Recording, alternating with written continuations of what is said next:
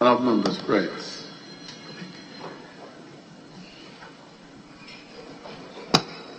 Almighty God, we humbly beseech thee to look with favor upon this Parliament of the Republic of Ghana. Grant that it may perform its high duty as in thy sight. Give divine guidance to the President of the Republic, thou members of Parliament and ministers of state with discernment and vision, integrity and courage, that through the labors of government, this land and people may be well and truly served. Their good purposes for the common human life be realized in our midst. O God, grant us the vision of our country, fair as it might be, country of righteousness, where none shall wrong his neighbor, country of plenty, where evil and poverty shall be done away with, country of brotherhood, where all success shall be founded on service and honor shall be given to the deserving, country of peace, where government shall rest on the will of the people and the love for the common good. Bless the efforts of those who struggle to make this vision a living reality.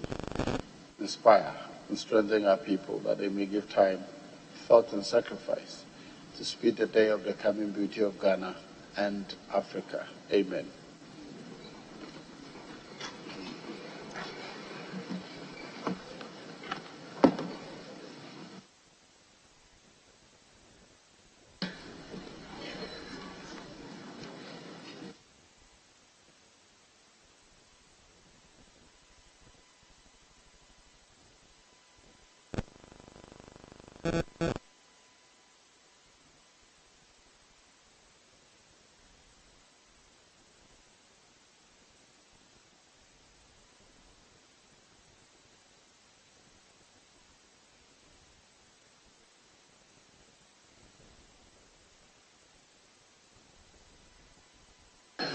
Honourable members,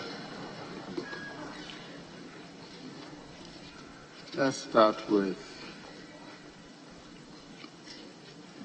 the correction of votes and proceedings and the official report. Item 4 on today's order paper.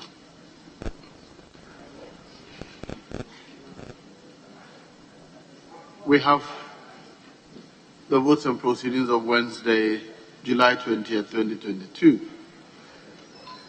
Page 1, page 2, page 3, page 4, page 5, page 6, page 7, page 8. Yes, Honourable Member 4. Mr. Speaker, on page 8, the number 1, the Honourable Member for Busumifra, who was in the chamber yesterday, but he has been captured absent. You're right. I encountered him yesterday, yes. The table office will take note and effect the correction.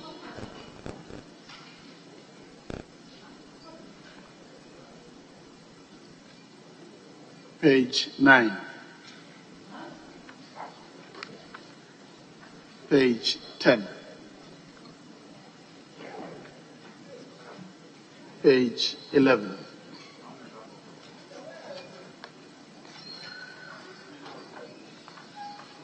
Page 12.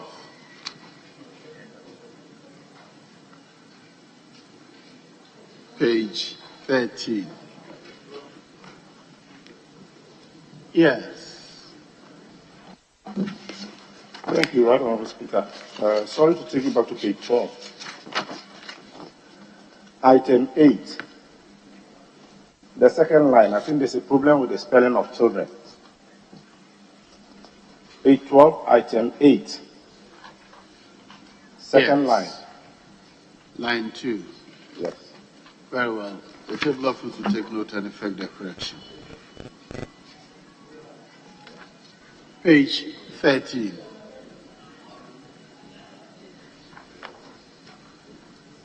Page 14.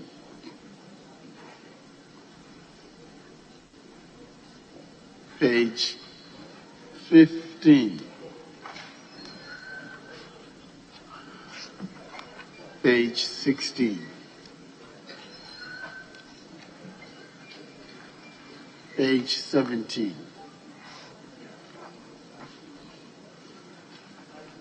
page 18. Yes, Honorable Leader. Mr. Speaker, in this House, our royalties for participating in consideration stage is the acknowledgement. I do not think that we are fair to the majority leader when it comes to clause 5. He participated in asking for an improvement to clause 5, just that he must be acknowledged accordingly. I should think so. Now, when we got to 5, he participated in improving.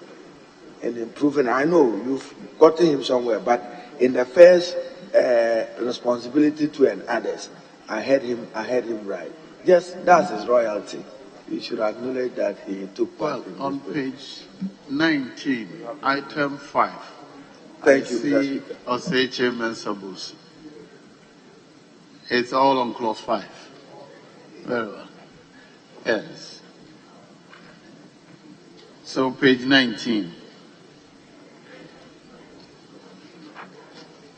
Page 20.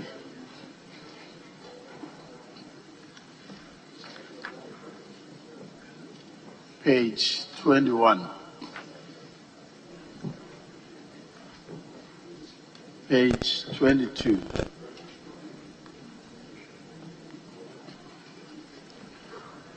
Page 23.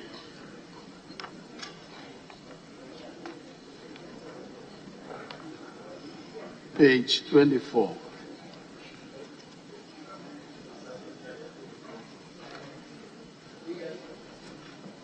Page 25.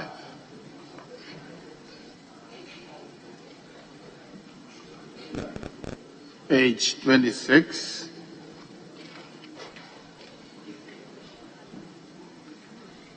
Page 27. Page 28.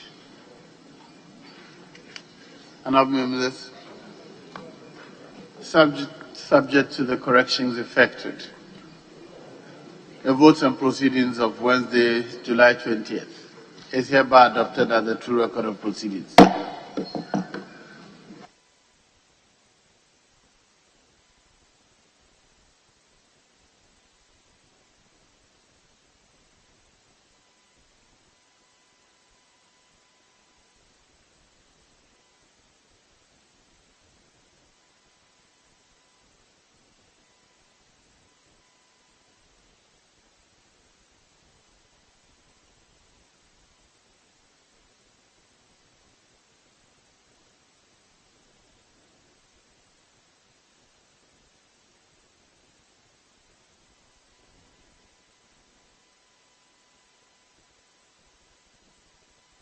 Honourable members,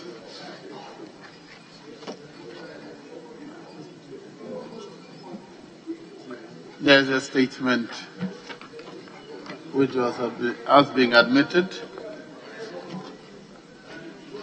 on the 10th anniversary of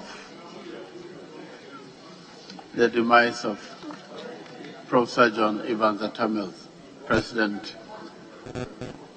former President of Ghana, is in the name of the Honourable Member for Norton, Samuel Okujeta Blakwa. You may read your statement now. I'm most grateful, Right Honourable Speaker, for the opportunity to eulogize Professor John Evans Fifi Atta Mills, the third President of the Fourth Republic of Ghana, on the solemn occasion of his 78th birthday. Right Honourable Speaker, it is already a decade since the sudden departure of President Atta Mills, who is the first Ghanaian president to die in office. We recall the monumental outpouring of genuine sorrow and the sea of emotion that engulfed our nation that 24th day of July 2012.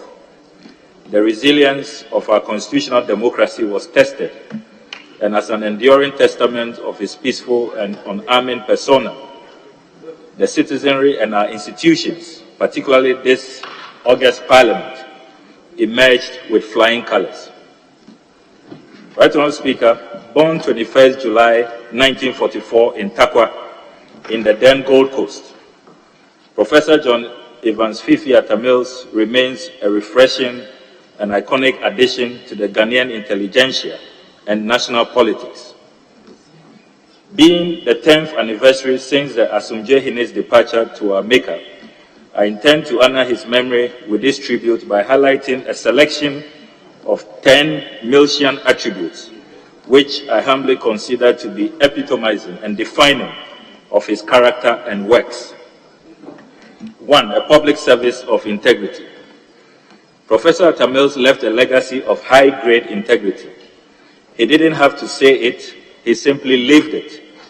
Both those of us who worked with him closely and those who observed him from afar knew that his true character was that of integrity.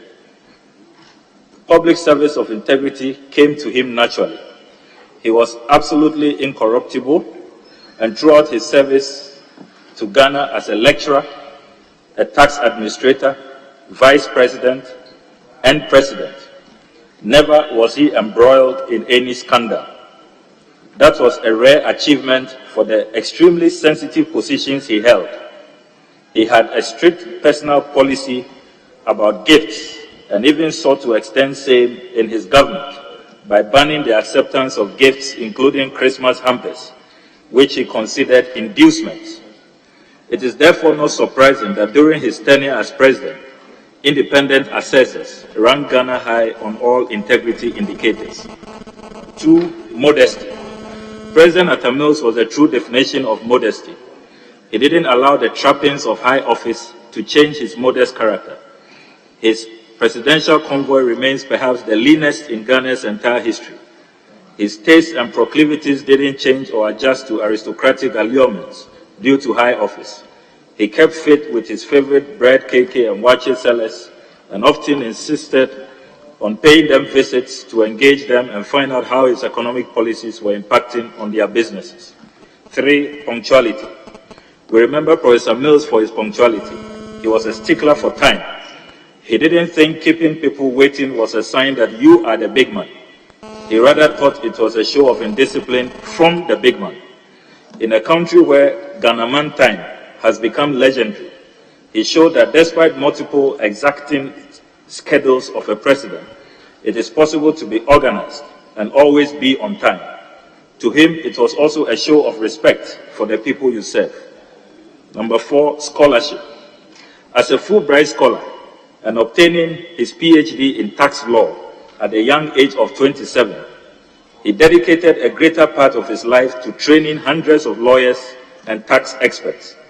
A few of his seminal publications include Taxation of Periodical or Deferred Payments Arising from the Sale of Fixed Capital, 1974. Exemption of Dividends from Income Taxation, a Critical Appraisal, 1977. Report of the Tax Review Commission, Ghana, Parts 1 to 3, 1977. Ghana's Income Tax Laws and the Investor, 1978. Ghana's New Investment Code and Appraisal, 1986. Criminal Law Treatment of Sexual Activity. The Role of the State in the Evolution of the Family in Anglophone Countries of Africa, an Overview. A Survey of Taxes on the Individual in Ghana. Ghana's Wealth Tax, Some Issues and Problems. Africa in the World, 2002. NEPAD and New International Relations, 2002. The Decline of a Regional Fishing Nation. The Case of Ghana and West Africa, 2004. Number 5, economic achievements. Right Honourable Speaker, during his tenure as president, Ghana recorded its highest GDP growth rate of 14.4%. Ghana also secured its longest sustained single-digit inflation. It is also significant to note that under his stewardship, Ghana secured its first 1 million metric tons of cocoa production. Ghanaian workers still celebrate him for the successful implementation of the single spine pay policy, which was announced in the final days of the presidency of his predecessor, His Excellency John Agyekum Kufuor. He is credited for improving the wages and quality of life of Ghanaian workers and the overall population. Number 6, believe in the youth. The Asumdwehene had an abiding and unflinching faith in the capacity and promise of the Ghanaian youth, even in the face of criticism, with some accusing him of being a coach who loves to fail Team B players. He remained unperturbed and kept an inspiring confidence in the young team he assembled to help him govern. As he told some of us, having lectured for some 3 decades, he better appreciated the dynamism and fresh insights that youthfulness brings, and therefore he will encourage and offer opportunities for young people to transform our society with the verve, dynamism, and courage they possess. He believed the elder generation should be more accommodating to the views and ideas of younger people. He thought mentorship and guidance was an obligation for the elder generation, and that they should never stifle the progress of young ones. He always said, quote, "This country is for your generation. Start making it what you want it to be now," unquote. Number 7, compassionate and tolerant leadership. Mr. Speaker, he left a legacy of a more united, loving, and stable nation because of his philosophy of leadership. Celebrated for his father for all mantra, he didn't think leadership or the presidency should be used to harass political opponents and settle scores. Of course, as a law lecturer of many years and of high repute, he believed in the rule of law and in sanctions for those who fell foul of the law. What he abhorred, however, was misusing the law to antagonize and victimize political opponents. He always lowered tensions, de-escalated, and calmed the nation with his ever-famous salutation, "My brothers and sisters." Number 8, investment in the next generation of intellectuals. Mr. Speaker, Professor Tamils brought his many years of nurturing young intellectuals to the presidency. That vision of constant empowerment and building intellectual capacity led him to formulate the profound policy of establishing a public university in all regions of Ghana. During his time, the Volta, Brong-Ahafo, and Eastern regions did not have public universities. It is to his credit that today, these regions can boast of the University of Health and Allied Sciences in the Volta region, University of Energy and Natural Resources in the then Brong-Ahafo region, and now the University of Environment and Sustainable Development in the Eastern region, which his successors, President Mahama and President Akufo-Addo, continued and completed. Honest to admit contributions of political opponents. Mr. Speaker, for a country often caught up in the pettiness and small-mindedness at great cost to the taxpayer, when inherited projects are not continued because political opponents may take credit, the Asumdwehene was a refreshing break from that sordid tradition. He continued the N1 project, the Bui Dam project, and many more across the country which he inherited. He is the first president to invite his predecessor to join him commission a project which he has finished, but was started by his predecessor. We all recall the beautiful images when he arrived at the N1 commissioning with President Kufuor, who gladly assisted him to commission the famous N1 road project. Number 10, he was not ashamed to put God at the center of his government. Right Honorable Speaker, he had an unwavering belief that God reigns in the affairs of men. He had absolutely no reservations in boldly professing his Christian faith and living by example. Indeed, he was accused of turning the castle, the former seat of government, into a prayer camp, but he was unrepentant to the glory of God. When some Western leaders had the audacity to cajole and compel President Mills to accept LGBTQI+++, his thunderous, principled response, based on his Christian faith, made them back off completely. Right Honorable Speaker, these Millsian doctrines and accomplishments, which may be described as Millsism, are still more than relevant in our contemporary body politic. As we reflect on his legacy and thank the good Lord for blessing Ghana with this great Pan-Africanist, visionary, thinker, moral leader, and believer in the youth, may I appeal that he is allowed to rest in dignity and in peace. Professor Mills towers above egotistic pettiness and division. The Asumjehine's legacy lives on. He will forever remain in our hearts. I am most grateful to you, Mr. Speaker. Thank you very much. Honourable members, the statement presenter stayed within the 10 minutes. Contributors will stay within the 5 minutes time as agreed. 5 minutes, right. But 3 minutes. Well, I've graciously extended the thing without, well, very well. 3 minutes. Are you contributing? No, the 3 minutes will be respected. Thank you for reminding me. Yes, Honourable Member for Asunafo or Sutifi. Thank you very much, Mr. Speaker, for the opportunity to associate with a statement ably made by our colleague, Honourable Samuel Okujoto Abrakwa. Mr. Speaker, Professor John Evans Atamils served this nation as a vice president and subsequently became the president of the Republic of Ghana. The Speaker, to be recalled that when he was struggling to become the president, he lost the first attempt, but immediately the results was declared. He came out openly to concede the defeat and indicated to Ghanaians that it is not about himself, it is about this nation. Professor demonstrated that he is committed to ensuring that the good people of this country live in peace, we live in harmony, we coexist peacefully regardless of our differences in our political ideologies.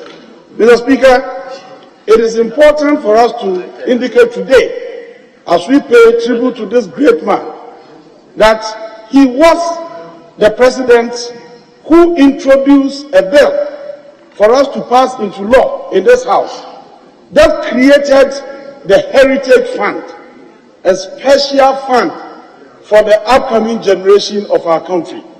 Mr. Speaker, in the wisdom of the good professor, he said, if we are to use all the resources today, life for the upcoming generation will be unbearable.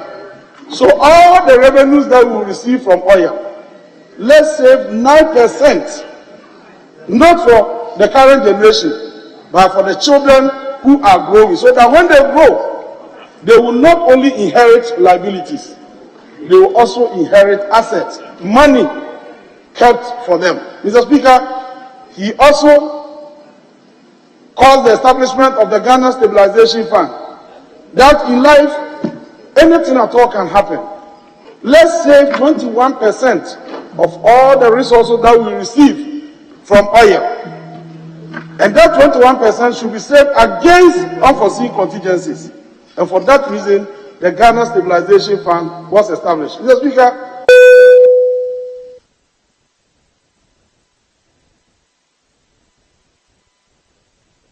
Yes, Honourable. Thank you very much, Mr. Speaker. I was just building the foundation. How did we start? Just building the foundation. The more has just started. Thank you very much, Mr. Speaker. Mr. Speaker, once again, we are commenting on this great man who shocked the whole country in July 2012. I think it was July 24th, thereabout, Mr. Speaker. Mr. Speaker, the maker of the statement rightly enumerated the true qualities of Professor Mills, our late former president. It is only great men who are assigned serious attributes. Within the short space of about 2 or 3 years that he was president. 1, Asumjehiene. 2, the principle of due fiasem, for us to remain and talk about what will benefit Ghanaians as a people. Mr. Speaker, as a great sportsperson, Professor Mills championed the cause of hockey in this country. If you go to the Accra Hockey Stadium, no coach will ever speak about hockey and its development without mentioning the name of Professor Mills. It's only the latter day Accra House of Folk fans who hijacked him, but the development of hockey was under the tutelage of Professor Mills. Those of us who had the opportunity to study law also read a lot of materials by the great professor. It was a great shock to the country, and I pray it doesn't happen again, that all presidents live and see how Ghanaians evaluate their tenure as presidents. So we pray Ghanaians live to evaluate President Kufuor's performance, President Mohammed's performance, President Akufo-Addo's performance. It is in good spirit for Ghanaians to be able to evaluate their performances. And I pray that that shock of July 2012 doesn't happen to Ghanaians again. I thank you very much, Mr. Speaker. Honorable Cletus Sabuka. Honorable Cletus Sabuka. Sorry? Thank you, Mr. Speaker. I went 3 minutes. Mr. Speaker, initially you said That's good. That's 4. you said 4 plus leadership 6, and the chief whip is saying that I should ask 2 more to make it 8. On both sides. From both sides. Floor to the Honorable Member for Abuka. So please. Thank you, Mr. Speaker. Mr. Speaker, let me associate my sentiments expressed by Honorable Samuel Blakwa for the very succinct statement that he has made. It is so rich that anybody who wants to add something might be termed superfluous. But suffice it to say, Mr. Speaker, that I worked under former President Mills in 3 categories. First, when he was president of the University of Ghana Amalgamated Clubs, when I was a sports captain for Legon Hall. I worked very closely with him and know him very well in the sports field. Second, when he was vice president of the Republic of Ghana, and then I also worked as a minister under him, and later on as president when I was also minister and leader of this August House when he was in office.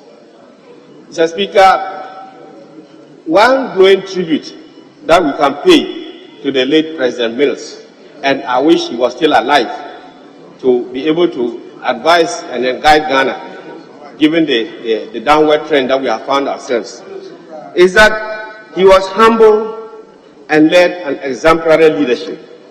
He was a peacemaker, God-fearing, and a father of all. Mr. Speaker, even when he was president, he was prevailed upon to prosecute his political opponents. He said, "No way, I will not do it." That is not the meaning of politics. He took everybody on board. To the extent that when he became president, Mr. Speaker, he allowed the opposition metropolitan, municipal, and district chief executive to be in office for several months before he removed them. No other president would have done this but President Evans Atta Mills. Even in one of the State of the Nation address in this August House, he acknowledged the role of his predecessor in the development of this country. For example, he said that late former President Rawlings laid the foundation for the exploration of oil in this country. Former President Kufuor discovered oil in this country, and he, President Mills, was producing the oil. Very few presidents would have given credit to his predecessors. They would have taken the credit for themselves, that they did the exploration, they did the discovery, and they are doing the production. But Mills acknowledged his 2 previous presidents are having played a role in the running of this country or in the economy of this country. This is a mark of a good leader. This is a mark of a selfless leader. This is a mark of somebody who doesn't want to attribute everything in the country to himself. And I think that he's somebody that his legacy will continue to light us particularly those who are interested in building a united country rather than a fractured country. Mr. Speaker, I would also say that in the sports field, Mills was a master to nobody, to the extent that he would sacrifice everything to support the sports administration of this country. Now that Ghana has gone downwards as far as sports is concerned, hockey, athletics, football, etc., even though we are going to the World Cup, I think we could have been doing better. Mills will be lying in his grave and praying for Mother Ghana to improve.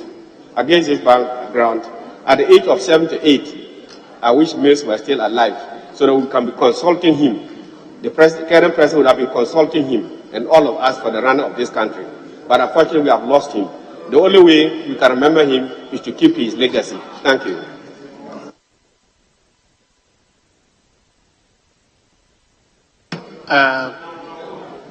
Yes. Thank you, Mr. Speaker. Mr. Speaker, I would like to, with the mixed feeling I have, add my voice to the many voices that are heaping praises on the great man that we had as a country. Mr. Speaker, if you allow me, the Latin word says that motuis nihili malum nisi bonum. What it means, Mr. Speaker, what it means is that to the dead, nothing but good. We are accordingly going to concentrate on the good things of our late great professor. Mr. Speaker, one of the most important factors in any society and community is security.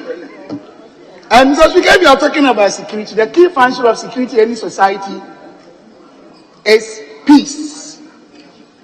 One of them, tranquility, coexistence. If you're talking about any leader that has ever contributed immensely to the peace and tranquility of this country, by example, nobody can honestly take him out. Mr. Speaker, his tone was not like mine.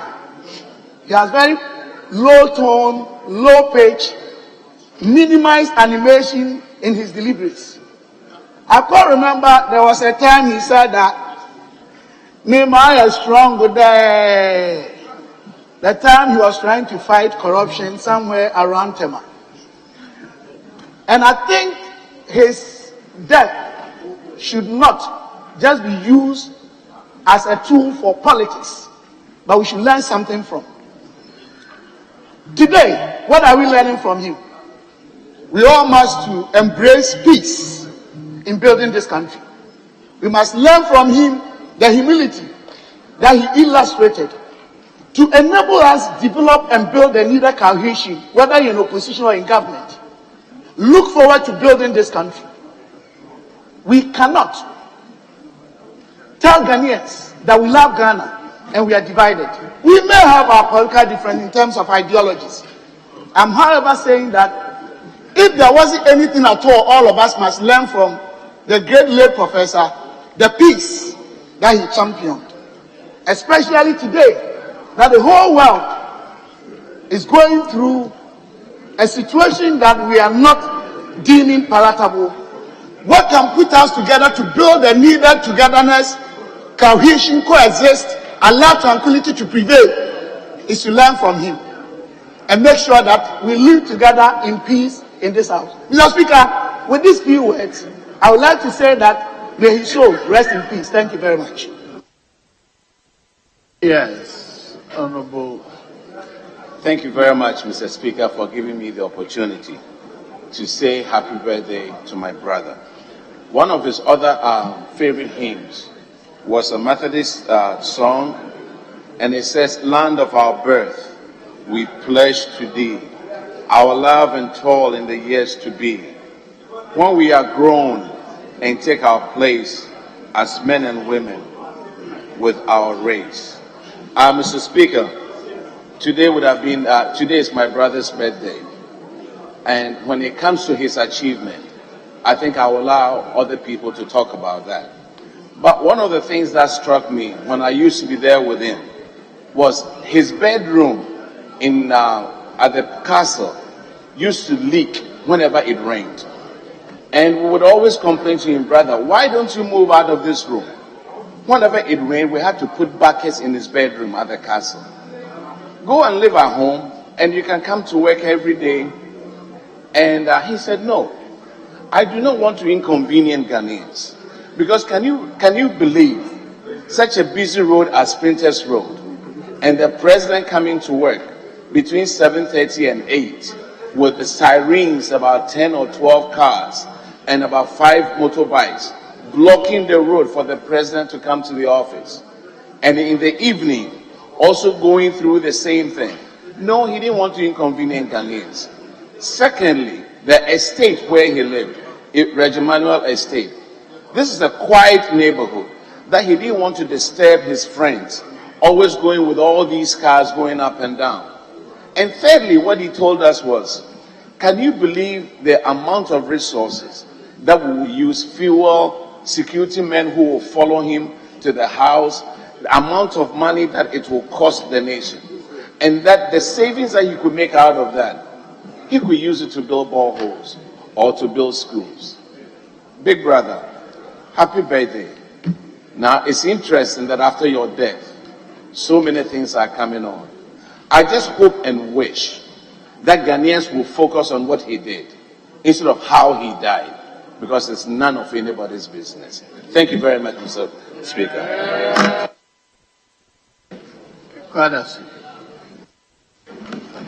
Honorable Speaker, I'm grateful to you for this very important opportunity to also eulogize President Mills the late, whose 10th year anniversary will fall on the 24th of this month, but being observed today in this House. Also, Speaker, I must admit that I was one of the fiercest critics of the former president.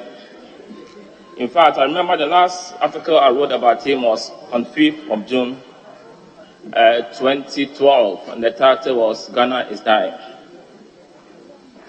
As a human being as he was, there's no doubt that he didn't have flaws, but obviously he also had some positives that impacted our society and also in the lives of some of the citizens of this country, especially some of the youth that I see in this House. Mr. Speaker, when it comes to human development, I will always commend late President Mills for how he was able to identify and also groom some of the young politicians we have in this country. He gave the opportunity to some of them, Haruna Iddrisu, Dr. Ablakwa, Mama Yaroga, and the rest. He brought them to the limelight, and through that, we are also benefiting from their experts. Our Speaker, it is true, the maker of the statement did say there was somebody who loved God, and it's true, he did love God. At the point, he even said that he could even turn the castle into a prayer camp. And Dr. Ablakwa was espousing that virtue, that love for God. But I was also surprised when my good friend was against the building of the cathedral.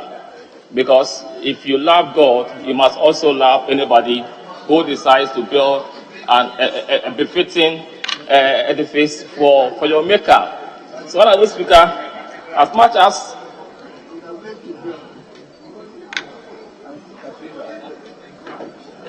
you have 3 minutes. You have so far you have done 2 minutes. So I want us to be fair when it comes to people expressing their religious sentiments and their passion for God. It shouldn't be when it suits us. Honorable Speaker, I will always admire the late professor. He was the person who began the construction of the University of Ghana Medical Center. It also shows his love for humanity in terms of providing quality healthcare for the citizenry. May his soul rest in peace, and I pray that the good Lord fortifies the family, gives them hope that on the day of resurrection, we all shall see him when we live our lives well on this planet. Thank you, Honorable Speaker. Leadership. You have already done 4 instead of 2 each. Mr. Speaker, let me thank you for the opportunity to. Mr. Speaker, I don't know if I can make an application because the Honorable Mama Ayaga worked with him just 3 minutes before. We are still managing the time with you. We are eulogizing a person who was strict about rules. We agree on rules in here, and you want us to change the rules. How do we eulogize a man in such? Please, let's go by the rules. Speaker, let me thank you for the opportunity to contribute to the statement commemorating the 10th anniversary of the passing of the late president, 3rd president of the 4th Republic, John Evans Atta Mills.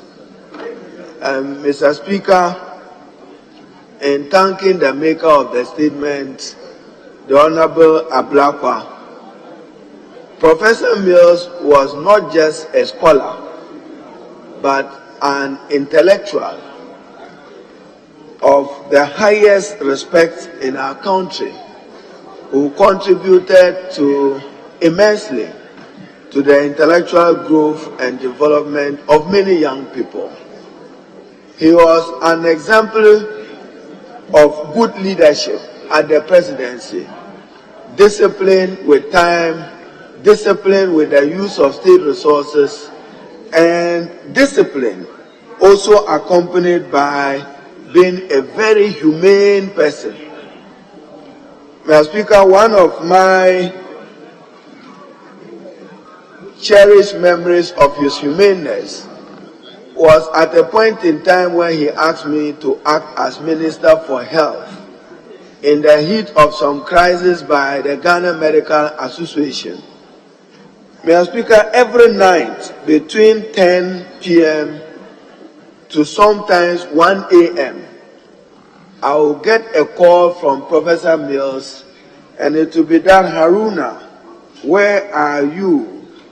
Go to the Kolebu Teaching Hospital or the Rich Hospital, N37, and let me know what is happening at the emergency centers. He will ask every other night for details to be provided whether there were any lives lost associated with the withdrawal of service of health workers. That is the man we are eulogizing today, 10 years on. Then, Mr. Speaker, it is my considered view and opinion that the University of Health and Allied Sciences in Ho, UHAS, is my strongest view, should be named in memory of J.E.A. Mills for his contribution, as I said, to academia generally. Mr. Speaker, even though this is not the first time I'm making this suggestion, at the time that I stated this, I even said that the University of Mines and Technology in Takwa be named after President J.A. Kufuor. You can honor people whilst they are still living. And it is my strong view that UHAS in Ho be named after the late J.E.A. Mills. Mr. Speaker, I couldn't conclude by a comment you yourself made somewhere in India when our delegation left the Indian Parliament and was being received by vehicles to take us to our hotel after our visit in a learning experience. You made a comment. I hope that my colleague, the majority leader, in fact, we had visited their Minister for Parliamentary Affairs. Then you ask Haruna, can't we do this in Ghana? So I'm reminding you today that we can do it the Atamil's way. When I say the Atamil's way, you were concerned, you were satisfied that less number of vehicles was being made available to us than in Ghana against a long entourage. You didn't find it acceptable. Professor Mills never found that acceptable. And presidents must learn by example. Why will any president of Ghana want to have a convoy of 20, 30 vehicles? What purpose does it serve? Let's honor President Mills by learning from the example. Austere measures. You don't need anybody to teach us in public service that we should cut on public expenditure and profligate expenditure. You want to have a convoy, the president is going to a region or a district, you can count as many as 57 vehicles. That is waste of taxpayers' money on fuel and the persons accompanying the president. Professor Mills showed us a way that you can do this with 3, 4, 5, 7 vehicles. Then, Mr. Speaker, we are not there yet, but it is also my considered opinion. When we say the Constitution of Ghana does not provide for a ceiling for the number of ministers, I've heard the majority leader say that he thinks that if we look at article 78-79, when it talks about composition of cabinet in 76, he thinks there is a ceiling. Mr. Speaker, another lesson to learn. Why do we want to have big size of government? He demonstrated it. Then, Mr. Speaker, I should conclude that growth of the economy, economic growth, the highest in our history under the Fourth Republic, was recorded under President Mills. Single-digit inflation sustained at some level under Mills, and monumental infrastructural intervention. So, Mr. Speaker, he will be remembered for maintaining the peace of our country and maintaining the unity of our country and serving Ghana with dedication and with integrity. We will forever miss him. As for those of us who are young, including me, what will I be, what would I have been if he never gave me the opportunity to serve as one of his young cabinet ministers those days? I'm sure other presidents have learned. They've tried other young ones. Some have inspired, some have disappointed, but at least it's still worth trying that President Mills gave many young people an opportunity to serve in his government. Mr. Speaker, once again, I thank you for the opportunity, and I thank the maker of the statement. Thank you. That majority leadership.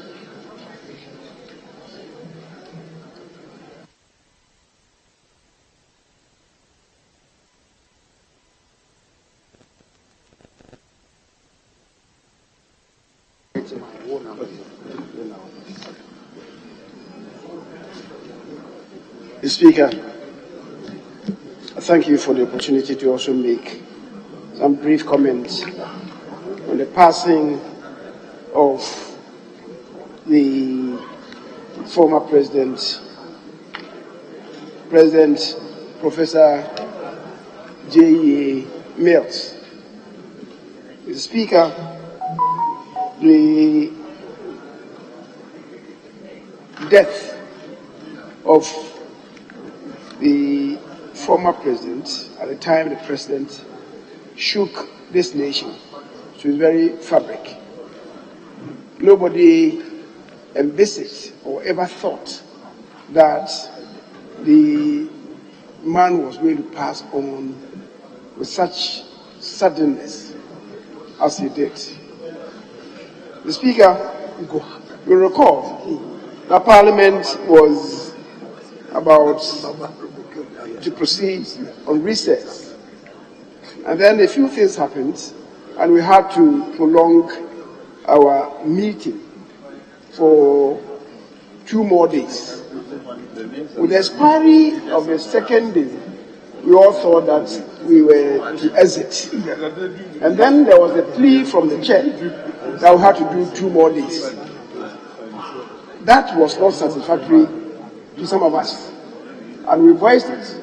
The Speaker, it was just like now, where we had a statutory engagement in the United States of America, and we were proceeding to attend that meeting, the leadership. So when we had to do the 2 more days, it was going to be difficult for us to travel that night and not miss 1 day. Unfortunately, when Parliament had adjourned that second day, the news hit us that the President had transitioned. Speaker, it was such a shock. And then, remembering what had happened, if indeed we had adjourned earlier and travelled out, how was Parliament to be reconvened? God works in miraculous ways. So perhaps we had to tarry to encounter or be confronted by what, in God's eyes, was the inevitable. So it happened the way it happened. The Speaker, Professor J.E. Mills, was an established and indeed an accomplished academic. He was an accomplished tax lawyer. I do remember that when he first came and there was this brouhaha over the payment of gratuity to members of parliament, ministers of state, and the former president, when, with respect, populism had taken center stage and a committee had to be established to go into whether or not Parliament had approved the gratuity of the President. The President had approved that of members of Parliament, which is indeed a remit of the President to so do under Article 71. And yet, people didn't understand. They said we had approved of our own gratuity. And then the committee came to be established. The committee drew their own conclusions. But Mr. Speaker, we went one day to see the President, and I was tasked to lead a discussion. The Speaker, the Honorable Cletus Abuka, had become the majority leader at the time. And we went to the President. When we went there, he elected me to speak on behalf of the members of Parliament as a minority leader. I did, and we were able to convince him and persuade him that it wasn't right to respond to what the generality of our citizens were saying at the time, and that what was due the members of Parliament should be paid them. After I had finished, he requested to invite Dr. Dufour, who at the time was the Minister of Finance. When he came, he asked me to repeat what I had said to him, to Dr. Dufour. And instantly after he had heard, he then directed Dr. Dufour to take the appropriate measures to pay the members of Parliament. That's how it happened. So, Mr. Speaker, I would say that Professor was a good listener, and when we were able to persuade him to a course, he bought into it. There was an occasion that I had made a statement, and the statement had been misconstrued, and in the course of the evening, that was indeed the first time that he called me and asked whether I had made that statement. I explained that I had made a statement, and this is the statement that I had made. I repeated myself. I said, really? I said, Mr. President, you may call for the statement from any of the radio stations. He said I should hold it. He will call me back. After about 15 minutes, he called me back and said I was right. It had been misreported to him what I had said. I said, I will not insult you. You qualify to be my father. I will not insult you. I may disagree with you, but I will not insult you. So the Speaker, he then called, and when he did, he rather apologized for the misinformation that had been given to him. And I was most impressed by that singular conduct from the President. Mr. Speaker, Professor Mills did his part as the President of the Republic.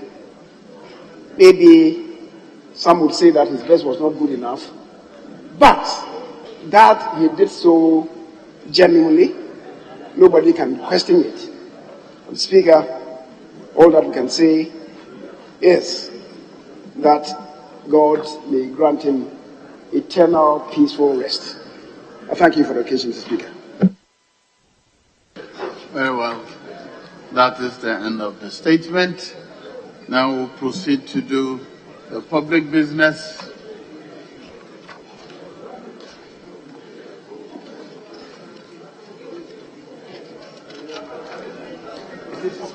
That's what I'm doing.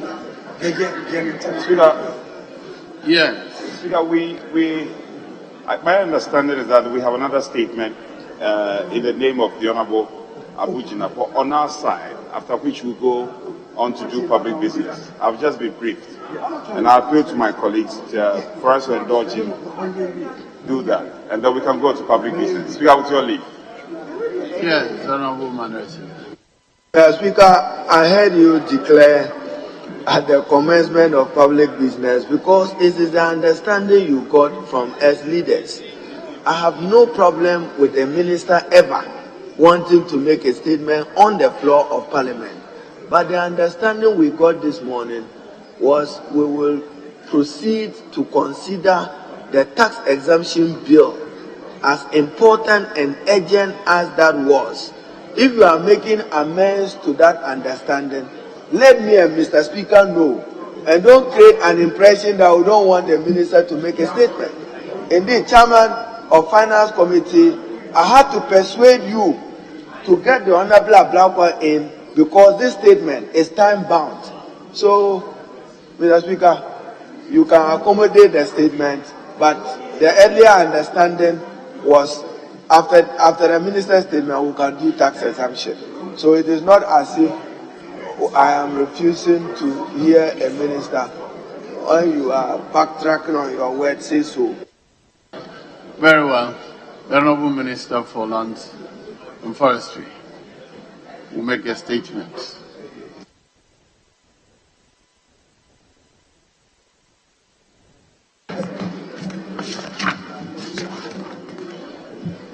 Mr. Speaker, last week I had the rare privilege of presenting before this august House government's policy on the development of our green metals, which has the potential to contribute to our socio-economic development and the global fight against climate change. Today, Mr. Speaker, I am grateful once again for the opportunity to make this policy statement on the carbon market, which is another major initiative adopted to halt climate change and spur socio-economic development. The triple crisis of COVID, conflict, and climate change, also known as the 3 Cs, has made it even more imperative that we adopt measures that have multiplying benefits to our people. The climate crisis. Mr. Speaker, climate change has long been identified as a major challenge for humanity, with its devastating consequences on national economies, lives, livelihoods, and the ecosystem. If anyone needed additional evidence that the debilitating climate crisis is real, turn around and take a look at what is happening in Europe today. Record-breaking heat waves, ravaging fire across the European landscape, and disruptive climate patterns have become the reality of Europe and other parts of the world. The climate crisis is real and potentially devastating. For the past half-century, there have been several attempts at the global level to fight this phenomenon, including the establishment of Intergovernmental Panel on Climate Change, IPCC, to investigate and report on scientific evidence on climate change and offer alternatives for adaptation and mitigation. The adoption of the United Nations Framework Convention on Climate Change, UNFCCC, and its protocol, and the 2015 Paris Agreement. Mr. Speaker, despite the commitment in the Paris Agreement to limit global temperatures to 1.5 degrees Celsius, the experts warn that at current rate, global warming could reach 3.2 degrees Celsius by the end of the century. Developing countries like ours that contribute the least to the climate change are suffering the most from increasing temperatures such as perennial floods, droughts, food insecurity, among others. At the 15th session of the Conference of Parties of the UNSCCC, COP15, held in Copenhagen in 2009, the developed countries, who are the major contributors to this climate crisis, promised to provide $100 billion US a year to support developing countries tackle climate change. Unfortunately, this promise has not been honored.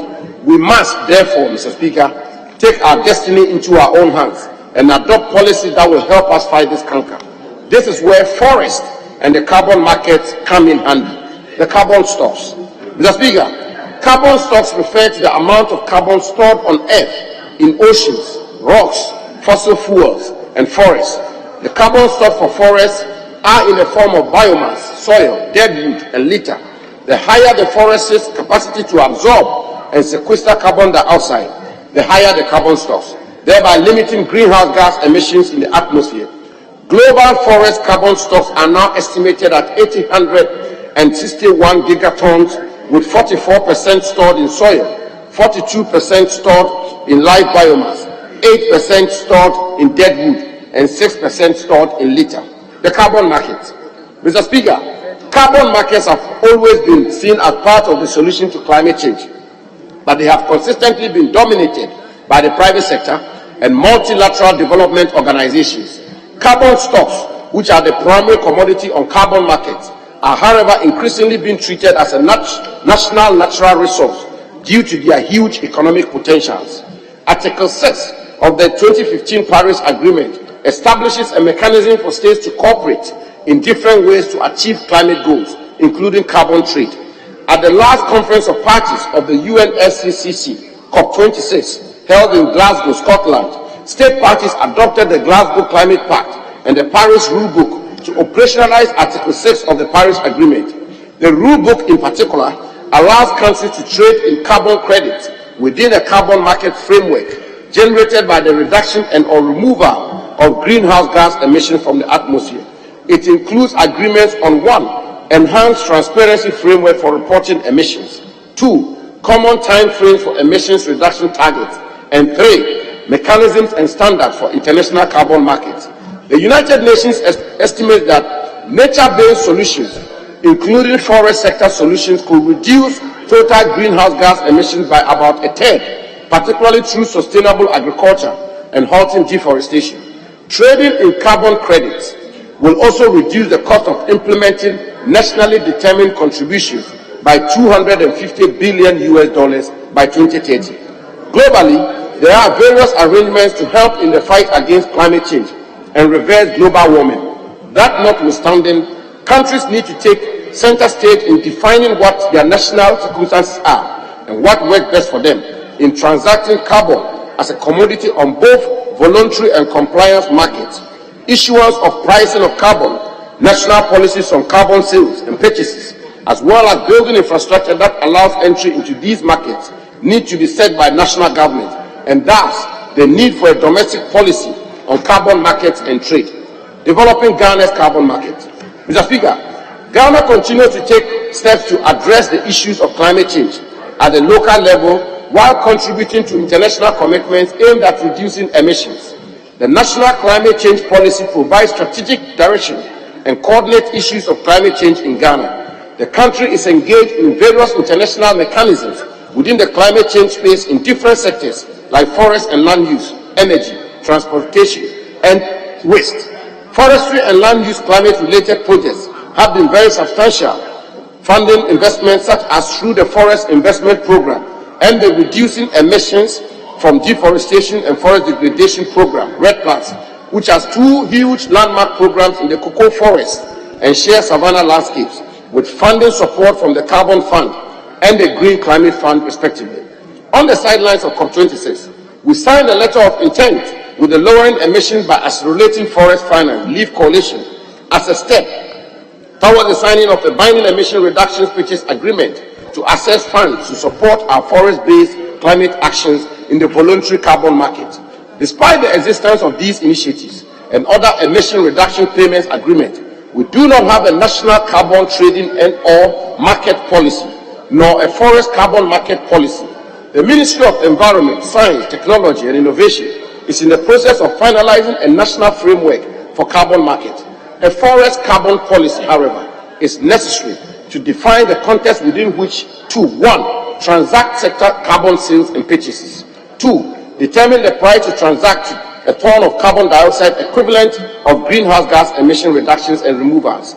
3. Develop the institutional framework for approvals and non-objection seeking within and across sectors for carbon sales and purchases for both government and private sector engagement. 4. Set up a carbon market framework and define which projects or programs to place on the voluntary or compliance market. 5. Determine the standards and methodologies to apply in carbon accounting for specific programs or initiatives. 6. Define a comprehensive benefit sharing scheme for carbon revenue generated and define the legal entity or entities to transfer title to emission reductions. Mr. Speaker, a domestic framework that allows the approval and registration of mitigation initiatives is necessary for participation in the market-based and non-market compliance. Mr. Speaker, in conclusion, let me pay glowing tribute to the Minister for Environment, Science, Technology and Innovation, Honorable Dr. Kweku Efriye, a distinguished member of this august House, for his outstanding leadership in this field. The Ministry of Lands and Natural Resources will continue to work with that of Environment, Science, Technology and Innovation to develop a comprehensive carbon market and trade policy for our country. Mr. Speaker, carbon market and trading is fast emerging as one of the progressive markets of the future. It is a multi-billion-dollar market. We can, should, and will tap into this market. We will do so intelligently, with urgency, and with utmost integrity, thereby giving the necessary impetus to our much-needed economic growth. Ghana, as a respected member of the international community, will continue to penetrate this market on a sound basis so as to contribute to our national developmental agenda and the noble global fight at halting climate change. I thank you, Mr. Speaker.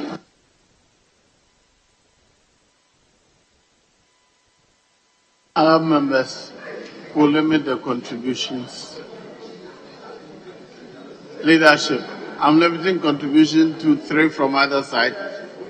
Very well. So I'll start from Honorable Zenato and I come to end up with you. Yes.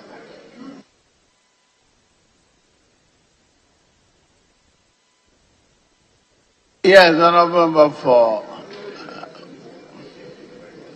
Yes, go on. I always call it plotty. Yes. Thank you very much, Right Honourable Speaker, for the opportunity to make a contribution to the statement, which is very timely.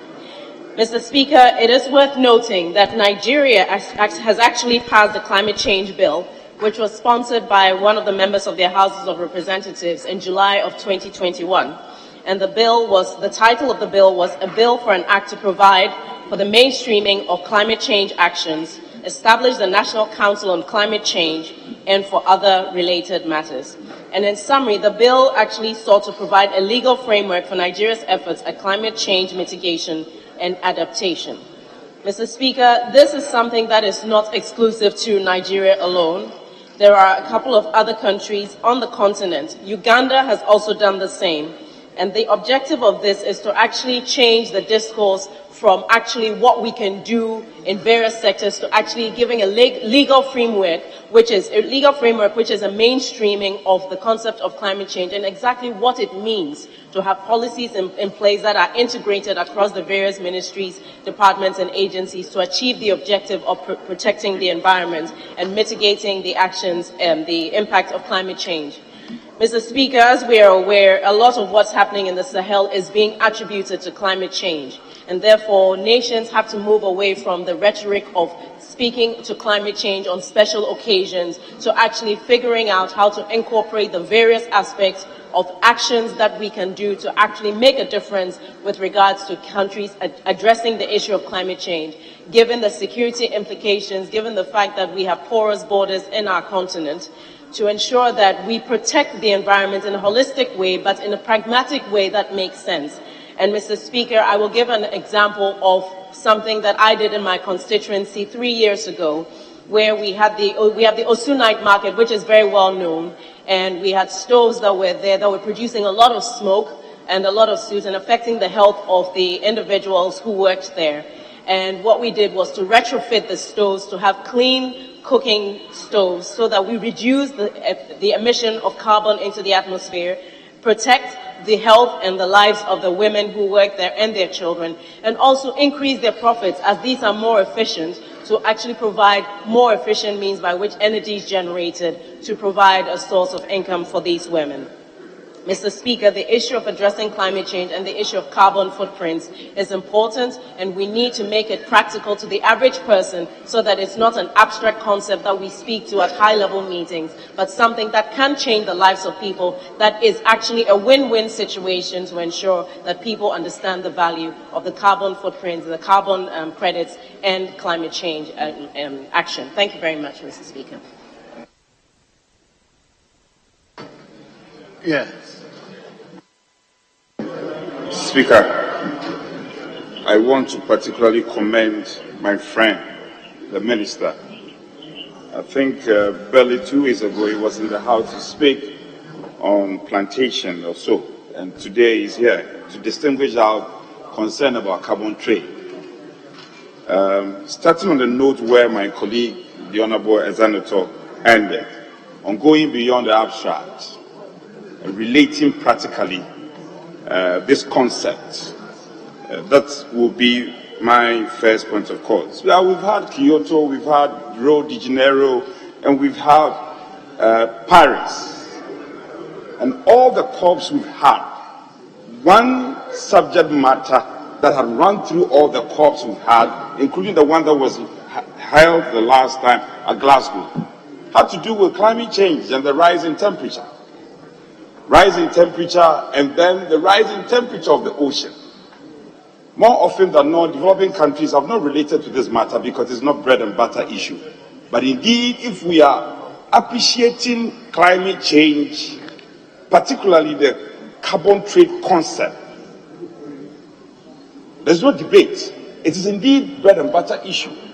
Because if you look at the vulnerability level, our farmers and developing countries and poor countries are more vulnerable. And invariably, they are the people who lose out more. Ironically, we are part of the world that pollutes less. The emission levels in developing countries are less. It's negligible. But as the saying goes, one pollution in one part of the world is a pollution all over the world. So we cannot pretend that what is happening doesn't concern us.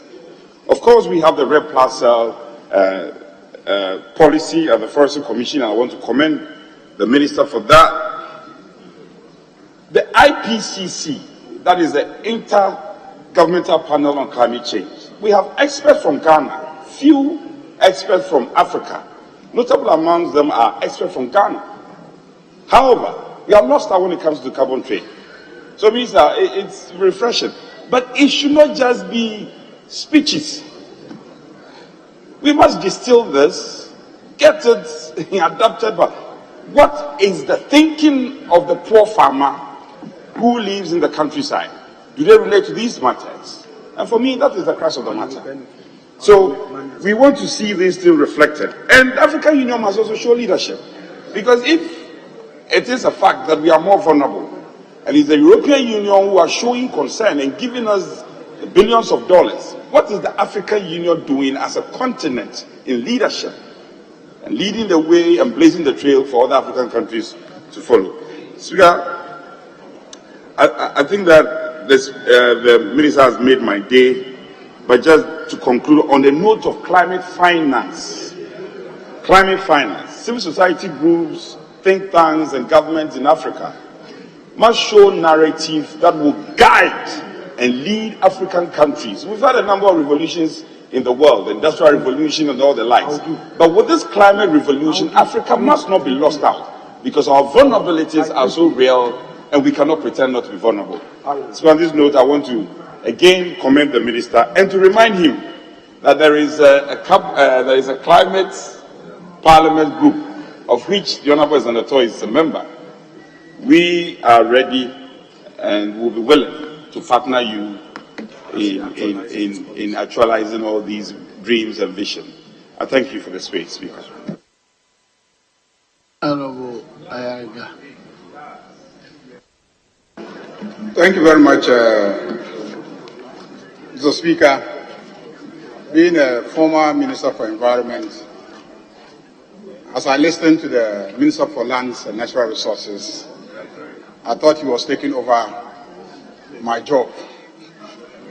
But it is impressive to hear the Minister for Lands, Natural Resources, and the extractive industries speak glowingly about carbon market and carbon trading.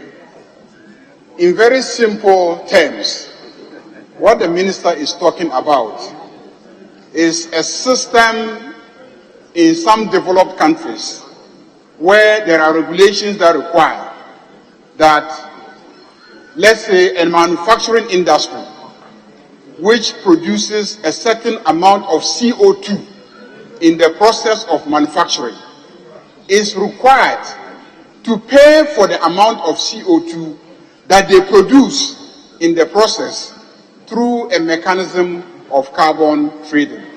And that mechanism, so that mechanism involves a situation where those in, let's say, forestry, when they plant trees, the process of the trees developing involves photosynthesis, and photosynthesis involves carbon sequestration.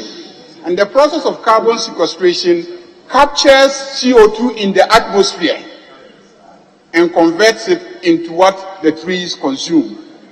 And so they reduce CO2.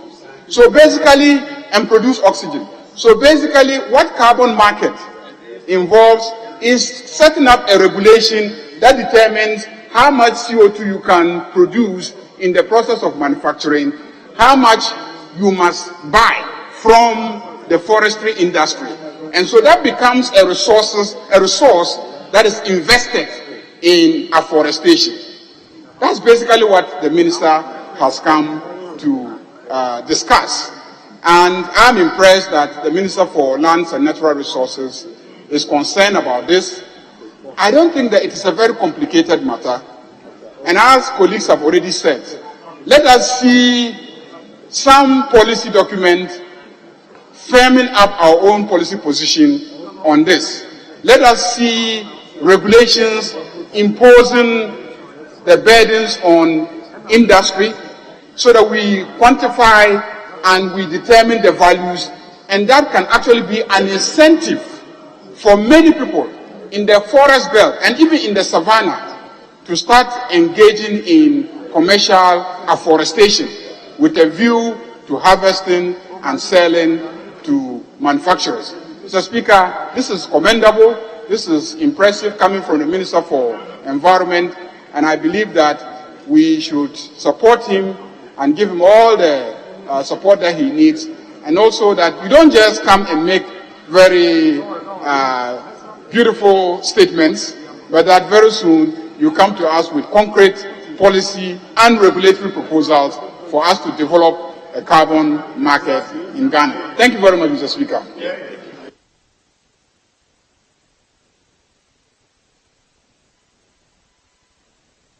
Honorable Purple.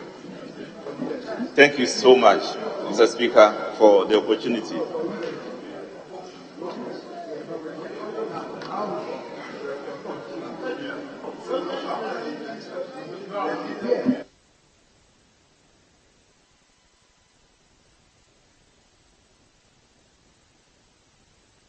You said I should call him before I call you. I've done that. What is the... Speaker, I'm sorry. My understanding was that I was concluding, but I've been signaled by my superior that he would want to have a bite to conclude. So, in that case, I'm... Very well. So you will speak before Honorable Purpose. Mr. Speaker, I would begin at where Honorable Ayariga ended. Our colleague member of parliament and minister responsible for lands and natural resources has demonstrated that when young men are given a chance they will deliver. And he has done so competently, and we all know that. Mr. Speaker, what is left is for the actualization of this dream. And it is my submission that the minister would have to accelerate whatever negotiations that are ongoing at his ministry for Ghana to benefit from the carbon trade. The time to set it up is now, because today we are all concerned about rising debt of the country. This carbon trade platform, if it is established, is going to create a green economy for this country, generate revenues to supplement budgets, and farmers' income will improve. So it's a whole revenue basket waiting for us. So, Minister, I won't belabor the point. I would give you the full encouragement to proceed and ensure that you make the country proud as the first country in sub-Saharan Africa to establish this, because recently I read that Dubai, they have established a platform and the carbon trade market is flourishing. They are benefiting. It's other revenue, which all the millions of dollars they are getting from tourism, they have been able to actualize this. So I think that if you do this, your name will be printed and posterity will forever remember your industry in doing this for your country. Mr. Speaker, I say this without more. I thank you. Yes, Thank you, Mr. Speaker, for the opportunity to contribute to this very important statement.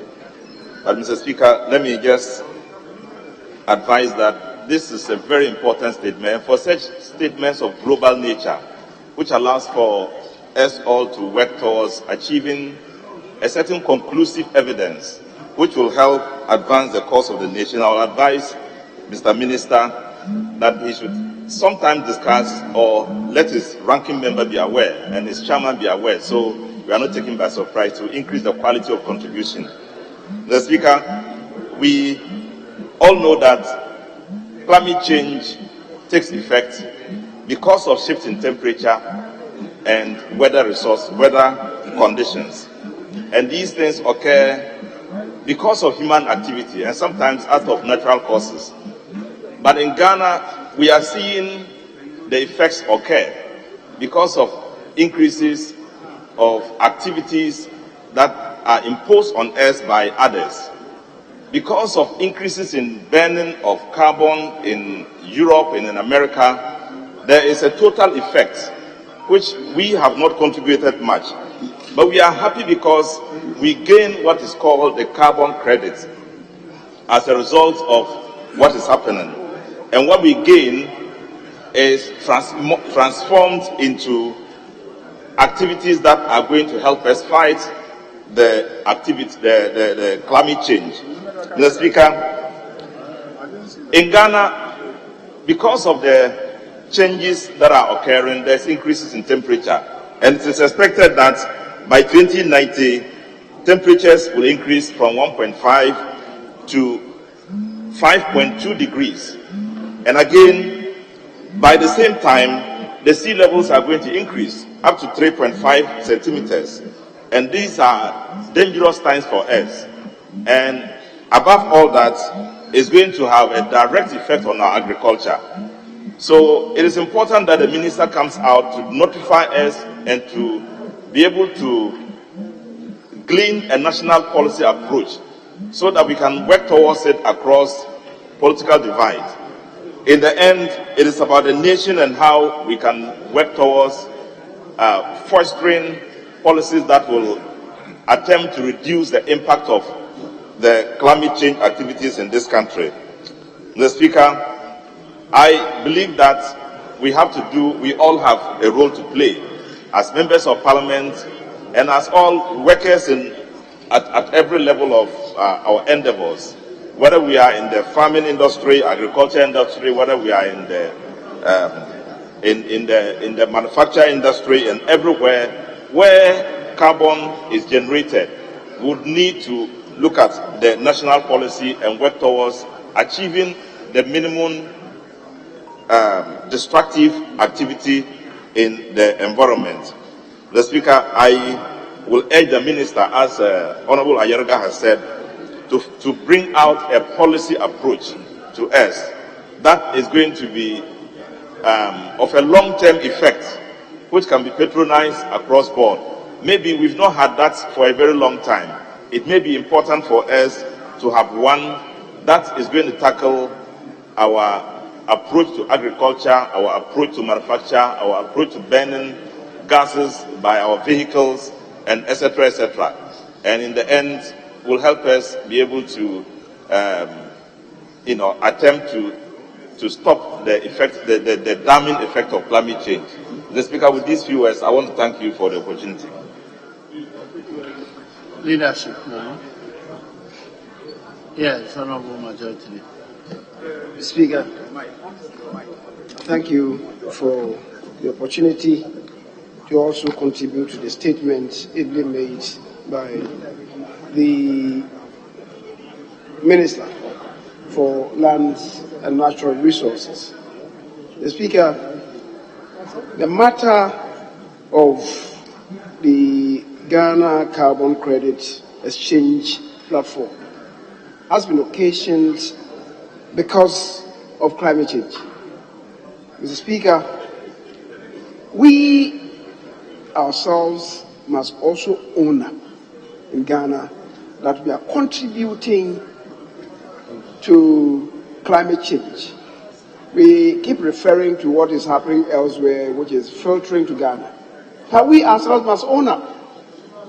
Mr. Speaker, the other day the Minister came here and related to what effort he has started in greening Ghana. It's part of resolving this situation. Mr. Speaker, we keep telling ourselves that at the turn of the 20th century, the forest cover of this country was about 8.5 million hectares. Today, reduced to less than 600,000 hectares. The Minister has started in earnest the number of trees that were cultivated last year and this year. And Mr. Speaker, when I engaged him privately, I was telling you that perhaps we should be doing this at least twice a year. Because given the trees that we have lost, over 800 million that we have lost. If we are planting about 4 or 5 million a year, how long is it going to take us to get back to the status quo? We are talking about 50 billion, 50 years plus, by which time the grandchildren of the minister would have taken over from him, even though he is a young minister. Mr. Speaker, we are here. We are here in Ghana. And the northern portion of our country is much rainier than the southern portion of Burkina Faso. You travel by road, cross the border at Paga, go by road to Ouagadougou. You see what they've done.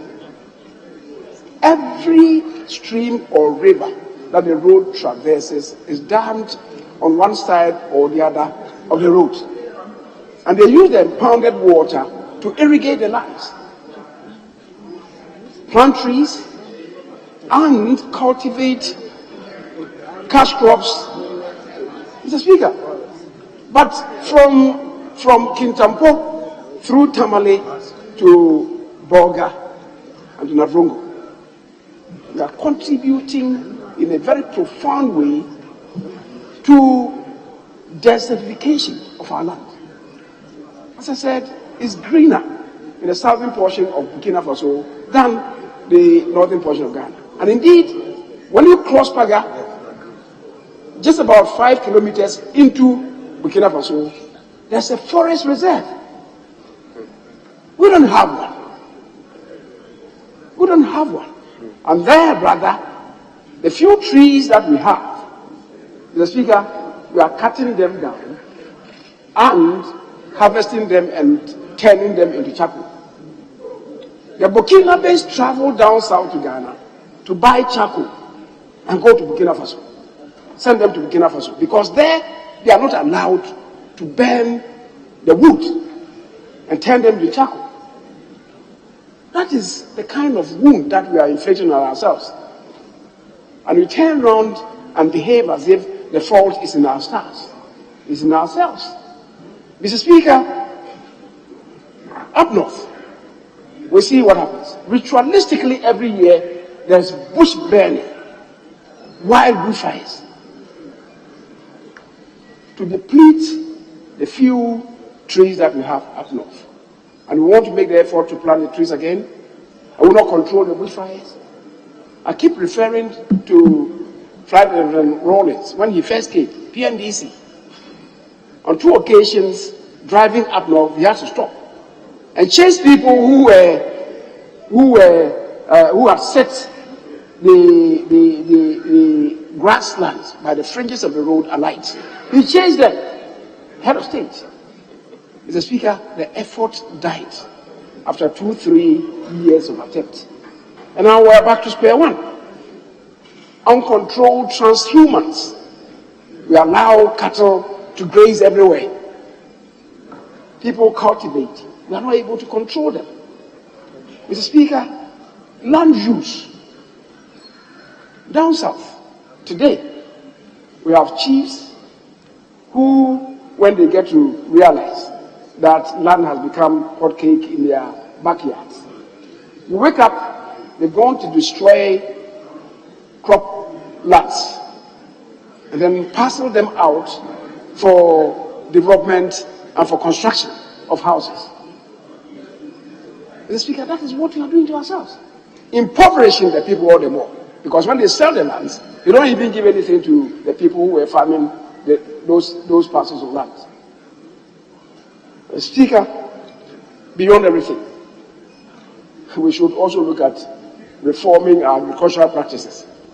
Because we're still engaging in this prehistoric practice of land rotation, and every year we engage in slash and burn, depleting the lands all the more. Mr. Speaker, above everything, the minister should be encouraged to intensify education. He's made a statement here. If he doesn't continue propagating this nationwide, Mr. Speaker, the people will not hear.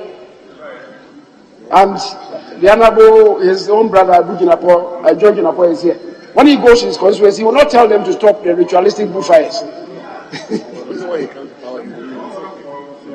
Mr. Speaker, he says that when he comes to power, he's not even saying if he comes to power. The operative word should be if you ever come to power. So, Mr. Speaker, they are conjoined twins. Head, they lose, tail, they lose. Head, they win, tail, they win. So you can say that when I come back to power. You should stay there for a longer while and perish in purgatory, at least not hell, but purgatory. Enjoy life in purgatory. Mr. Speaker, so I was saying the minister should intensify his education nationwide, and he has regional directors in all the regions. He should use the platforms that they occupy to sustain this campaign for a while, in order that our people understand and appreciate where we are. Mr. Speaker, I thank you for the opportunity. That brings us to the end of statement time. At the commencement of public business, the Tax Exemption Bill 2020. Tax Exemption Bill 2022 at the consideration stage.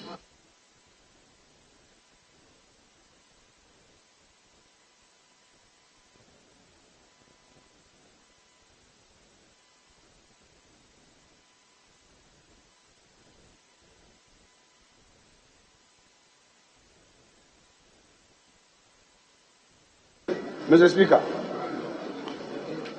if you will be pleased, may we proceed to page 5, item 9, motion. Yeah, Mr. Speaker, we will. Mr. Speaker, if you will be pleased, we have agreed to clear this motion so that we proceed to do the exemptions. Yes, Mr. Speaker. Mr. Speaker, is the application granted, sir? Yes, available leader. He says I should go ahead, Mr. Speaker. He's not opposed. I want to hear him. Available leader, let the record reflect that you. Yeah, Mr. Speaker, thank you. My honorable brother can go ahead. Thanks. Very well. Item 9, motion by the chairman of the committee.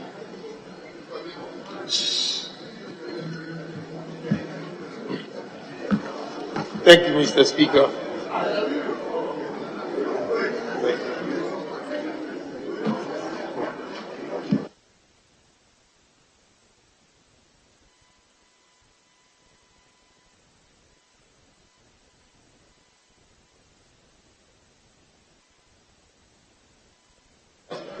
Yes, Chairman, you may move your motion. Thank you, Mr. Speaker. I move that this Honorable House adopts the report of the Committee on Defense and Interior on a fact-finding directive on the police shooting incident at the Islamic Senior High School in Kumasi, Ashanti region on February 17, June 2022. Mr. Speaker, I crave your indulgence to ask that the Hansa captured the report as fully read whilst I read the conclusion. The committee, after a thorough deliberation, concludes that the students' population in the Islamic Senior High School, Kumasi, is so high that amenities and existing infrastructure are not commensurate with the student population. With only 7 resident teachers managing about 3,000 boarding students, creates a huge disparity which made it difficult to maintain order on campus. The committee hereby recommends that the Ministry of Education provide the school with more basic amenities such as classrooms, big auditorium, dormitories, residential facilities for teachers, well-equipped laboratories, among others, to address the challenge the high student population in the school has brought. The committee again concludes that the uproar by students of the Islamic Senior High School was necessitated by lack of appropriate road traffic infrastructure and speed control for easy crossing by pedestrians and students. Mr. Speaker, the committee requests the Ministry of Roads and Highways, as a matter of urgency, provide pedestrian crossing and speed ramps to ensure safe usage of the road by both motorists and pedestrians. The committee again requests that the Regional Director of the Department of Urban Roads in the Ashanti region should be sanctioned for failing to provide pedestrian crossing and speed ramps on the stretch of the road, although several letters had been written to his outfit in that regard. The committee furthermore concludes that the Ghana Police Service lacks the appropriate logistics to enable the service respond promptly to challenges of the crowd control and the ability of the service to avoid conflict of interest on its part in conducting fair investigations.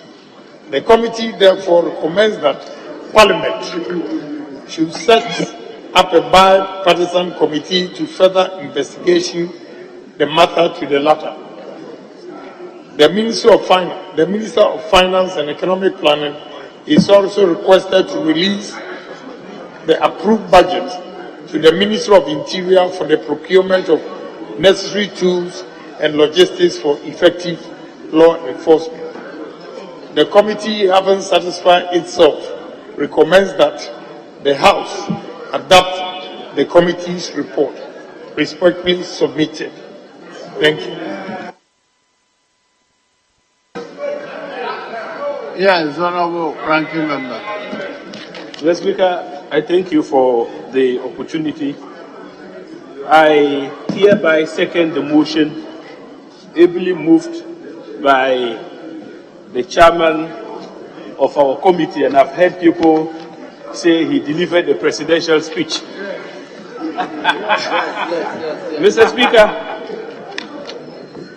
a statement was made in this House some time ago by the Minority Chief Whip on the shooting incident which occurred at the Kumasi Islamic Senior High School on the 13th of June 2022. Mr. Speaker, after the statement had been made, the chair instructed that the Committee for Defense and Interior makes a fact-finding trip to Kumasi and establish the bare facts of what had happened, empathize with the victims of the shooting incident or the disturbances at the Islamic Senior High School, and report back to this august House. Mr. Speaker, from the onset, I wish to make it clear that the scope of authority of the committee was not properly delineated, and so we had challenges. We did not, as a matter of fact, appreciate what the scope of authority of a committee is when you are on a fact-finding mission versus the scope of authority of a select committee when you are charged with the responsibility to investigate a matter such as the shooting incident which occurred in Kumasi. And so, left in those doubts, we on our own decided that we were not going to intrude into the aspects which actually entail proper investigations, because, Mr. Speaker, as we were all made to understand, the police on their own had commenced some form of investigation, which investigations resulted in the interdiction of 3 senior officers of the Kumasi Regional Police Command. At the same time, Mr. Speaker, the Regional Directorate of Education in the Ashanti region had also instituted a probe into the circumstances that led to the disturbances in Kumasi. And so these were the constraints within which the committee worked. That notwithstanding, Mr. Speaker, we have before you this report, and I'd like to touch on aspects of the report for the consideration of the House.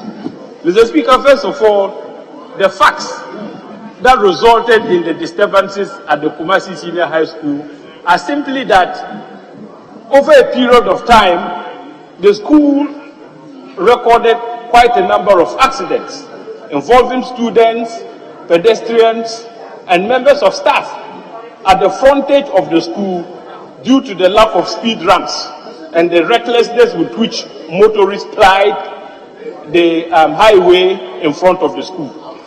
And so, Mr. Speaker, on one occasion, the students, the rumor made the rounds that a female tutor of the school had been knocked down by a vehicle right in front of the school and unfortunately lost her life. That was the rumor that made the rounds and actually became the straw that broke the camel's back. So the students, dissatisfied with what they had heard, then decided to pour out onto the streets. They marched all the way from the school to the Abrepo Junction and started demonstrating. In the course of the demonstration, the police intervened, and this was what resulted in the shooting incident at the Kumasi Islamic Senior High School. Mr. Speaker, the committee, as part of its fact-finding mission, engaged with all the stakeholders who mattered. And so the school authorities were engaged, the student body was engaged, the regional director of education was engaged. The Inspector General of Police and some members of the Police Management Board were equally engaged. And so, Mr. Speaker, this report captures all the interactions we had with the police. We made quite a number of observations. And one of our observations, Mr. Speaker, was that, and I'll refer the committee to page 12 of the report. We made the observation, Mr. Speaker, that the police, in making their intervention, Mr. Speaker, acted quite unprofessionally, given the fact that at the time of the intervention, the students had actually retreated from the Abrepo Junction back to campus. And Mr. Speaker, this is a school which is completely fenced. And so, before they arrived, the tutors managed to persuade the students to retreat back to campus. But of course, we would understand, because, Mr. Speaker, some police officers were equally injured in the process, and their complaint was that they had been pelted with stones by some of the students who decided to embark upon that demonstration. And so maybe they would have been enraged by the fact that as law enforcement officers, they were pelted with stones. So they decided then to pursue the students into the campus after the tutors had managed to persuade them to retreat. And so, Mr. Speaker, having retreated, and given the fact that the police pursued them onto campus, out of fear there was a stampede. The stampede then resulted, Mr. Speaker, in a lot of injury. Oh, Mr. Speaker, somebody is speaking across the aisle. You should respect the chair. Mr. Speaker, so there was some unprofessional conduct. But the unprofessional conduct may have been provoked by the fact that the police were pelted with stones. But that is not an excuse. Mr. Speaker, we expect that police officers who are trained, even in the face of provocation, would act professionally. That was one observation the committee made. Mr. Speaker, the committee also found that the police had challenges with crowd control equipment. And when we met with the Inspector General of Police, the lack of logistics constraints was a matter that came to the fore. And so because they did not have appropriate crowd control gear, Mr. Speaker, they were forced to use live ammunition. The police actually fired live ammunition. Mr. Speaker, the committee retrieved some of the spent ammunition. We have exhibited or annexed to the report pictures of some of the live ammunition, AK-47 ammunition, Mr. Speaker. These are some of the ammunition we retrieved from the school authorities. Some spent. This one is spent. It means it had been fired. These two are not spent. They are live AK-47 ammunition, Mr. Speaker. Now, why would the police use live ammunition when they were simply just trying to control crowds made up of very young students? Reason could be that because they lacked appropriate crowd control gear, and because they were also pelted with stones, they felt that there was the need to use whatever they had within their possession. And in this case, the only, Mr. Speaker, equipment they had was their AK-47s, pepper spray, tear gas canisters, and they used these things. We're lucky that, Mr. Speaker, the live ammunition did not directly hit any of the students in the process. If that had happened, Mr. Speaker, the story would have been different.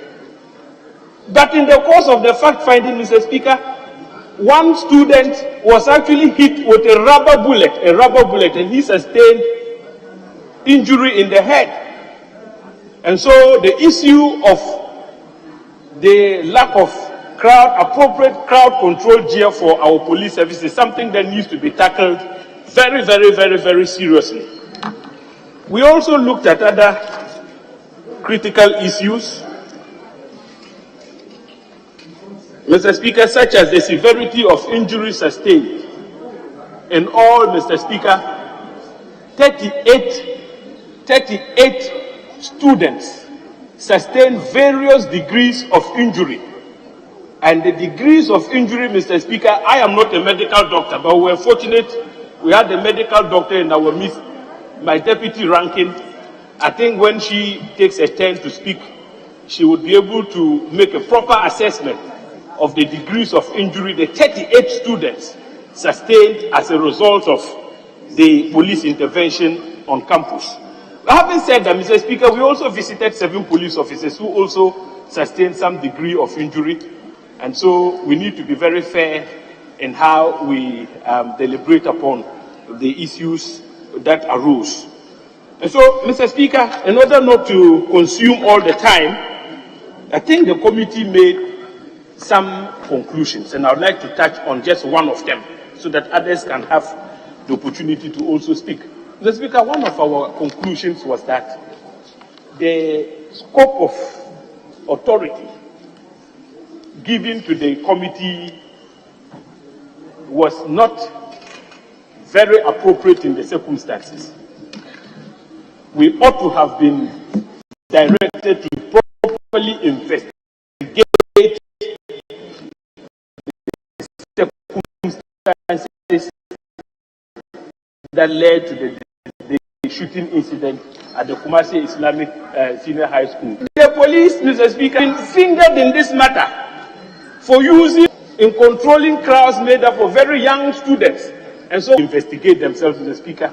The end result could be that the investigation would be skewed in a manner that is undesirable. So this committee would have wished that we were asked to investigate the matter, come out with a report, and not to be directed to embark upon a fact-finding mission. But, Mr. Speaker, in the long term, I have advocated strenuously for us as a country, and this is a matter for policy, to establish an independent police complaints commission.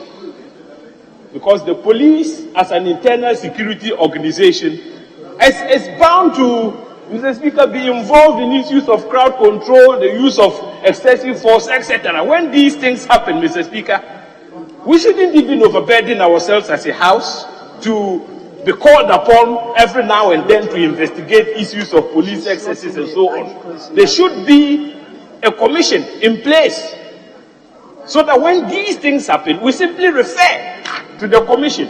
In some other jurisdictions like South Africa, Mr. Speaker, though a commission like that is in place, Zambia, the United Kingdom, these days, that is the trend. And so maybe we should take a cue as a country. Mr. Speaker, to conclude, whilst the committee was busy writing this report, a similar incident happened at Ideal College. And Mr. Speaker, this time around, a certain individual who calls himself Jato led a gang of police officers, and I use the word gang advisedly. They stormed Ideal College under the pretext of reclaiming government land. In the process, several students were brutalized and sustained injury, similar to what happened in Kumasi. Mr. Speaker, it is against this background that we believe that once and for all, the committee should be directed to investigate some of these things. After all, why? We have the power to exercise oversight over our security agencies. So those police officers who accompanied Jato to storm Ideal College and brutalize students should be made to face the full rigors of the law. When the report is that one?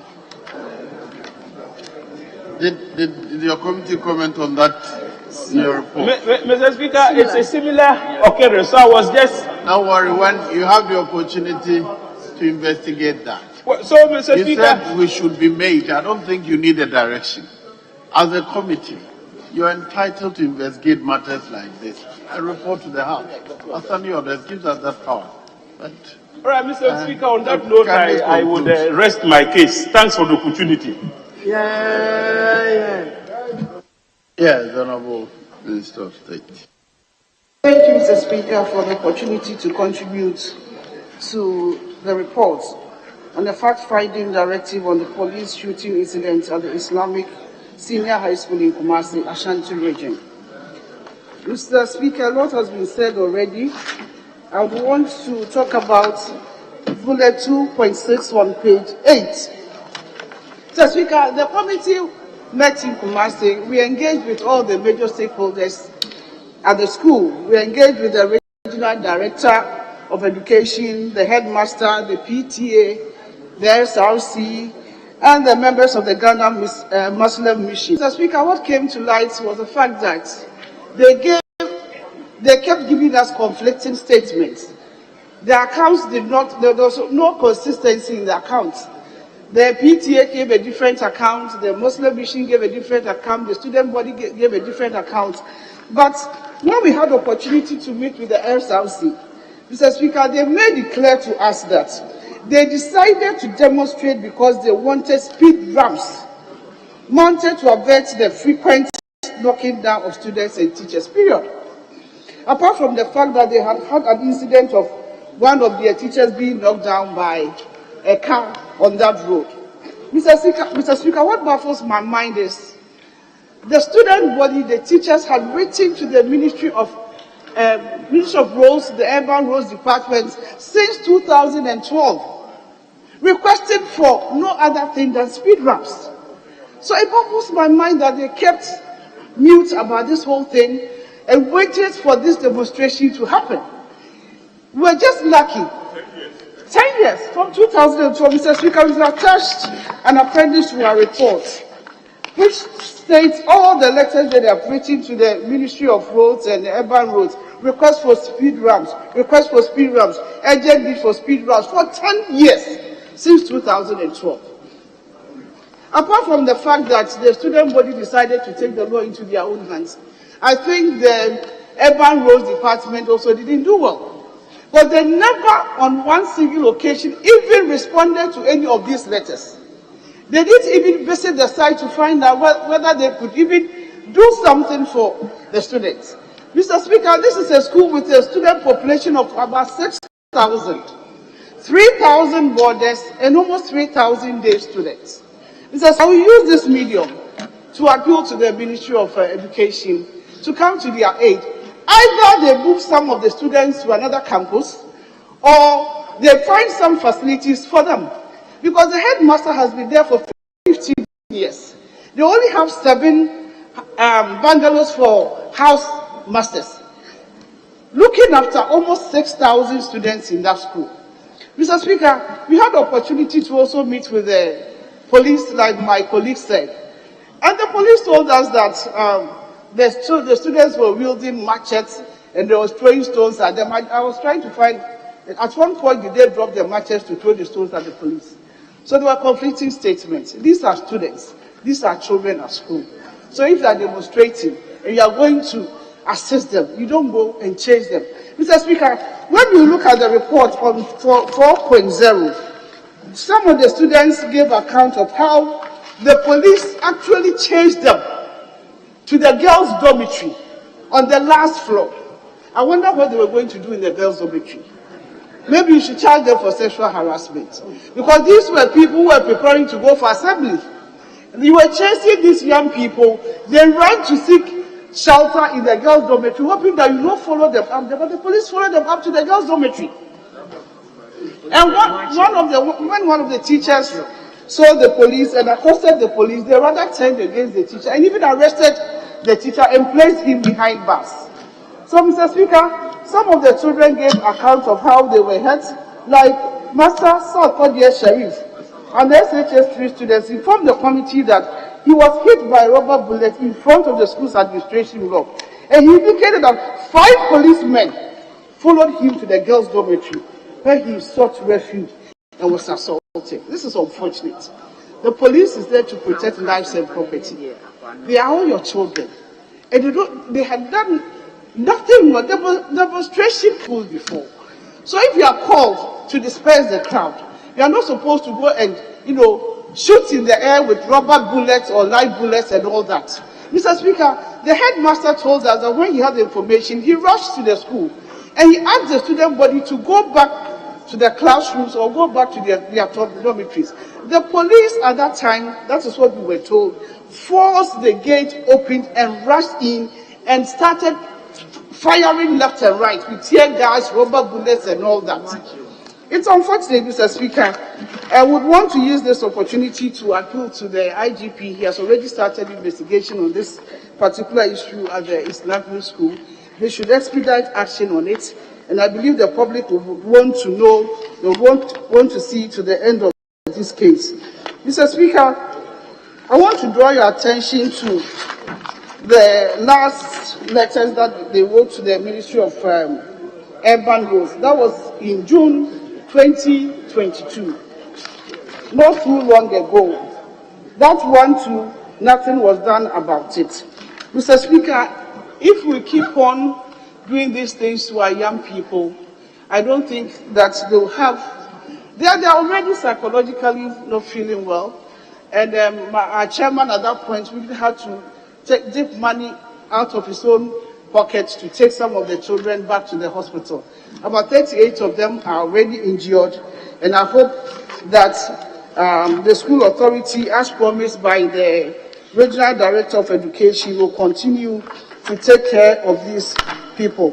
Mr. Speaker, as we speak now, nothing has been done to the road in front of the Islamic school, and the children keep on moving back and forth from home to school. More than 3,000 of them are day students. I've been wondering why up to now nothing has been done, apart from the fact that the IGP went there and provided them with some ropes. The children are still crossing back and forth. So I want to use this report and this opportunity to appeal to the Ministry of Roads and Transport to assess the situation as quickly as possible and ensure that the right thing is done to avert some of these situations so that the student body will not be clashing with the police. Mr. Speaker, on this note, I want to thank you for the opportunity giving me to contribute to the report, but I want to draw your attention to the fact that the student population in Islamic school in Kumasi is just too huge for one campus in the middle of the city like Abepo, and something has to be done. Either another campus is created for them or another provision of infrastructure is enhanced in that school, especially in terms of security. They have only 2 security men, and they have only 7 bungalows for 7 house masters, looking after close to 6,000 student population. And we want to take this opportunity to also talk to our children again that when such things happen, they should have a discussion with the teachers. They should not take the law into their own hands. It could have been something deadly or different as it stands now. But by the grace of God, there were injuries and we didn't have any severe casualty. Even though the young boy who was hit by a bullet in his leg at the time of the visit could not even stand. He was still sitting and we had to be helping him out back and forth. So I think it's a worrisome situation. It's not something that should be swept under the carpet. And I hope the IGP, having started his investigation into this issue, would expedite action on it and move and report back to all of us. And like my ranking said, hope of the mandate could be expanded so that we can investigate better. Even though we went on a fact-finding mission, we realized that people were trying to sweep certain things under the carpet because the police, the teaching staff, the SIC, they were all giving us conflicting statements. So I think that we need to delve into the situation and find a solution to this and make sure that the speed ramps are provided on time to save lives. Thank you, Mr. Speaker, for this opportunity. Leadership. Honorable Muntaka. Thank you, Mr. Speaker. Mr. Speaker, I really wish that there were time for many more to be contributors to taking, but obviously we are running against time. Madam Speaker, is worried that the chair of the committee, after presenting the report, could not even wait for the report to be adopted. He stepped out. I don't know whether he'll be watching, whether from his office or somebody say presidential campaign, whether presidential campaign office. Or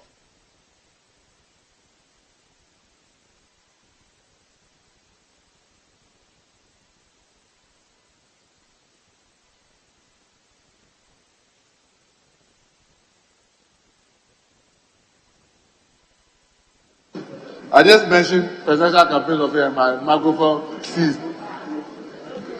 So, Mr. Speaker, I hope that the chair, wherever he is, will be listening and probably take notes as we take steps to adopt the committee's report.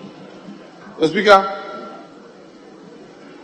it is worrying that the facts, as captured by the committee's report, clearly indicate that there was mishandling of the students in Islamic Senior High School in Kumasi. And Mr. Speaker, the most worrying is the excessive force, and like the committee itself found, and how students were handled. And unfortunately, Mr. Speaker, we keep repeating the same mistake, and we hope that we'll get a different result. We are still leaving this matter to the police to investigate, and we expect that they will come out with a report, or a report that will be satisfactory.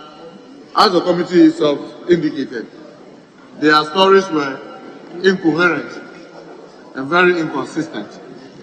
So people that, even in the narration, have started giving inconsistent statements.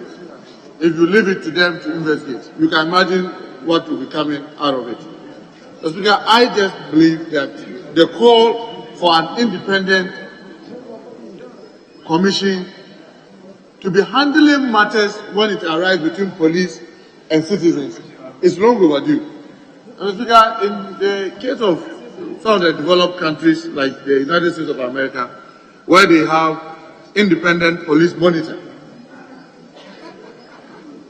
in some of the states.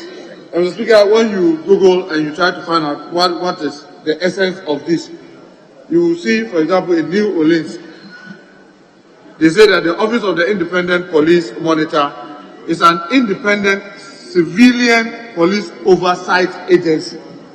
So what they simply do is to play an oversight on what the police administration is doing when it comes to dealing with the citizenry. And part of their objective is to boost citizens' trust in the police and then better officers' safety, because as they themselves go, there can be sometimes danger, they can be in the line of danger. So how to better their safety and then their working condition. And their overall goal is to improve the community with one citizen at a time. Mr. Speaker, the one citizen at a time is where I want to make some emphasis. Mr. Speaker, when this incident happened, and the video footage of the police control room was put on social media, Mr. Speaker, it was worrying, and it explained some of the actions that happened in the school. You see some of the ethnocentric statements that were being made by professional police in the control room. It answers some of the excessive force that happened. Mr. Speaker, when we refuse to confront the truth as a country and continue to pretend as if, oh, everything is well, may God perish the thought. One day, we will wake up and have a situation that will be too difficult to manage. Because, Mr. Speaker, it is again and again, time without number. Each time the police are entering some communities, they go with certain mindset, and the way they act is so different. It is just like how the blacks in America are complaining about how the police are handling them as against the whites. Because I will not want to glorify some of the comments that were made in the control room on the floor of Parliament. But I'm happy that the Inspector General of Police took steps to immediately interdict those officers who were in the control room and issued a statement to that effect. We hope that it will just not be suspending them and nothing happens to them. Because so long as you have that kind of mindset, you as students were throwing stones at them because they think that anytime they were dealing with us, this is the way they see us. The way they see us as a less human beings and maltreat us simply because we are of a certain background. Mr. Speaker, it is something that is worrying, and I hope that the police administration will take these things very, very seriously. Mr. Speaker, there was another very important thing that was mentioned in the report that I think is worth. I just noticed that the chairman has gotten back to his seat. That apparently he was sitting at the back having some presidential campaign messages and comments. But I'm happy that at least he's at his seat now. I can see him. Mr. Speaker, one thing that was mentioned in the committee's report that is of significant emphasis is the number of days that the new police recruits are trained in handling weapons. That has been reduced from 6 weeks to 3 weeks. Mr. Speaker, with the greatest of respect, you train someone how to handle a gun in 3 weeks, and then the next moment you give the person AK-47 to be roaming on the streets of our country. At the least provocation, what will the person be doing? Mr. Speaker, let's find out how often do they go for continuous training on gun management. Yet when there's riot, they will just move in with AK-47. Mr. Speaker, you and I know what AK-47 is used for. Because in the case of AK-47, the bullet that move out of it is not intended to hurt. It is not intended to warn. It is intended to kill. So if somebody is holding AK-47 in a secondary school, tell me, whoever authorized them to carry AK-47, what was the intention? The intention was to go there to kill. And I'm happy that the IGP has interdicted the senior officers. We are watching what the new IGP will do. Whether this will be as usual. You just say, oh, we are investigating it, and nothing comes out of it. Mr. Speaker, I will also want to reiterate that the committee's recommendation that this House should not limit them to only fact-finding should be looked at and give them the opportunity to delve in more. Because you see, it is opportunity like this, when it avails itself, as unfortunate as it may be, that gives us the opportunity to correct some of the wrongs that are in the system. So if you treat it lightly, then tomorrow it happens again, then we'll come again, we'll make statement, and then it goes without any serious action being taken. Then we'll just be behaving like ostriches, just dipping our head into the sand and pretending that we are hiding. Mr. Speaker, I must commend your committee for the good work done, and I hope that when the police administration finishes its investigations, they will find it necessary to furnish this House with a copy. But I will still wish that, Mr. Speaker, we allow this committee to further delve into, now that they brought the facts, and the facts were not inconsistent with the earlier statement that I made that requested for this fact-finding. I hope that we'll spend time to get them to delve with it, because since then, so many other things have happened in Nkranza, the shooting, the death of a young man, like the one they are talking about in Lamashegu, the one the ranking was making reference to in some part of Accra. Mr. Speaker, it is these things, as the number goes up, if we now, it may be too late to act. It may, that we don't know the next time whether it will be involving Parliament itself, or members of Parliament, or your child, or mine, or your nephew, or mine, or some other very important person. That time when we begin to scream, people will ask, why? Is it because now it's affecting you directly? I believe that the time to act is now, and we must not lose this opportunity. I thank you very much, Mr. Speaker, for the opportunity to have contributed to the taking decision and hoping to adopt the committee's report. Thank you very much. Yes, Honorable Majority Leader. Speaker, I also rise to make a few remarks about the committee's report and to call for its adoption.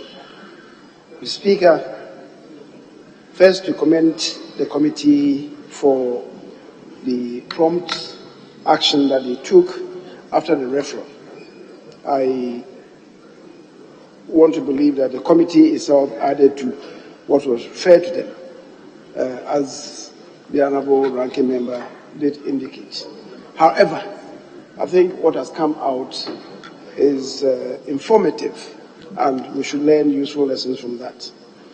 Mr. Speaker, the conclusions of the committee, maybe they didn't really go into what has been occasioning the numerous accidents. Mr. Speaker, anybody who knows the intersection that is on the main roads and branching off to New Swami using the frontage of the school where the mosque is, you see that that road that comes from New Swami enters the main road at a very high gradient. It's like you are descending into the main road. The Speaker, it is one reason for the accidents. It is one reason for the accident. So there should be something about grading that place to ensure that you enter the road at almost the same level. There's a sharp descent. That's the first thing. The Speaker, the second thing is, from the minor road, there are no road markings as you enter the major road. So people enter as a matter of right, and given the gradient, they enter at a certain level of speed. It's the reason why the accidents that are happening is not on the main road. I'm talking about the vehicles moving. The people who are driving from the other side are being rammed into, or rather driving into the vehicles on the main road. The cause of the accident is always from the other side. They run into them at high speed because of the gradient of the road. So there should be some road markings there. Third, Mr. Speaker, is what I related to the other time. Who is it who granted the mechanics access, who have parked vehicles and attending to the vehicles? A narrow road, and then entering at that high speed, and then the road now has been taken over by the vehicles that are being attended to by the mechanics. On both the main roads and also on both sides of the road entering from New Swami. So the road has been narrowed all the more. You are struggling to enter at high speed. Who is responsible for giving out the land to the mechanics? So they line the streets, the main road and also the minor road entering from New Swami with vehicles. So you enter and visibility is difficult. You are not able to see far enough. So you are struggling to see the main road, the vehicles coming, and then you are run into by the vehicles. So Speaker, these are the three causes of the accident. So it is not really about speed ramps on the main road. It's about, if there should be speed ramps, it should be at the other side to control those of them who are entering from the minor roads, who don't want to stop. So, Mr. Speaker, I would want us to wait indeed for the police investigations. The other one about inadequate school infrastructure, yes, I've been there, and recently I even provided a 6-unit classroom block for the primary school that is to be attached to that school, the Islamic secondary school. We used to call it, growing up, we used to call it Mal Adam. The Speaker, the student population there is high. The infrastructure, and it began as a private school. So the burden really is not on the state. However, where we are, I believe the state should be partnering the owners of the school to expand the infrastructure. The Speaker, the lack of adequate infrastructure certainly is causing frustration, and with a little bit of issue cropping up, the students become agitated. And so clearly, it's coming out that the owners of the facility on their own are incapable of expanding the infrastructure to accommodate the huge population of the students. And that is why I think that the government should come in to partner the owners to expand the infrastructure. Mr. Speaker, I believe that the call for the establishment of maybe a permanent investigative body, independent investigative body, whenever such things occur, is a call in the right direction. I do recollect that in 1998, there was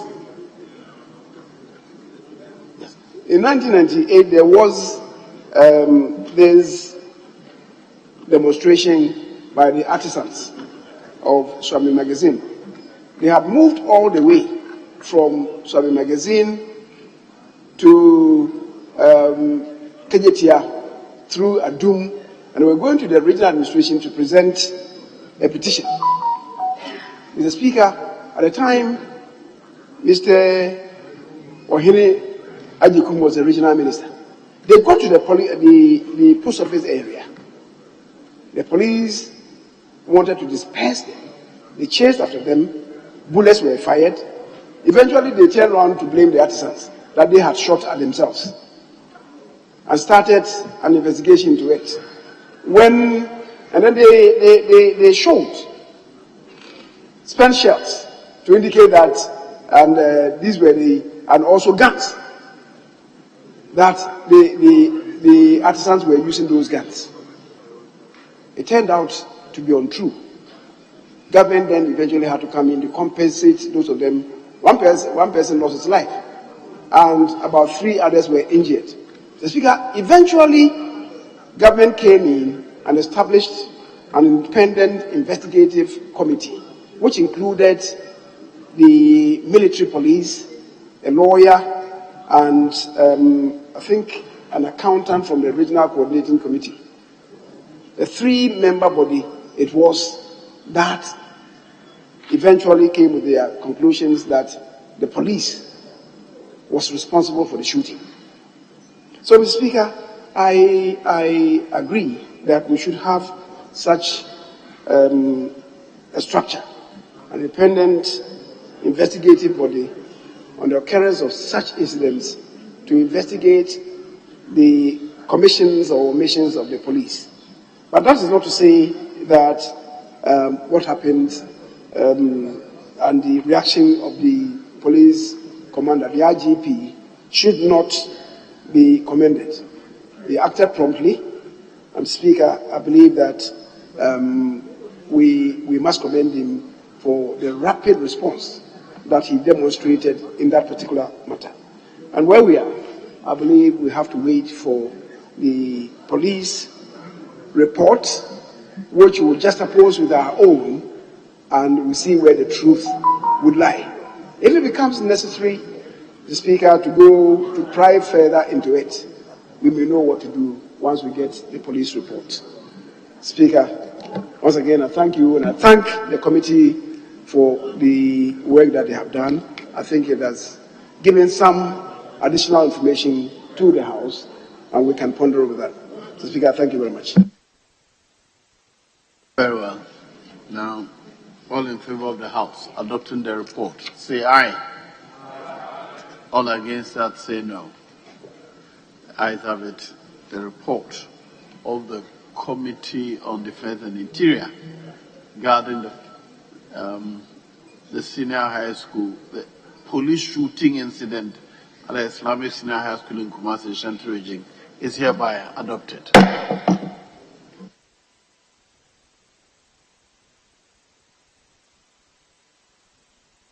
Honourable members, before we proceed to the next item, I'm urging all members of Parliament who have not as yet visited the exhibition at the foyer regarding Research and Data Department of Parliament to do so. You'll be amazed at the amount of information that is available, which will enrich our debate if we get to visit the site. So I encourage all members to do so before they bring the exhibition to a close today. Thank you. Yes, Honourable Majority Leader. Speaker, we'll now go to consider the tax exemptions bill 2022. I think is on page 14. Page 14 of the order paper.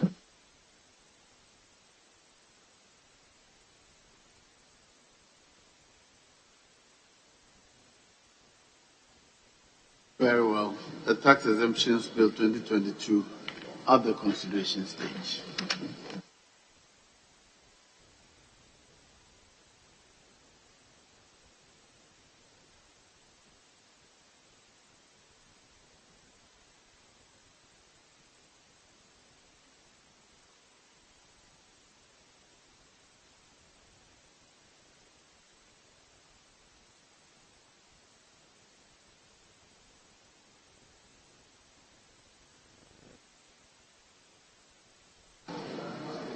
Yes. Where did we get to yesterday? Clause 7. Very well. Clause 7. Procedure for granting exemptions to ministries, departments, and agencies. Yes, Chairman of the Committee. Thank you, Mr. Speaker. Before we get to the clause 7 itself, I have an amendment to propose to the main head note. Amendment proposed: replace ministries, departments, and agencies with covered entities. Covered entities for the main head note. Sorry, you should delete departments. Ministry, department, agencies. And insert what? Government. Covered entities. Covered entities. Covered entities. You see, your pronunciation is covered entities. Yes. This is Bekwai. That is Obwase.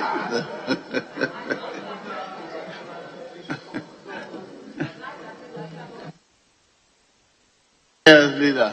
Mr. Speaker, I am opposed to the chairman's amendment, even though I support deletion of the words to ministries, departments, and agencies.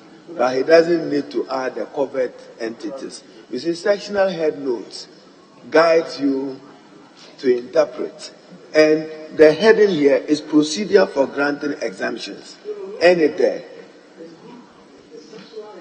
Yes, that is okay. But when you come to the new head notes there, it should just be procedure for granting exemptions. The rest of the words should go from there. Ministries, departments, and agencies. Because yesterday you changed that. And what happens to other entities other than ministries, departments, and agencies? And so add it. No, he should add it to his amendment. Thank you. Add it. Yes.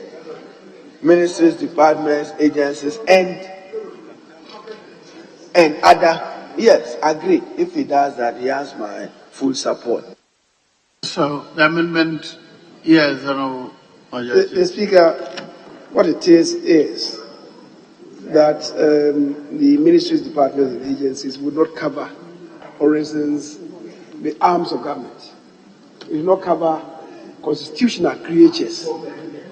And we have really used covered entities in the Public Financial Management Act. So we just want to import that so that we'll be synchronized.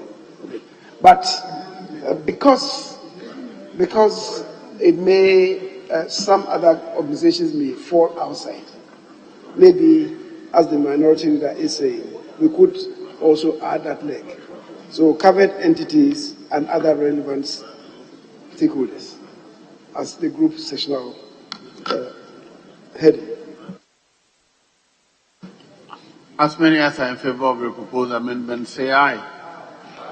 All against, say no. The ayes have it. The amendment is carried.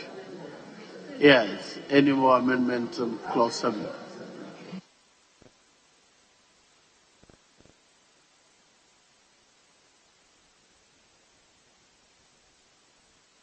Okay. So 7. There will be consequential amendment in the head note of 7.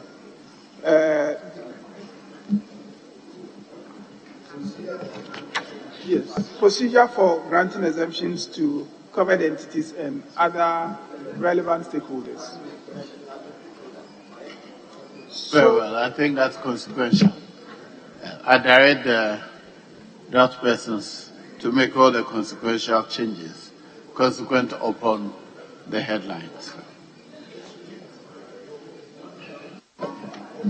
Mr. Speaker, again, 7.1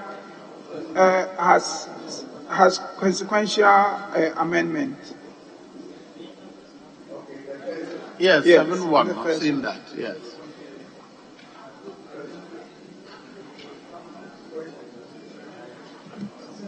Yeah. Except that, Mr. Speaker, then it has to be singularized so that it will read an application for an exemption by a covered entity or other relevant stakeholder. Very well. All in favor of the proposed amendment, say aye. Yes. Mr. Speaker, we are not a stakeholder. Parliament, for instance, may not be a covered entity.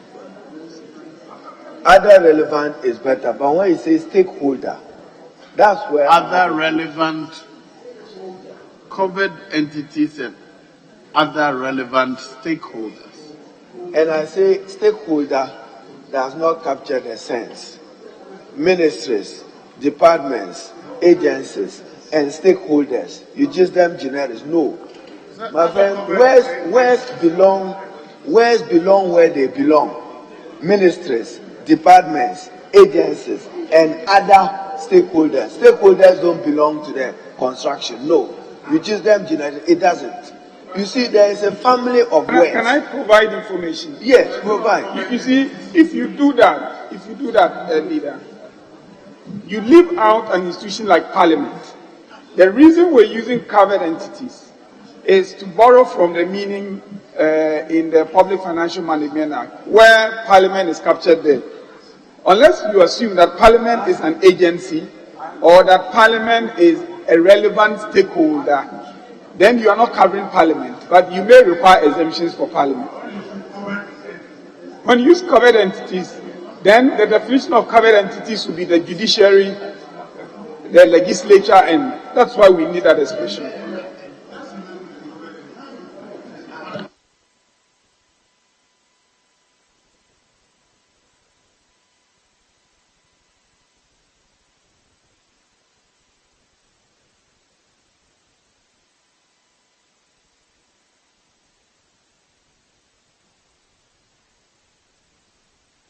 Mr. Speaker, I agree with the tenor of the proposal to amend 7.1, line 1.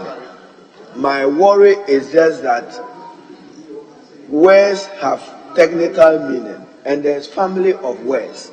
When you say ministry, department, agency, and stakeholders, it doesn't rhyme. It's not elegant. So let's just look for a better word to substitute stakeholders. But I agree entirely with the principle of the amendment. You are saying that if it is not a covered entity, what can it be? It certainly cannot be a stakeholder. You see, stakeholder in its true sense You are not referring to an institution or organ of the state working within an administrative setting. No. Stakeholder, no. So my worry is just the use of body. Yes, I have no problem with body, but stakeholder doesn't follow. Thank you. Thank you.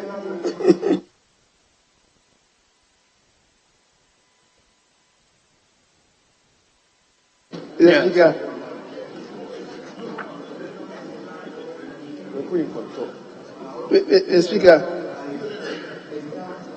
Mr. Speaker, we had used relevant stakeholder earlier.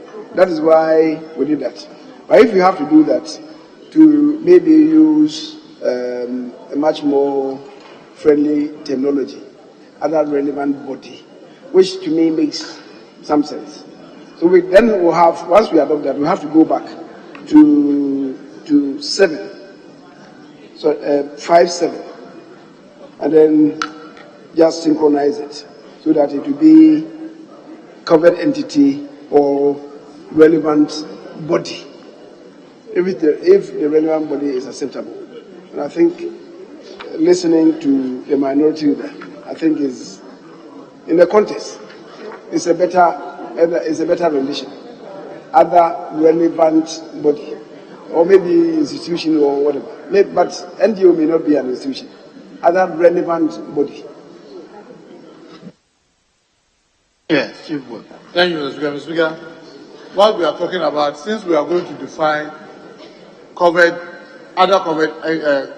entities. Yes, but we are not forced to stick to that definition. We could expand it. Because, Mr. Speaker, my worry is that when you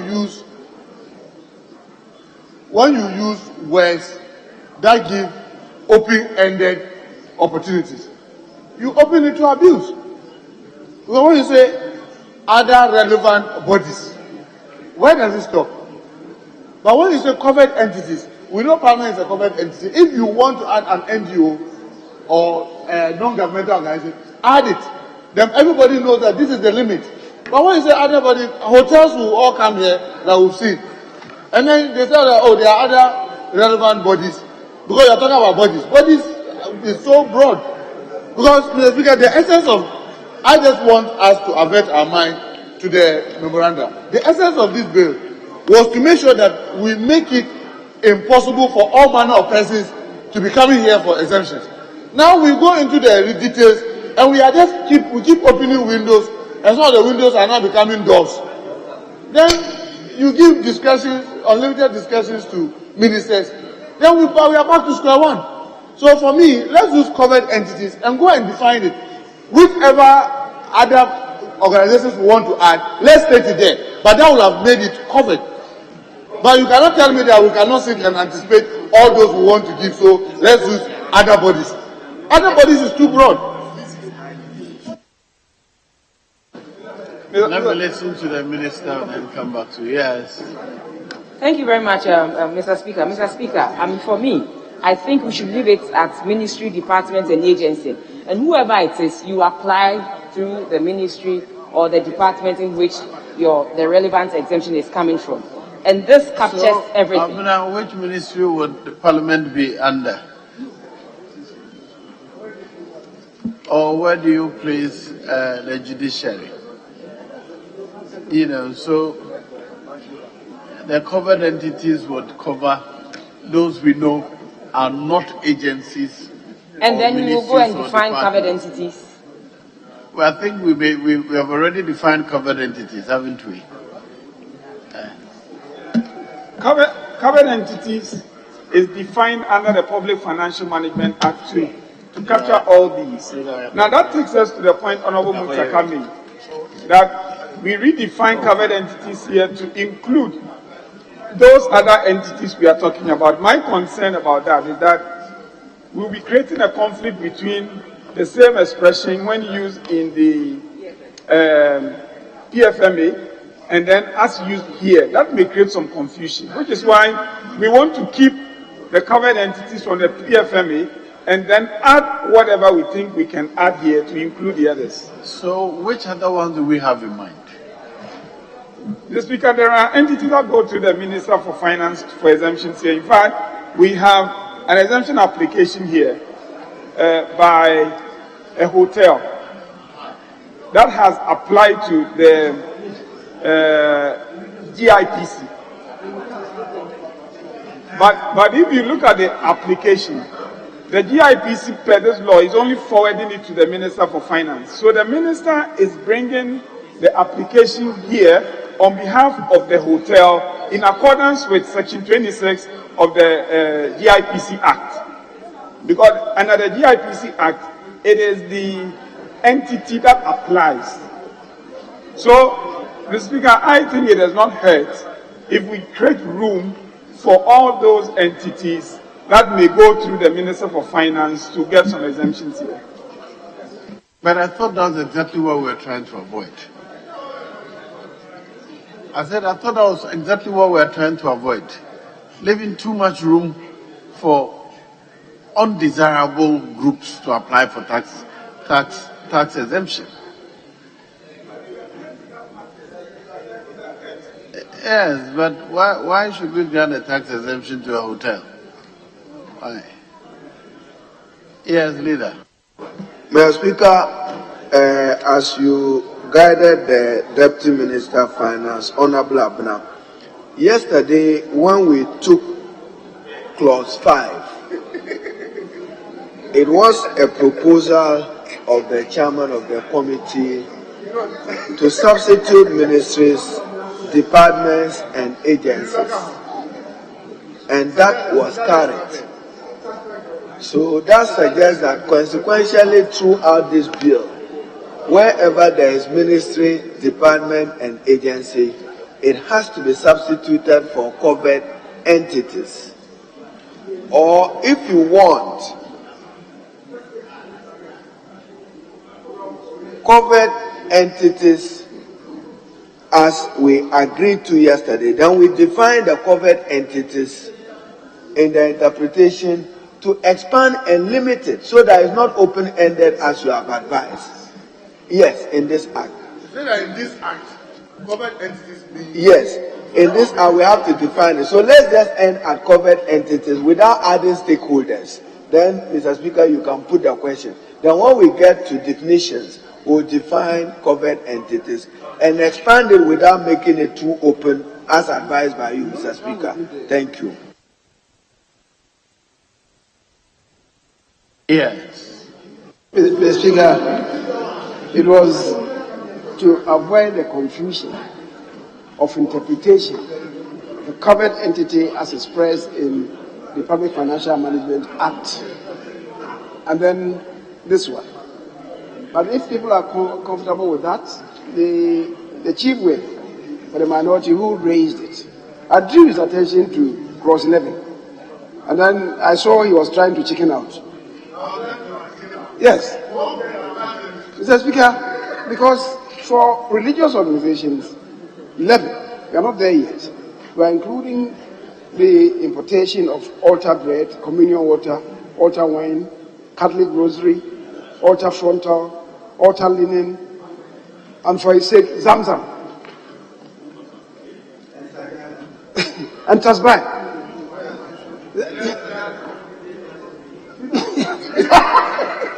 Mr. Speaker, I've not heard you. I've not heard you. I'm saying, I'm looking at it. I hope that I'll be here when it comes. I don't see the reason for exempting them from paying tax on this. Mr. Speaker, so if we want to define covered entity to include all that, fair and fine. That is under this act. Covered entity means if you want to do that, fair and fine.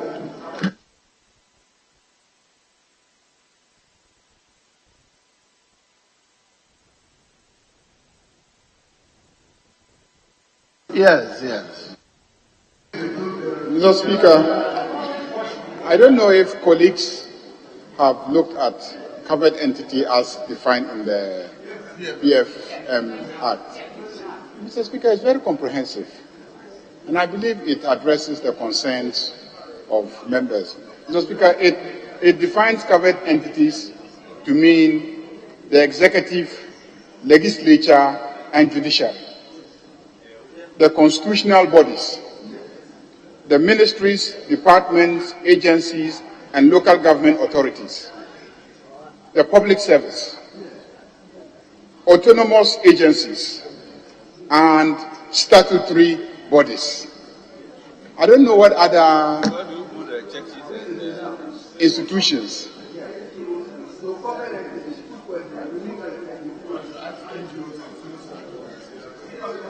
Non-governmental organizations.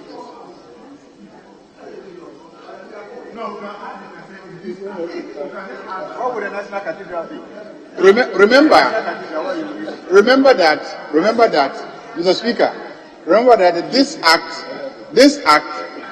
deals with contracts and agreements in which there are provisions for tax exemptions.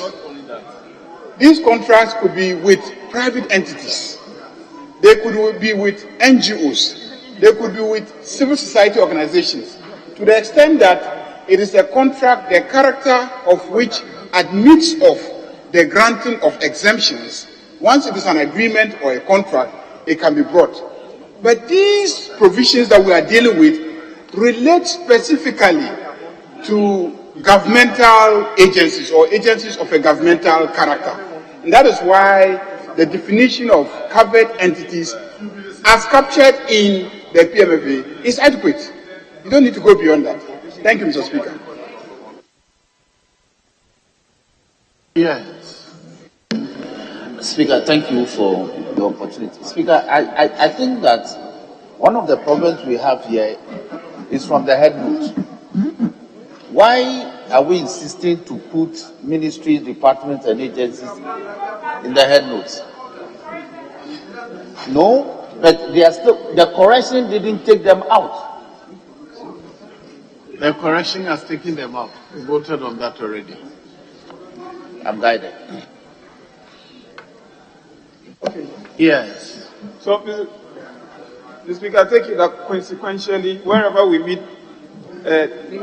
we replace them with covered entities. Covered entities, no more. Very well.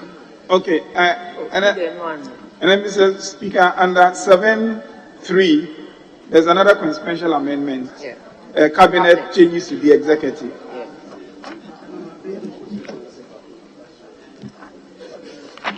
Oh.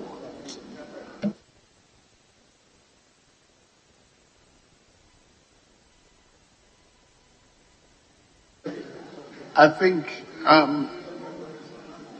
the 7.3, you said you should delete which one? Cabinet?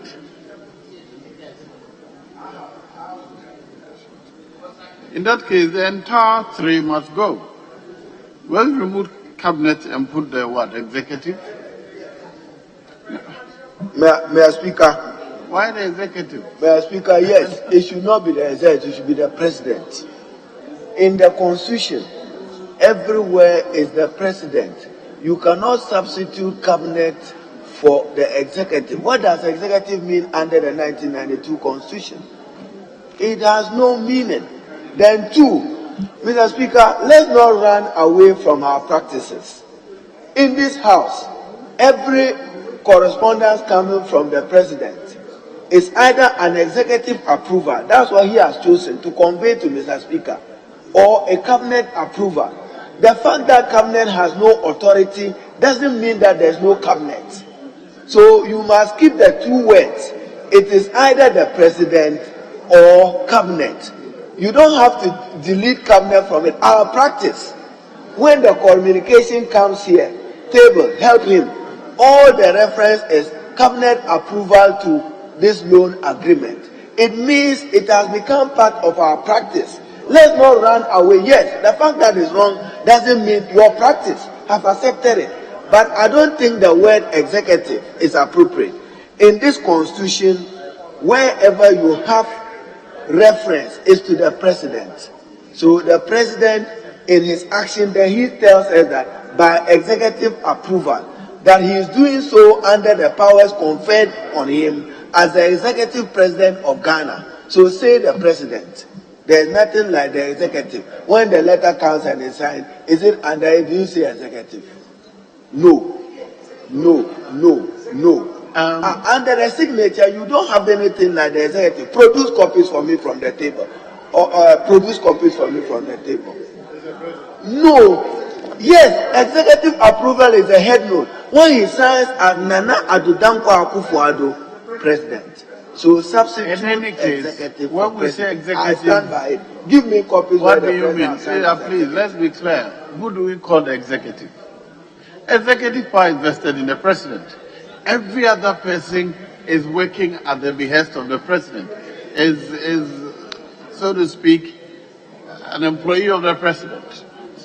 You know, so when we refer to the executive, it can only be referring to the president, nobody else. Whatever any decision that the president says, this is the way I want it, that is final. So, if we are deleting cabinet, then we should replace it with president, not the executive. But the executive is nebulous. Does it mean the Minister of Finance or the Minister for Trade or the Minister for Environment? Mr. Speaker, we just read the definition of covered entities under the PFMA. And we see the executive, parliament, and I see executive in a number of laws. In fact, I've never seen any law giving such functions to the president. I don't see it in our legislation. The whole time I've been in parliament. It's been cabinet. Now we're moving away to the executive. And if we push further and say the executive too, we need to move to the president, then when we get into the definition of the PFMA, we should say the president, parliament, and the judiciary. I think the word executive has been accepted as the institution around the president. The executive defines all the agencies under the president. And here we're talking about the arms of government, parliament, or the legislature. The executive, which is all the agencies from president down to the DCs. Then you come to the judiciary, all. But if you want to ask for advice, and you say the executive, who are you referring to? Cabinet may be appropriate because you're seeking a group of people who advises the president. But if you're replacing cabinet, then I think executive is not appropriate. Mr. Speaker, the chairman should take guidance from you. You see, this is the Constitution. The executive provisions begin from Article 57. So after the head note, you see the president. Then Article 58 says, the executive authority of Ghana shall vest in the president. Now you are passing a role. I disagree even with the deletion of the word cabinet. But the importation of the word president is important for our purposes. When the president acts, then he has acted exercising his executive mandate. But the one who signs, in what capacity does he sign? As president of the republic. It doesn't say the executive of the republic. So, Mr. Speaker, you are right. Just substitute, say president or cabinet. President or cabinet. And Mr. Speaker, I still insist on cabinet because let's go to Article 76 of the Constitution. Article 76 says there shall be a cabinet. So cabinet is a creation of this Constitution. The fact that the president can refuse the advice does not mean that he should not be advised. Article 76 provides for the cabinet. So cabinet is a creation of the 1992 Constitution. By our practice since 1993, decisions have been communicated to this House that cabinet approval. So there is a cabinet, functional. So say president or cabinet. So as the president chooses, if he wants to exercise an individual solo decision, he has a mandate to do so. If he wants to seek the advice of his ministers, he is covered by the Constitution. So the words in 70, Mr. Speaker, in in clause 7, the minister shall make a recommendation to the president or cabinet That is, yes, Chairman, if you go that way, then Mr. Speaker, you can put the question. Then, Mr. Speaker, just a slide one.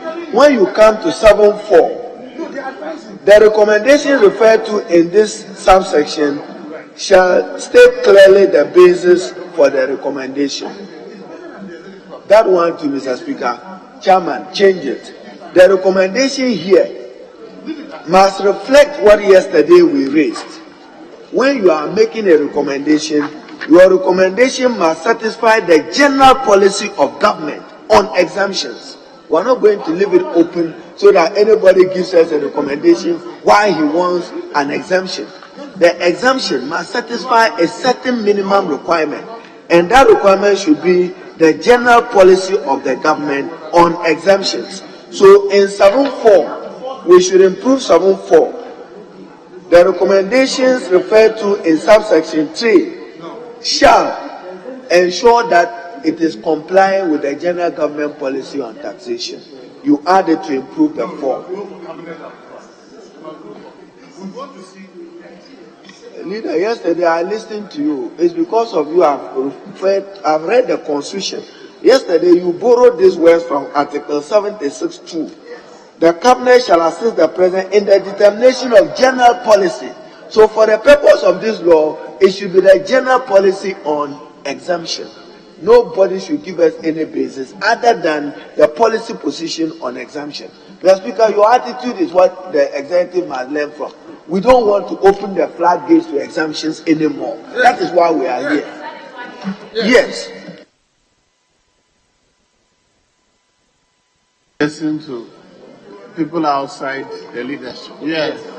Honorable Speaker, I was enjoying the explanation by our minority leader when he referenced Article 76(1).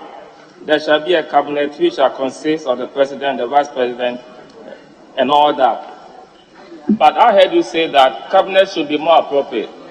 But I also heard him say president or cabinet. But if you read this article, the president is also part of cabinet. And I think that the president is the one who chairs the cabinet. So why do we have to have cabinet or president? I think that cabinet should be more appropriate. I think cabinet, what I said was that cabinet is appropriate, but if you remove cabinet, then it should be the president. The executive does not feature. But there's no need to remove cabinet. A cabinet is sufficient because cabinet actually includes the president. Yeah. First, let's deal with 3 before we go to the 4. Do you still have any contribution on 7.3? 7.3. So 7.3 will remain. There's no need to amend 7.3. Yes. Yes, the proposition is that 7.4 should be, yes. To state that this switching from cabinet to the executive has been done earlier in the bill, and I seek your directing that consequentially, wherever we see cabinet, it remains as such. Yes. What was your proposition on 4? Honorable Minority Leader, you said we should do what on 7.4? Yeah, on 4, Mr. Speaker, I was seeking to tighten it. You see, when you give ministers room, that they should be given basis to justify exemptions, they will do. But I'm saying that in providing the justification, it must be consistent with government general policy on exemption. So we should find those words added to 4. The recommendations referred to in subsection 1 shall ensure compliance with general government policy on exemptions. You just add those words to strengthen it. So the minister doesn't give his own reason why he wants this exemption to pass. Yes, Leader.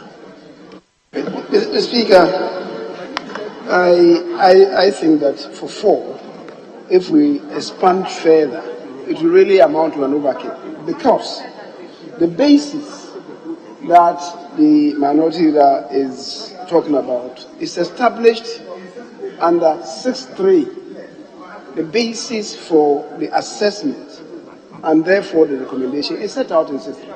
And it says in 7.4 that the recommendation referred to shall state clearly the basis for the recommendation. That is the assessment criteria as set out in 6.3. So we don't need to go back. If maybe he wants to say that as provided for under 6.3, fair. But we don't need really to go and expand that one again. I think I can put the question on 7 as amended. All in favor of, no, so clause 7 as amended. Shall stand part, yes. And then, Mr. Speaker, with your leave. No, he's putting a question on just 3. I thought on 7. Oh, very well. If you have further amendments to clause So I have amendment on 5. So let him put the question. Chairman, win this one first. Ooh, which clause? Clause 7.4. I didn't get any amendment proposed. I didn't hear any amendment. Yeah, so. Mr. Speaker, for 7.3, as the chairman has said, initially we had done the amendment to substitute executive for cabinet. And so now we're going back to maintain the status quo. We didn't put the question on the executive. The so we're maintaining it as it is. We are leaving that as it is. Right, yes. And 4 then also remains. All right. Yes. So we can now go to 5. Now he says he has a proposed amendment on 5.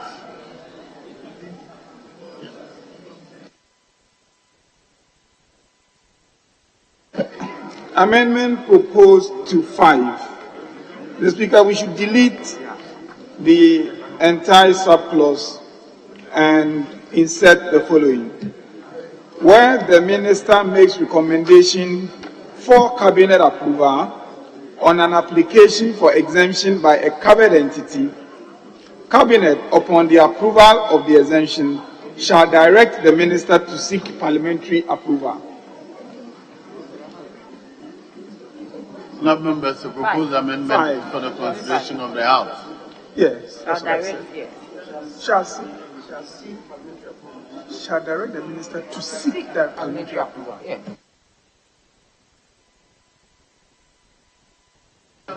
The table office wants you to read it again so they can capture it clearly. So where the minister makes recommendation for cabinet approval, 5, delete 7.5 and replace it with the following. Where the minister makes recommendation for cabinet approval on an application for exemption by a covered entity, cabinet, upon the approval of the exemption, shall direct the minister to seek parliamentary approval.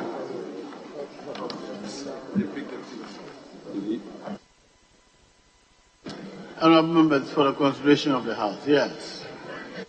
Mr. Speaker, thank you for the opportunity. With the amendment, I just want to ask and be clear. Do we have cabinet approval or executive approval? Do we have cabinet approval? Because the emphasis is on approval. And by the constitutional imperative, cabinet is to assist. And the role of cabinet is advisory. When would they have approval role to play here for us to be saying cabinet approval? Once it is approval, then what we should be talking about is executive approval. Honourable, I think we just read 76. Where there shall be a cabinet which shall consist of the president, the vice president, not less than 10, not more than 15. So the executive, the president, so the cabinet is actually a representative of the executive in this matter. Is that right? But and accordingly, it's more confusion. Because honestly, my original rendition was where the minister makes recommendation for executive approval, it was because of the discussions that have happened here. And he was part of that winnowing. So I can understand why he's come up. But if we desire that in place of the executive, we would leave it as cabinet. But where it is an adjective qualifying an approval, we want to entertain executive approval, we may do so. Please, let's be clear. What is the value of the executive approval in the bill? The executive is the one presenting the request to Parliament. So what is the need to use executive approval in the bill? Yes, Honorable. Okay. Thank you very much, Mr. Speaker. The struggle here is to craft this bill and to maintain the language of the Constitution and the practices that have emerged over the years. In this House, we have received communication that has often been conveyed as approvals coming from cabinet, and we've acted based on those ones. But if you look at a proper reading of Article 58 and you go and relate it to 78, you will see clearly that the intention of this Constitution is that all these executive decisions must be deemed to be decisions of the President. Sometimes ministers are appointed. The ministers are presumed to be acting on the authority of the President and communicating decisions of the President. Cabinet, as we know it, is an advisory body to advise the President, but ultimately the decision is that of the President. And what I understand us to be doing is to be suggesting that a request for exemption should go to Cabinet for Cabinet to advise that it should be brought to Parliament. How do we craft our bill to comply with this constitutional imperative? So the question is, should we say executive approval, or should we say cabinet approval, or should we say the recommendation of cabinet? Because cabinet is simply recommending to Parliament for approval.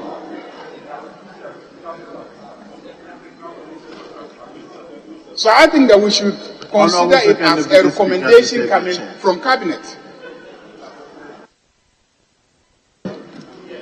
Yes, Honorable. Speaker, but that indeed is the genesis of the imbroglio that we create for ourselves. Because cabinet exists only to advise the President, in whom executive power is vested in accord with Article 58 of the Constitution. Now, Mr. Speaker, the Council of State, for instance, advises the President on some matters. Would you want to have a transmission to this House bearing Council of State approval? It doesn't exist. So, cabinet approval really has no place here. But by our convention and practice, this House has tolerated it. And I felt that if really you want to be technical, the approval should be from the President, who wields executive power. And so, on occasions when cabinet has not had time to peruse the documents, those documents will come to us, transmitted on the vehicle of executive approval. Ultimately, it should, whether cabinet or not, it should bear the stamp of the President. So it should be executive approval and not cabinet approval, because cabinet has no locus in this house. Who are the we who disagree?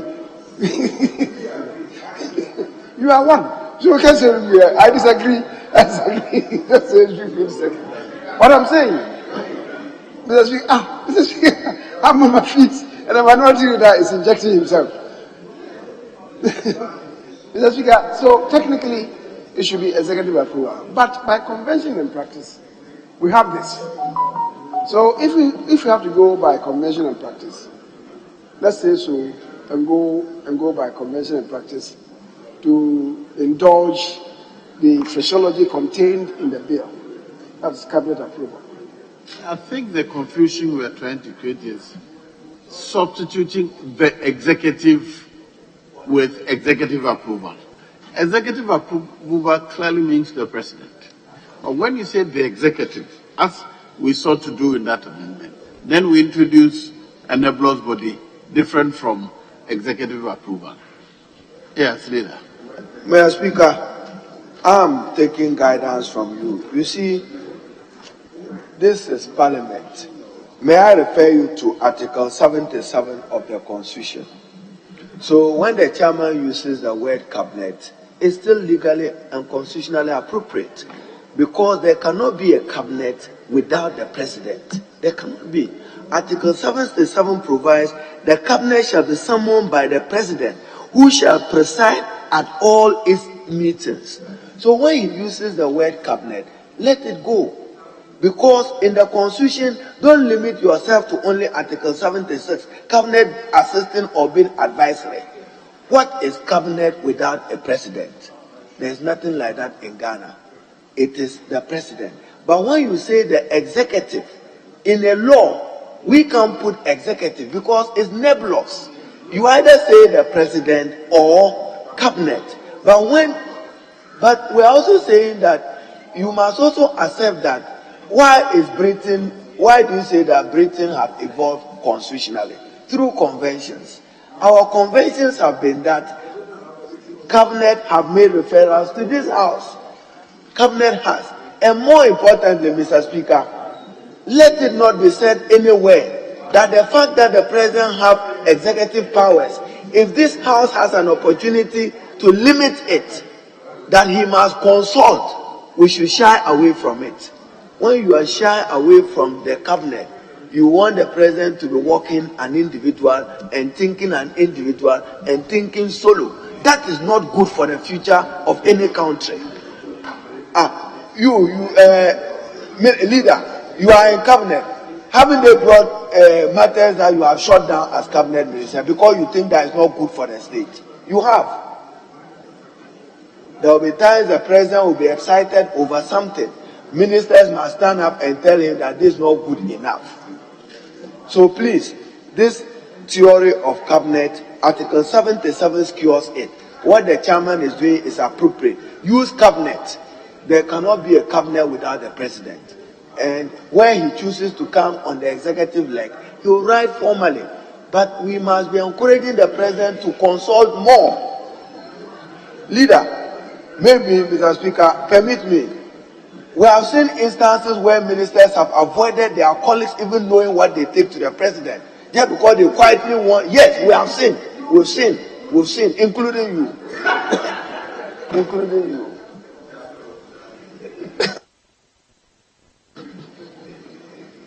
Well. So,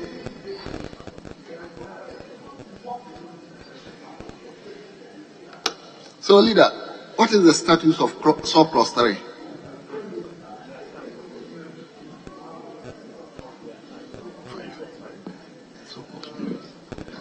Leader, so what is the status now?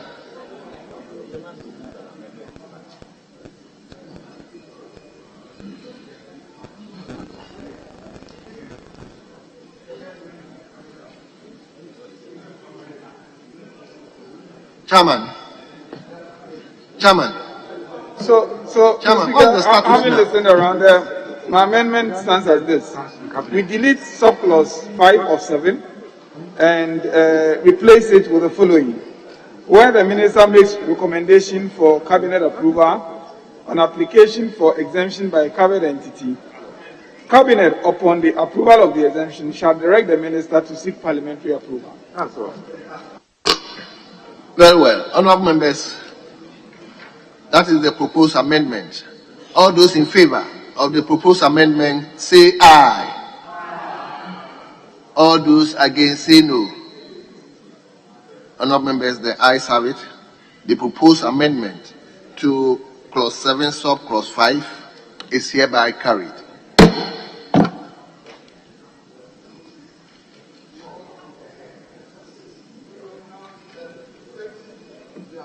Yes, please.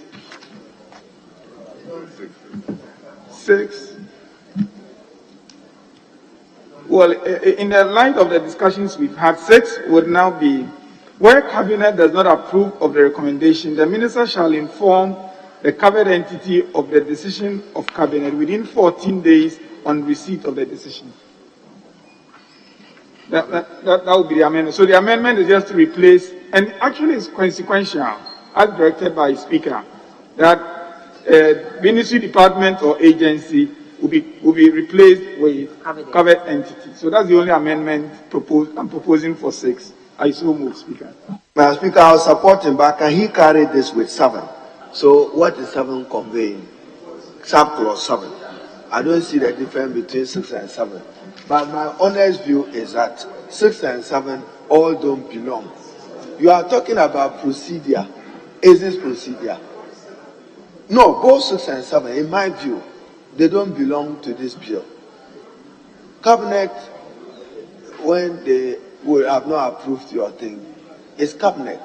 Why are you saying that within 14 days, they must write back to a ministry, department, and agency? It means if within 14 days, you have not written to the department or agency, you have committed breach of law. Is that what you want? Okay, thank you. Yes. Speaker, thank you for the opportunity. Speaker, what exactly is the role of 7 subclause 6? We want to inform an applicant that his application has been denied. Why do we want to legislate to say that it was Cabinet that denied it? Why?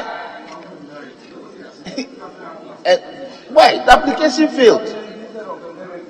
Why do we want to suggest that by legislation it is not the minister that refused it or rejected it, but it's rather Cabinet?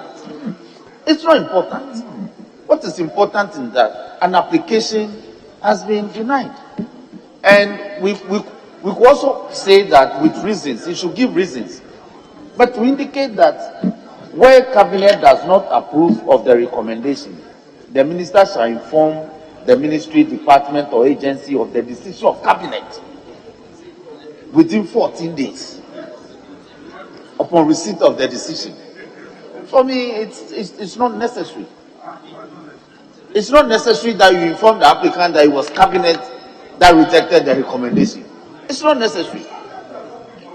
What is necessary is that inform the person of the rejection of the application or denial of the application with reasons. Yes, it's talking about procedure.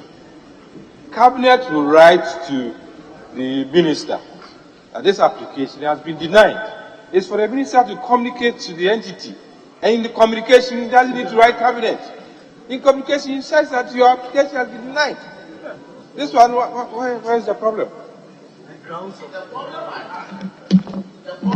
is that in the legislation, you are saying that you should communicate the rejection by Cabinet to him or her or the entity. It says so. Read the provision. Read the provision. So, you want me to come in? What it says is that the denial should be by Cabinet or approval should be by Cabinet. It is for the minister to communicate. In communicating, he doesn't need to write that Cabinet has denied your request. Your request has been denied, and these are the grounds for denial. Obi, the provision says, the Honorable Obi, I apologize. The provision goes this way. Honorable, you wait for the chair to call you. You can now talk, but wait for the Speaker, check. thank you. Speaker, thank you. Speaker, the provision goes this way. Where cabinet does not approve of the recommendation, the minister shall inform the ministry, department or agency of the decision of cabinet. Covered entity of the decision of cabinet within 14 days on receipt of the decision. And I'm saying that, in my humble opinion, it is very important to communicate and say that cabinet has rejected or declined the application. It's very important because the application was to the minister of the relevant ministry. So just say that the application has been denied with good reasons. Yes. Mr. Speaker, there are two stages in the approval process. There is the initial stage, which involves the assessment by the minister and then his recommendation. And what this law is simply saying is that even at the level of the minister, if he assesses and decides that he will even make a recommendation to cabinet for approval, he should communicate to the applicant, that's a covered entity, that even he as minister has assessed and doesn't think that he wants to make a recommendation to cabinet for approval. That's one stage. But once he accepts the application, assesses and recommends to cabinet, the cabinet should approve. The cabinet declines approval. Again, at that stage, he is being mandated or compelled to communicate to the applicant, that's a covered entity, the cabinet has declined to approve. What's wrong with that? I don't think there's any problem with that. It's simply administrative. It's administrative, and it prevents a situation where the minister will receive a decision of cabinet and not communicate it to the entity. It gives timelines, and we all complain about tardiness and lack of communication. People collect things and put in their desk, and then the party that should know doesn't know. So the law is mandating that you must communicate. I think we should let this pass. This is not a problem. Mr. Speaker, if we look at the whole law, application for tax exemption goes to the minister.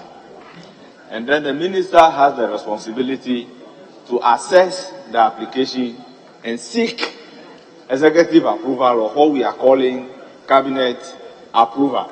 And the law is saying that the outcome of your recommendation must be communicated to the other party. So if the outcome of the communication is refusal, cabinet cannot refuse. And then you will say, it is me, the minister, that has refused. So it is the decision of the cabinet that you are communicating. So you are just a conduit to carry out the information. So, my brother, I have not given up. Yes, leader.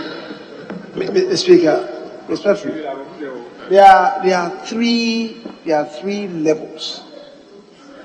There are three levels. The first is with the minister himself, who assesses on the basis of the criteria set out in 6.3. Now, the minister himself could make a recommendation or decline after assessment. The second stage, if he is satisfied, would be to make a recommendation to the executive. To cabinet for executive approval. We are saying that should be cabinet approval. Not to worry. The Speaker,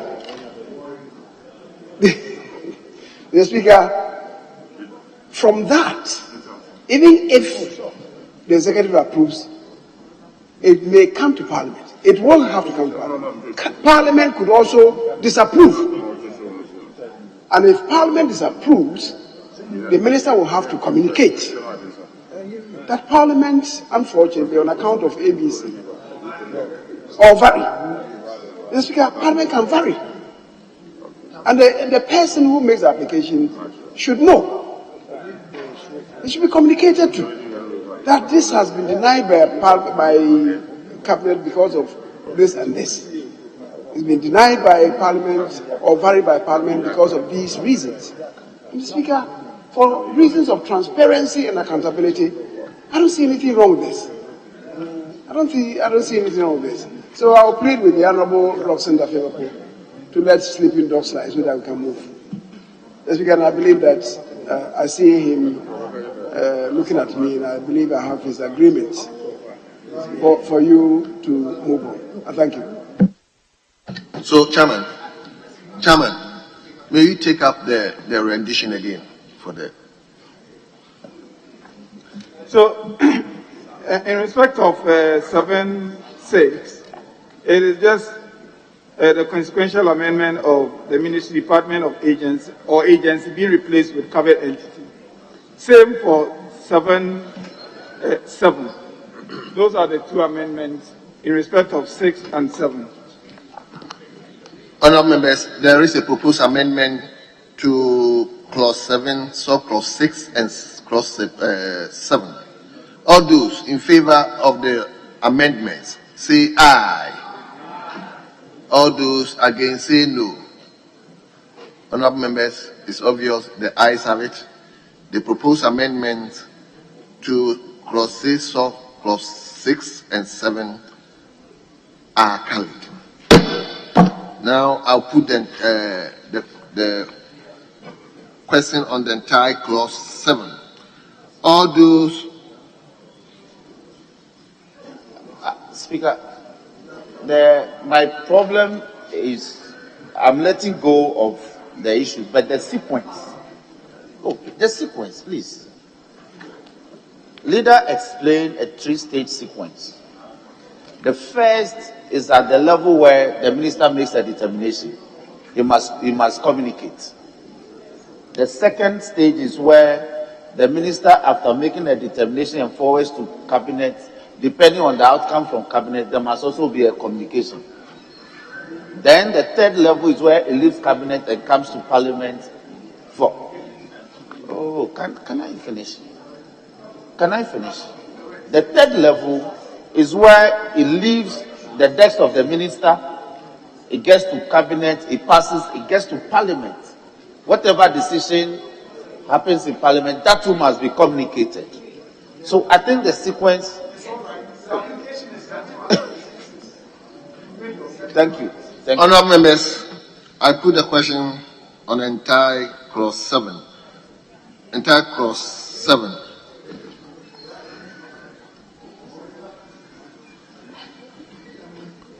I've put the question on clause 6. I saw clause 6 and saw clause 7.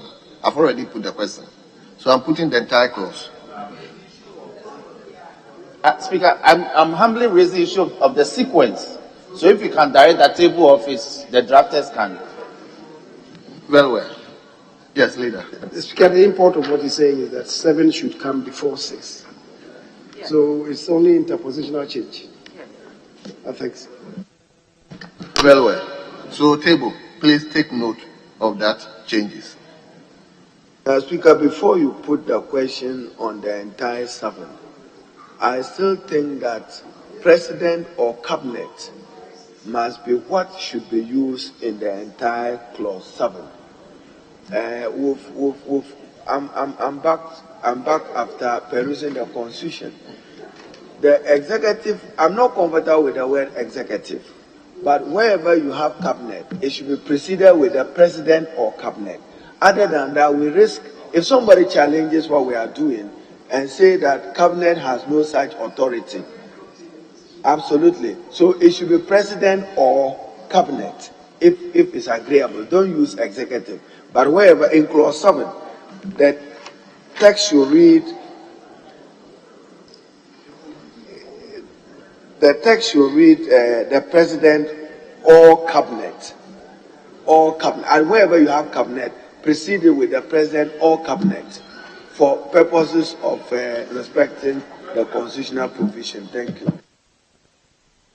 Yes.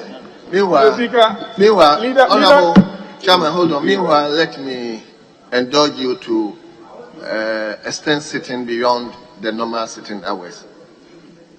Today,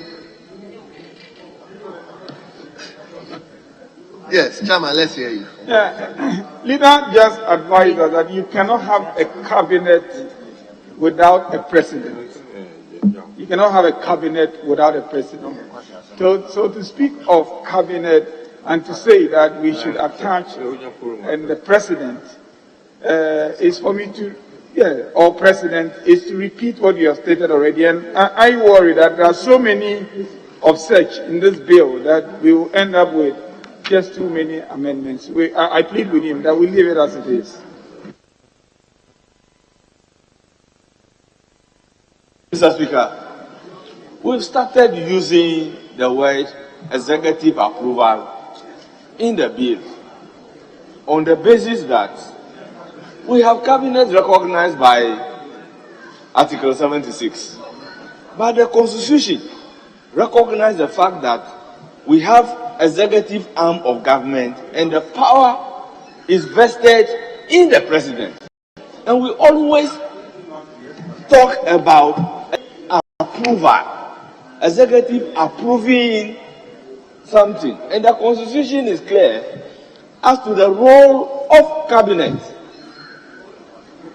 So, leader, if you want to hear me, I still maintain that wherever we have approval, it must be executive approval.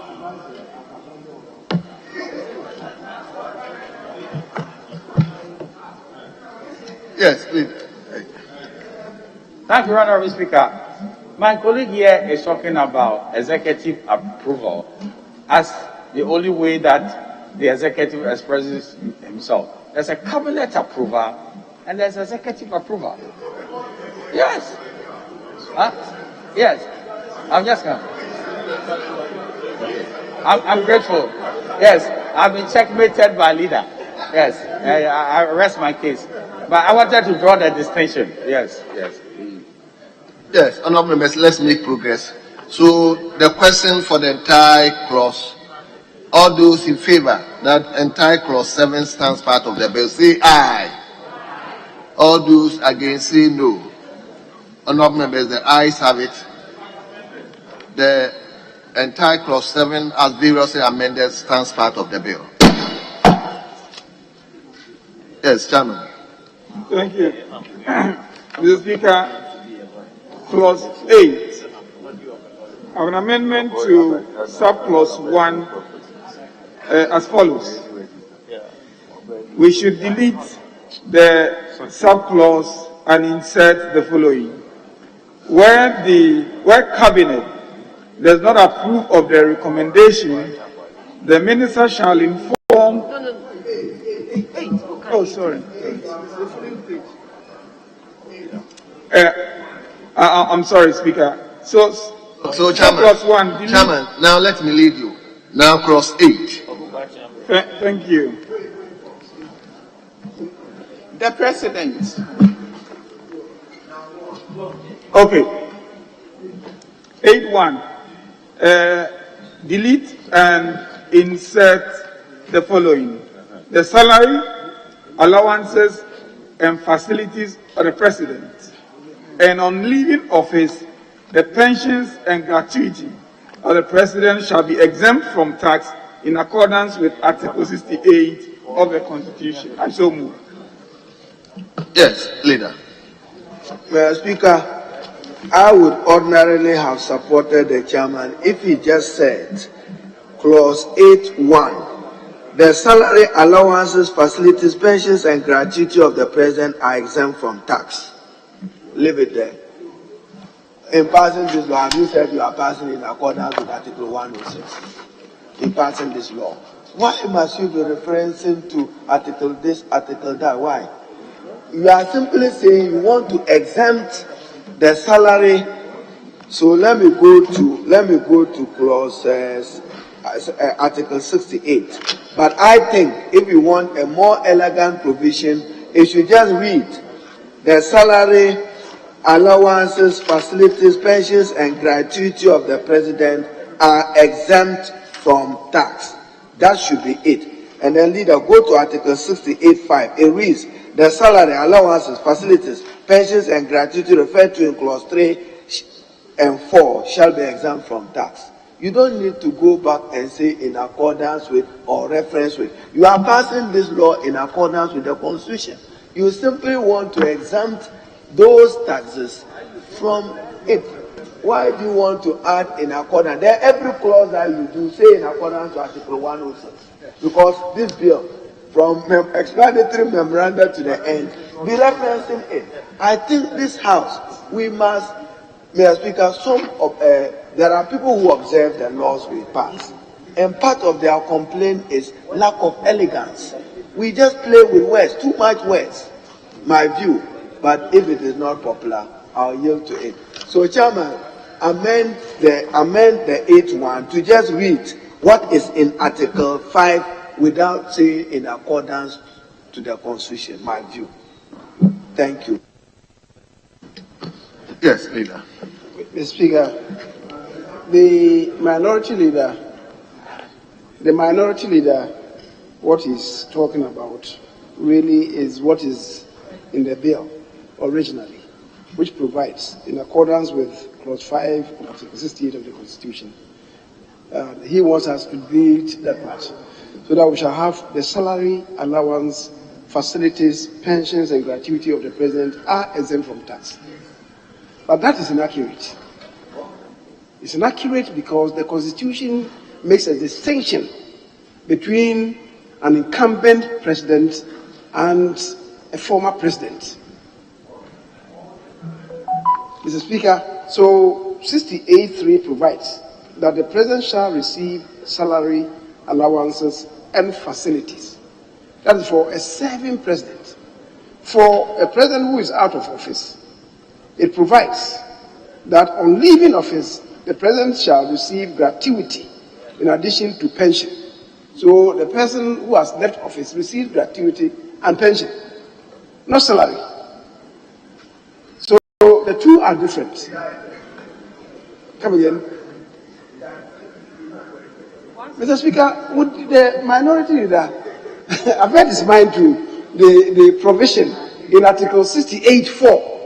It says, on leaving office, the president, it didn't say the former president, the president shall receive gratuity in addition to pension. So the former president received gratuity and pension, and the serving president receives salary, allowances, and other facilities. So what the chairman has just said is just to make that distinction, so we can move forward. Mr. Speaker, thank you. Yes, Honorable Kwame. Right, Honorable Speaker. The whole point of this bill is to cure a mischief where agencies grant tax waivers, sometimes we feel unnecessarily. I wonder if there's a general consensus that taxes that former presidents or presidents enjoy, tax exemptions, or when they are not taxed, is it actually an issue? Mr. Speaker, if the Constitution says that these individuals, if it's in the Constitution, I'm wondering why we are lifting it into this act. Mr. Speaker, my colleague is not appreciating the distinction that we have made. We are only saying that a former president is not getting a salary. Let nobody go and hide under that and cause mischief. That is the only thing, the only distinction that we want to make. Because the former president will not be assessing this himself.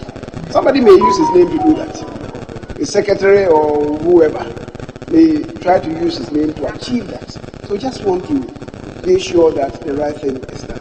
Because so the member would save us, would save the House of his laborious argument. And he's shaking his head. All others agree with the formulation.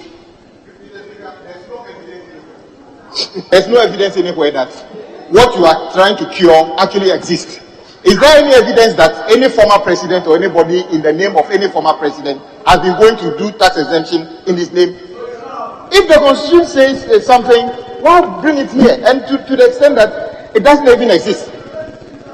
We are talking about bringing tax waivers here for X number of organizations that we are saying is too much. Let's regularize it. Then you are coming to bring former presidents into this. What is the point of doing this? You do law to cure mischief or to cure a situation. What are you trying to cure here? Show me one evidence that what you are saying actually exists.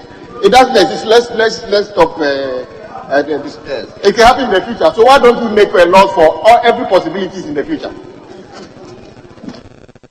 Thank you very much, Mr. Speaker. I think what we are doing simply is to rationalize the procedure for obtaining a tax exemption. The procedure is already set out in the Constitution, basically, generally, that it has to be approved by this House.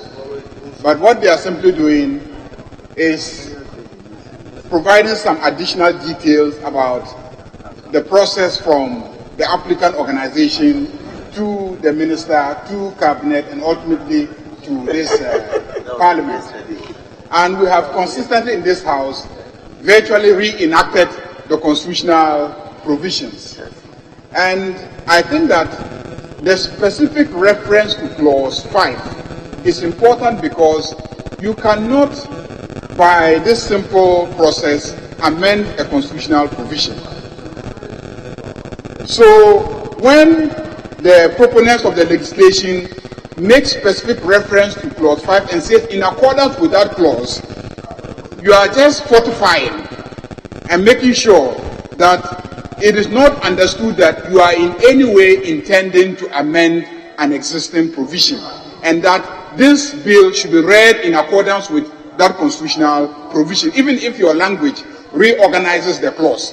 Because if you read subclause 3 and 4, and then clause 5, we see the sub 5 then makes reference to 3 and 4. But then in our clause, we leave 3 and 4 and put them in one clause, and then we fortify it by reference to 5, which already refers to 3 and 4. So that nobody reads that we are in any way trying to amend the Constitution. So I think that the current phrasing of it, rendition, is appropriate. Let's leave it that way, and then move on to the next clause. Very well. So, Chairman, kindly repeat the rendition for me. So we end with the salary, allowances, and facilities of the president, and on leaving office, the pensions and gratuity of the president shall be exempt from tax in accordance with Article 68 of the Constitution. Mr. Speaker, I have abandoned my earlier position after listening to the Honorable Mahama Yarga, but the chairman haven't learned from his guidance. He is simply saying that you cannot amend subclause 5 of 68. You cannot. And don't encourage this House to do that. Article 68(5) says that the salary, allowances, facilities, pensions, and gratuity referred to in clauses 3 and 4 shall be exempt from tax. So move it as it is, without reference to clauses 3 and 4. Then we will approve it for you. No, his language divided it into 2. I heard him. Read your words again, I will hear you.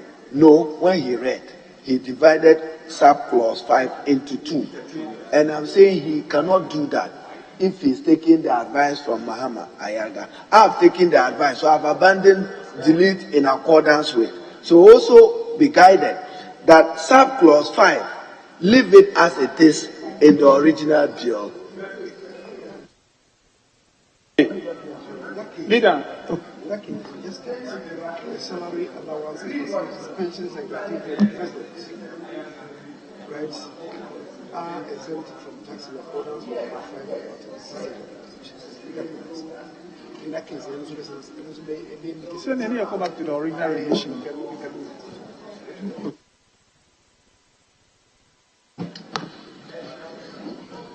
Mr. Speaker, then I'm happy to abandon the amendment altogether.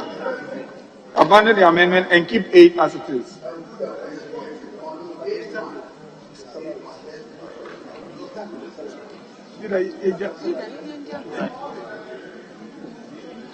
So, Chairman.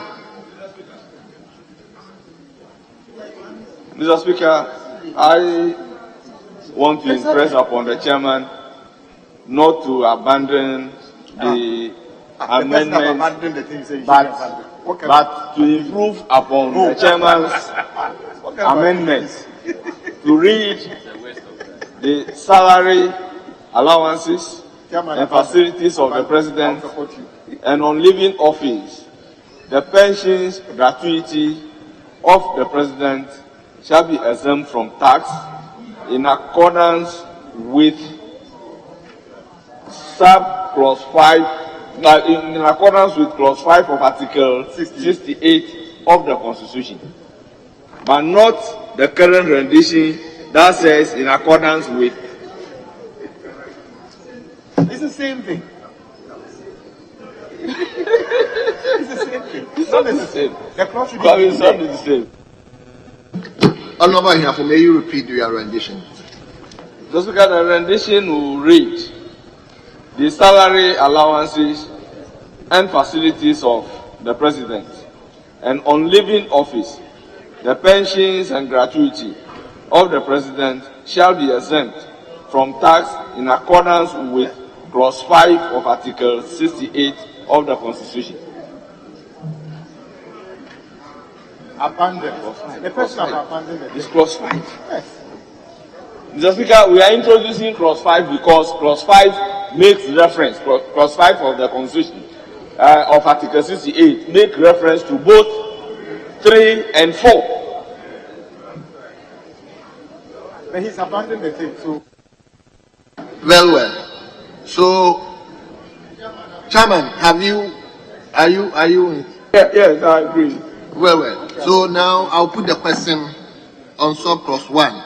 All those in favor of the proposed amendment on clause A sub-clause 1, say aye.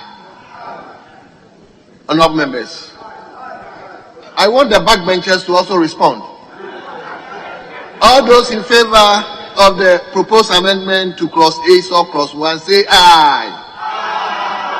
All those against, say no. Honourable members, the ayes have it. The proposed amendment is carried.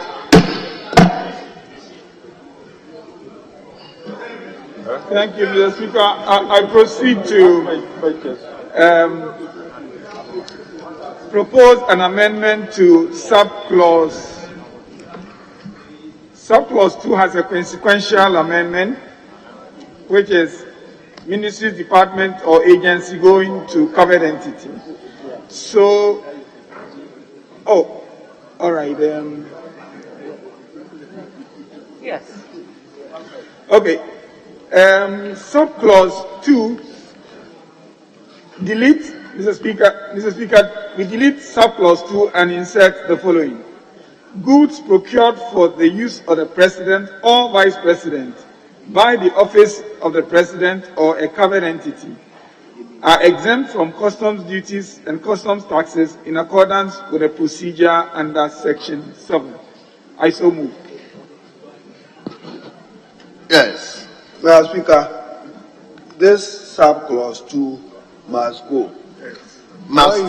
It must go entirely, because we are abusing tax exemptions in the name of the president.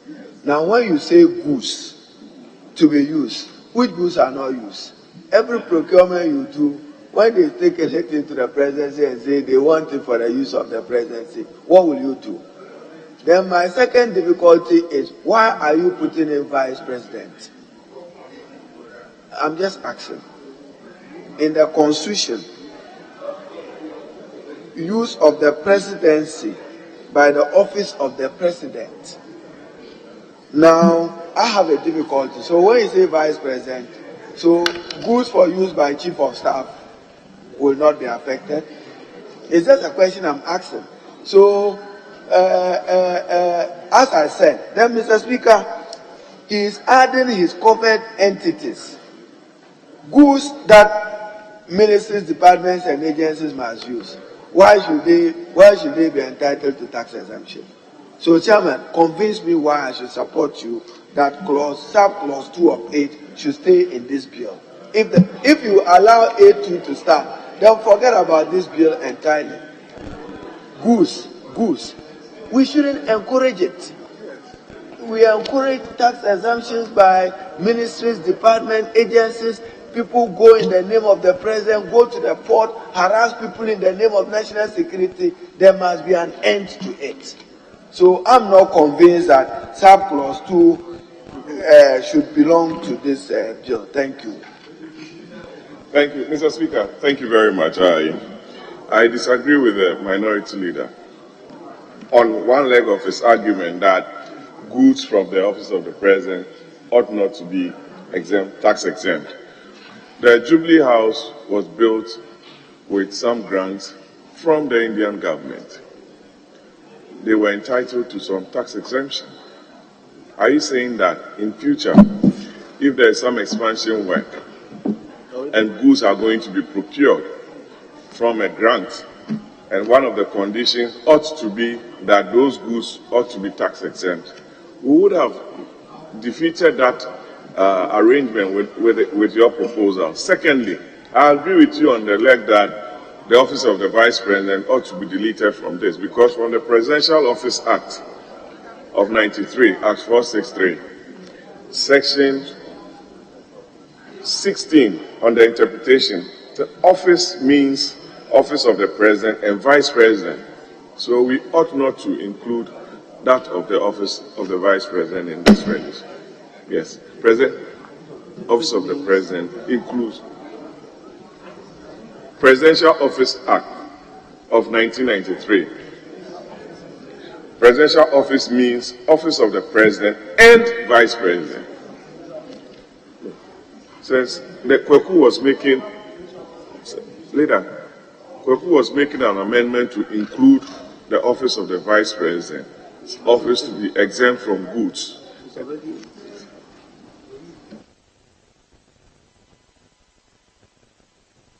My recommendation is for the office of the president to be used, not office of the vice president. The Presidential Office Act. Yes. Yes, so we can make that presidential office as defined by the Presidential Office Act. Yeah. Yes. Mr. Speaker, if you look at Article 68, 68.5. 68.5 says the salary, allowances, facilities. It uses the word facilities, not goods. I have tried to find out if anywhere we can find the definition of facilities, and we can't find the definition of facilities. I assume that facilities will ordinarily refer to, let's say, the vehicles that the president would use, an aircraft that the president would use.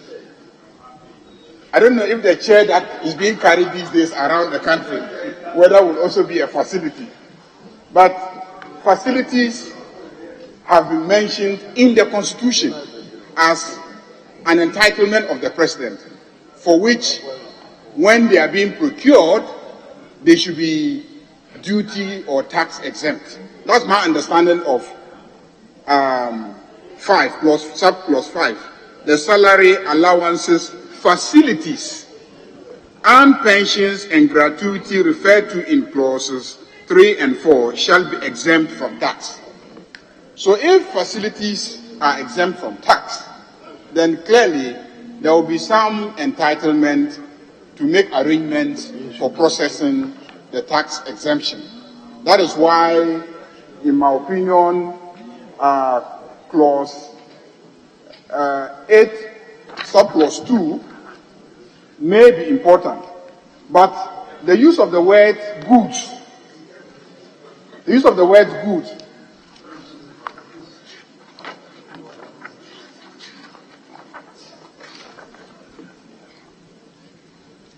goods means objects of every kind and description, such as raw materials, products, equipment, and objects in solid, liquid, or gaseous form, and electricity as well as services incidental to the supply of the goods if the value of those incidental services does not exceed the value of the goods and may be in the nature of movable tangible property, thermal and electrical energy, heating, gas, refrigeration, air conditioning, and water, excluding money.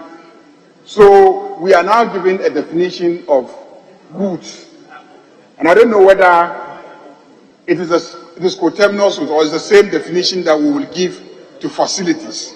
Because my concern is that the word used is facilities. And here we are referring to goods and how we marry the two. Because that's my understanding. That's my understanding. Otherwise, I really don't have a problem. Now, why do we want to extend facilities which are defined only in relation to the president to extend to all covered entities, which talks about government departments, ministries, and agencies, as if they are also entitled to these exemptions. They are not constitutionally entitled to these exemptions. But what we are seeking to do is to place them, at par with constitutional entitlements of the president by this enactment. So let's limit ourselves to entitlements that are conferred to just the president. Then we can have a separate clause and find a way of dealing with ministries and agencies. Otherwise, in this instance, every department, every agency, every local government authority from henceforth, when they are procuring goods, will demand that the supplier gives them those goods tax exempt so that they can save money. And how many contractors will be able to apply for the tax exemptions and have the minister process them through cabinet to parliament? That would just be impossible. In fact, even the office of the president, it will be impossible for them to demand tax exemption for everything that they have to procure. So I don't think that we should place departments, agencies, and etc. at the same level as the president in this clause. We should maintain it only for the president and the office of the president and leave the ministries and agencies because constitutionally they are not entitled to this treatment. That's my proposal. Well, first, we need to distinguish between 8.1 and 8.2. 8.1 is in respect of income. 8.1. And that is what is provided for in the Constitution. All right? Now, in fact, the facilities, as has been mentioned in 1, is defined in the Constitution. We paid attention to that. Yes. Yes. So, when you end 8.1 and you come to 8.2, 8.2 is seeking to address an irregularity that has been made in our exemptions regime. Namely, you go to the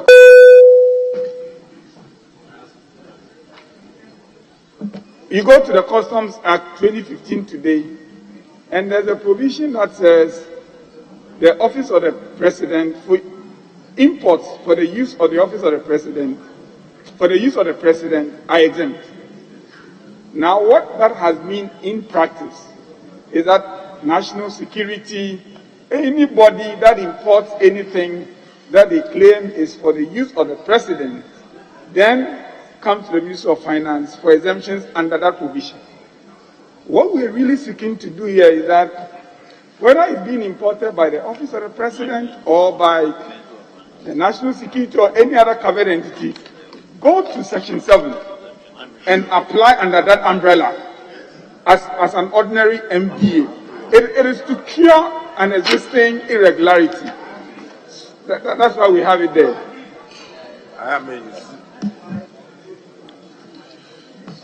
Yes, leader. Mr. Speaker, I would want to believe that under A2, inserting covered entity is wrong. Because that the privileged persons, we have defined them. One is the president. And then we come to diplomats and diplomatic missions. then persons with disability, and then religious organizations and others. So the covered entities, they've been provided for under 7. So, Mr. Speaker, I believe clearly we must delete it under 2 and limit it to the office of the president. So that is how it should be. So I agree with the Honorable Ayariga. And then the vice president, I'm not too sure that I don't really agree that we should delete the vice president. Why? Because, Mr. Speaker, we have made specific provisions for the judiciary, the Chief Justice, specific provisions for the Speaker of Parliament. And we think the Vice President should not be covered as the second citizen of the land. Maybe, as we are being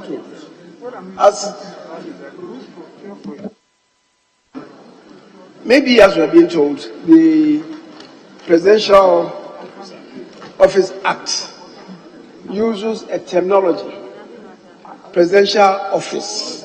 So if we should say that goods procured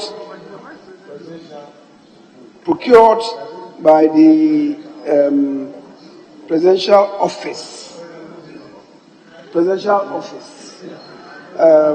for use of the presidency or the president and the vice president, then we can leave it at that. Leader, can I suggest that we take out even the person procuring it for the president's use and just say goods procured for the use of the president are exempt from customs duties and customs taxes in accordance with procedure under 7.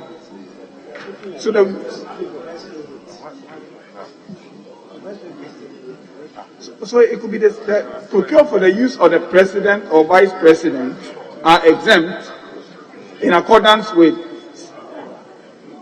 Would that be enough? Okay, so Mr. Speaker, the amendment is then as follows. Goods procured for the use of the president or vice president are exempt from customs duties and customs taxes in accordance with the procedure under Section 7. No.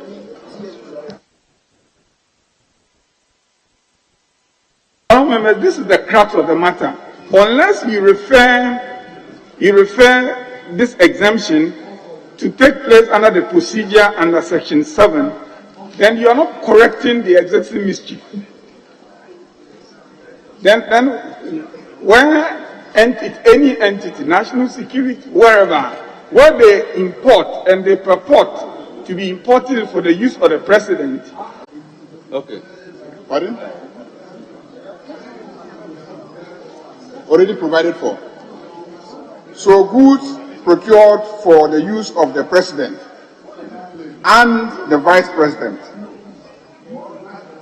or the vice president,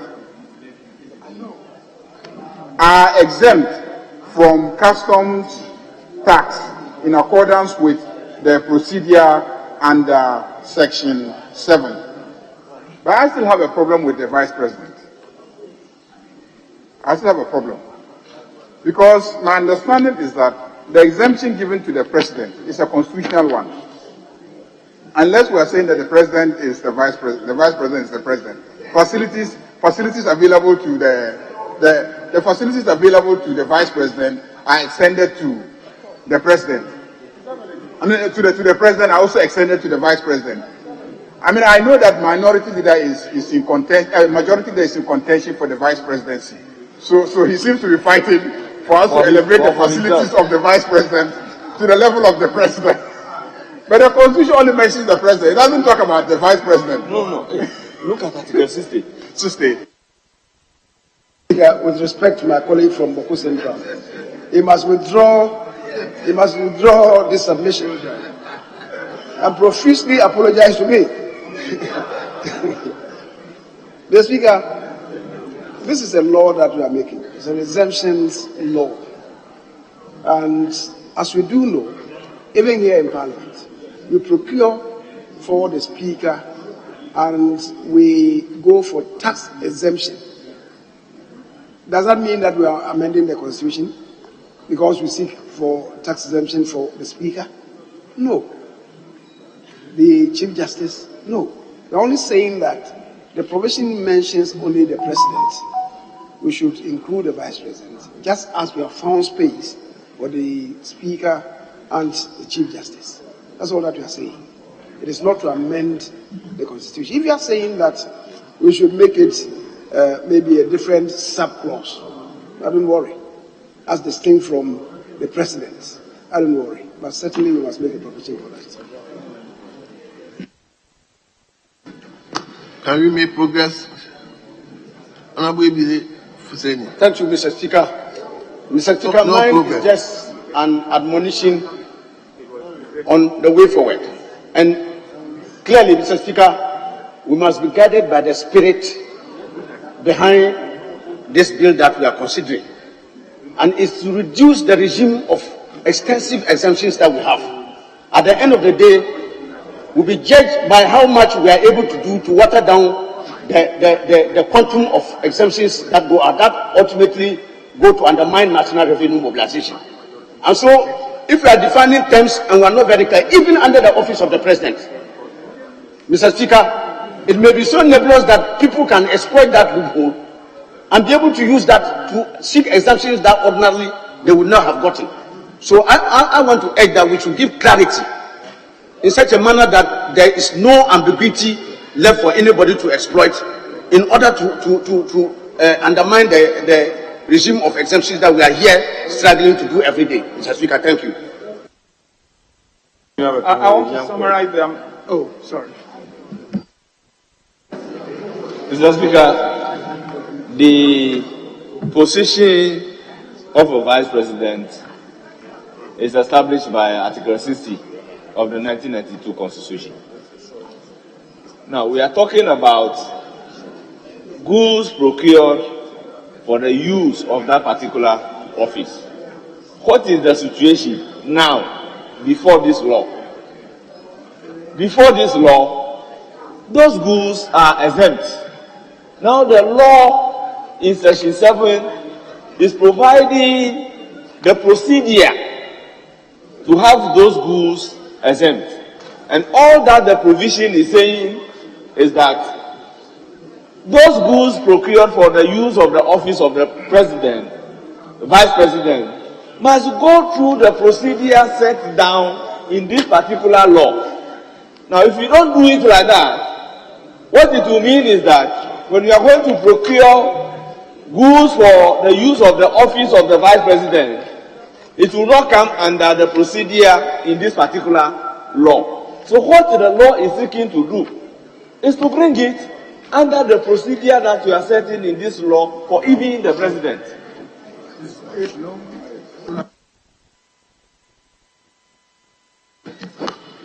Okay, now, Chairman, let's wind up with the rendition and let's put the question.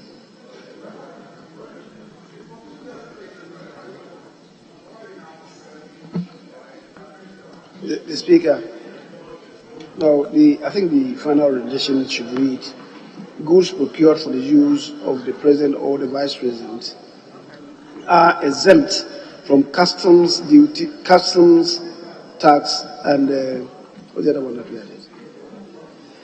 Very well. It's duties on Customs tax and duties in accordance with the procedure under Section 7. Yes, in accordance with the procedure under Section 7. Very well. Honourable members, all those in favour of the proposed amendment say aye. Aye. All those against say no. Honourable members, the ayes have it.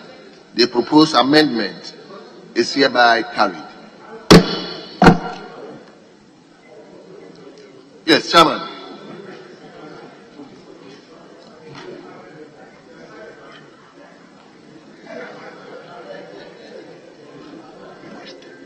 Mr. Speaker, the next amendment is consequential. And subclause 3, in line 1, after President, insert or Vice President. And in line 2, after President, insert or Vice President. I so move. Yes. Honourable members, there is a proposed amendment. All those in favor of the proposed amendment say aye. All those against say no. Honourable members, it's obvious the ayes have it. The proposed amendment is hereby carried.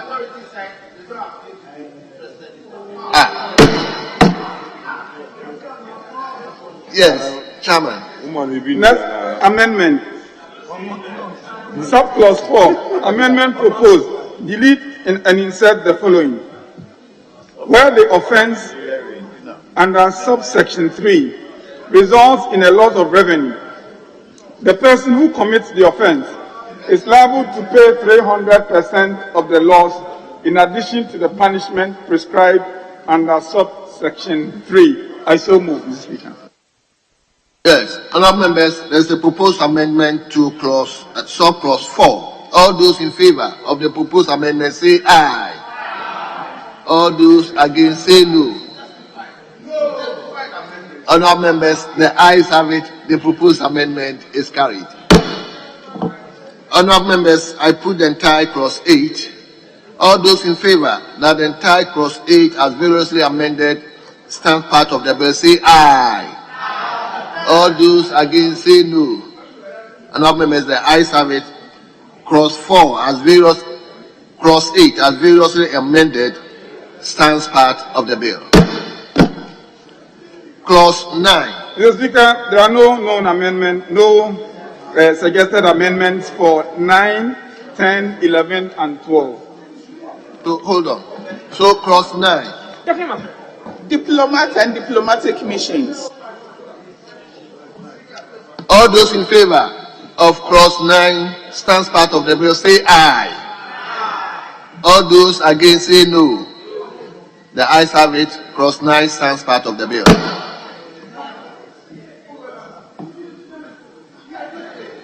Yes, you finished 8. Okay. Sorry, Mr. Speaker, I was being engaged here. I was waiting for the 9. Mr. Speaker, the 9. What I'm just wanting us to do is that if you look at 9.1, it looks like it's standing alone.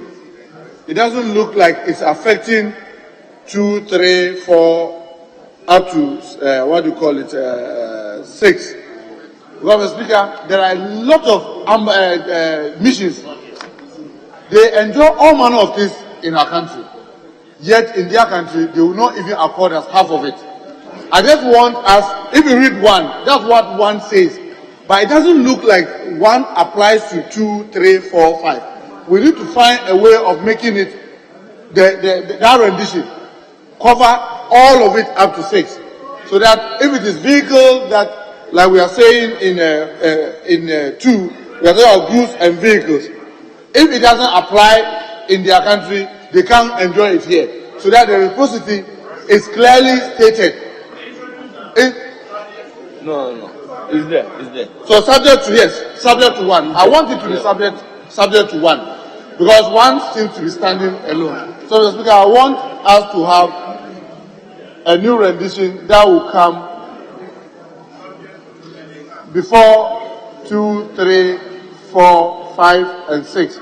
That will all begin with subject to clause 1, or better still for elegance of drafting, if we could instruct the drafters to see where they will appropriately place it, that it will affect them. Because, Mr. Speaker, I can bet you that in many countries, our missions don't enjoy a quarter of what they enjoy here. And I don't think it's right. We must just state it in the law. So when they come, we point to them, in your country, we don't enjoy this, so you cannot enjoy this. Thank you, Mr. Speaker. Very well. Mr. Speaker, this may be a matter of style. But when I'm looking at the 9.1, which can even go to the last number, my understanding is that it's on diplomats and diplomatic missions. A diplomat shall be granted an exemption where a similar exemption is granted to a Ghanaian diplomat in the country of that diplomat. So what it means is that all the items that are listed here, if a Ghanaian diplomat in your country would enjoy that, then we'll also grant it for you. In other words, if a Ghanaian diplomat will not enjoy similar exemptions, then it will not be granted to you. So the operative word here is where a similar exemption, is granted to a Ghanaian diplomat in the country of that diplomat. So if it is on vehicle, the law is similar in your country, do I enjoy similar vehicle duty exemption? If it is goods procured in your country, do I enjoy similar tax exemption on goods procured? So the 9(1) covers all the listed items. I don't think so. Mr. Speaker, I don't think so. The reason why I don't think so is that in 9(1), it's talking about diplomats. From 2, 3, 4, 5, and 6, it's talking about diplomatic missions. And these are two separate things. Because when you talk about the diplomat, you're talking about the diplomat here. But in 2 to 6, it's talking about diplomat. And all of us know that. So for the diplomat, that everything else stands similar. But when it comes to the mission, we seem to be missing it out. And that's why I said it should have only to the diplomat, but equally the diplomatic mission. Okay. Yes, so an additional clause and say that these. Yes, leader. Yes, Speaker, for the avoidance, we can just state in 1, a diplomat or a diplomatic mission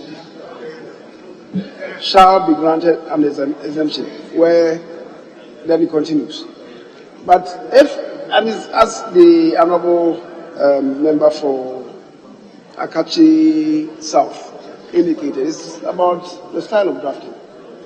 If you want to get it better understood, you could also say a diplomat or diplomatic mission shall not be granted an exemption where a similar exemption is not granted to a Ghanaian diplomat in the country of that diplomat. The value is the same. So we can add or diplomatic mission in line 1. A diplomat or diplomatic mission. Leader, give us the last rendition. The last one. A diplomat or diplomatic mission shall be granted an exemption where a similar exemption is granted to a Ghanaian diplomat or diplomatic mission. Ghanaian diplomat or mission in the country of that diplomat. Very well. Honourable members, we come back to 9(1). There is a proposed amendment. All those in favour of the proposed amendment say aye. All those against say no. Honourable members, the ayes have it. The proposed amendment to clause 9 sub clause 1 is hereby carried. I put the entire clause 9. Honourable members, all in favour that the entire clause 9 as variously amended stands part of the bill say aye. All those against say no. Honourable members, the ayes have it. The entire clause 9 as variously amended stands part of the bill. Clause 10. Persons with disability. All those in favour that clause 10 stands part of the bill say aye. All those against say no. Honourable members, it's obvious clause, the ayes have it, clause 10 stands part of the bill. Clause 11. Religious organizations. Honourable members, all those in favour that clause 11 stands part of the bill.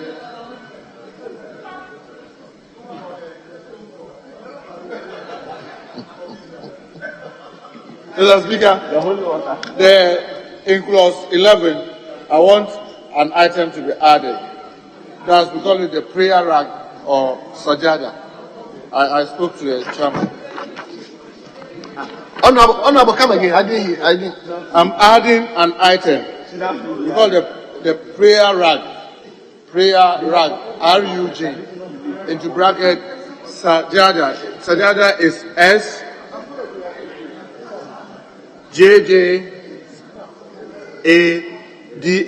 into bracket Sajada. Mr. Speaker, originally I was of the view that why do we want to add all these items? But my auditor was explaining that it is just to enhance religious practice within our country. That's why it was added. Then I said, okay, if that's the case, one item, the prayer mat, that prayer, the prayer rag, into bracket Sajada. So it will be J. I'm just adding that item. So it will be J. Yes, so it will be J. Yes. So, honourable members, it will be I. Before. Honourable members, there is a proposed amendment to add J. All those in favour of the proposed amendment say aye. All those against say no. Honourable members, the ayes have it. The proposed amendment says other similar items imported for religious purposes. So if you had read this one, you wouldn't have concluded the way you did. Because we are saying that other similar items imported for religious purposes. And they include what you are talking about. Mr. Speaker, she should have added communion wine to that same J. Mr. Speaker, I propose that you add schnapps. Mr. Speaker, there's altar bread, there's communion water, and there's altar wine. What? Altar wine, communion water. That is why it comes under I, which says that other similar items imported for religious purposes. We cannot list everything here. Mr. Speaker, then I propose we put the communion wine and everything, we delete and put them also under the J. Mr. Speaker, I'm saying she is saying that I should have known that snap is included in this, and I'm saying I'm not silly. Mr. Speaker, we should add it to it. Why snap? It's a significant item used in traditional religion. It's not in J. I didn't see it in J. Leader, I'm coming, please. Mr. Speaker, I'm grateful for this opportunity. Mr. Speaker, I've gone through the list, and I want to propose that we add the Bible and the Quran. It's very important. You cannot mention all these issues, and we will not start with the very source of all these things.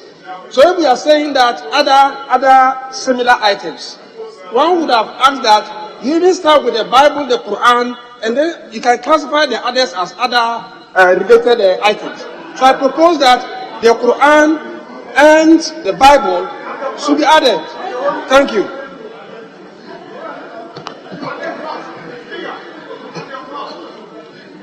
And what? The crucifix. Yes. You're going to wait. Mr. Speaker, thank you for giving me the opportunity. Mr. Speaker, the essence of the current I takes care of a lot of things.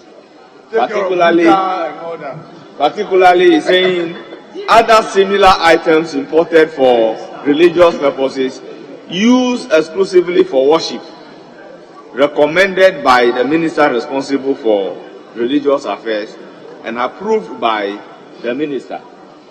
Mr. Speaker, to get the proper meaning of this provision, we must use the Adjournment generis rule. This, we can simply mention one or two items and say including. Yes. So it means that it is endless. It is open. So any item that will fall in the category of these approved by the minister is covered. So the Bible, the Quran, the mat, everything is just covered. Yes, leader. Mr. Speaker, the Bible and the Quran, I wouldn't have anything against it. But, Mr. Speaker, but we must be careful not to include everything, because the list certainly is inexhaustible. the list is inexhaustive. And if, for purposes of the two dominant religions, we should say that we should include the Bible and the Quran, I wouldn't have anything against it. But we should be careful not to open the floodgates to everything. So perhaps we may add the Bible and the Quran. And if we should, the Speaker, if we should, then for emphasis, then perhaps it should rather take A. It should rather take A and not come beneath it. So honourable members, example, it's okay. So, honourable members,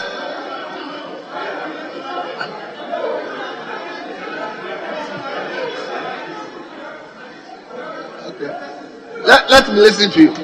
Mr. Speaker,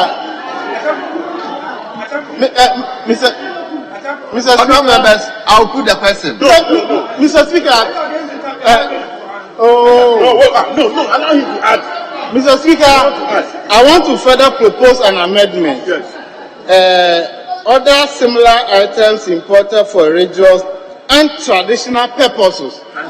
Because, Mr. Speaker, we use snap to pour libation. But it has not been captured here. So clarity must be made. Yes. Because nobody drinks snap. So it should be exempted so that our chiefs can also import snap to pour their libations. Foreign snaps. No. When you are going to Otunfo, they will ask you the imported snap. Yes, we import snaps. So, other similar items imported for regional and traditional purposes. So that we use snaps. Because we use snaps to pour libations. Mr. Speaker. Yes, leader. The 11 is religious organizations. Tradition is not religion. Mr. Speaker, please, he is talking about tradition. Tradition is not religion. Tradition is not religion. Mr. Speaker, can we go on? Honourable members, all those in favor of the proposed amendment to clause 11 say aye. All those against say no. The ayes have it. The proposed amendment is carried. Honourable members, I put the entire clause 11. Mr. Speaker, all those in favor that the entire clause 11 as variously amended stands part of the bill say aye. All those against say no. Honourable members, the ayes have it.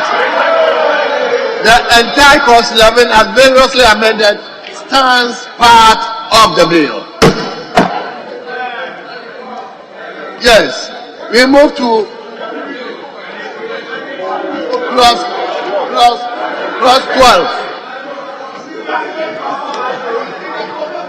Mr. Speaker, clause 13.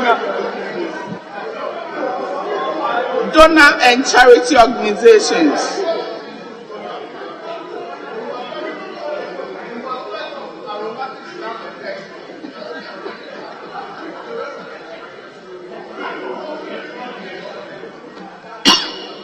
Yeah, clause 12. Yeah. The Speaker, clause 13 is a typographical error to correct. Amendment proposed. Chairman, we are in clause 12. 13. 12. 12. Oh, okay. Read the head. Honourable members, all those in favor that clause 12 stands part of the bill say aye. All those against say no. Honorable members, the ayes have it. Clause 12 stands part of the bill. We move to clause 13. Free zone enterprises.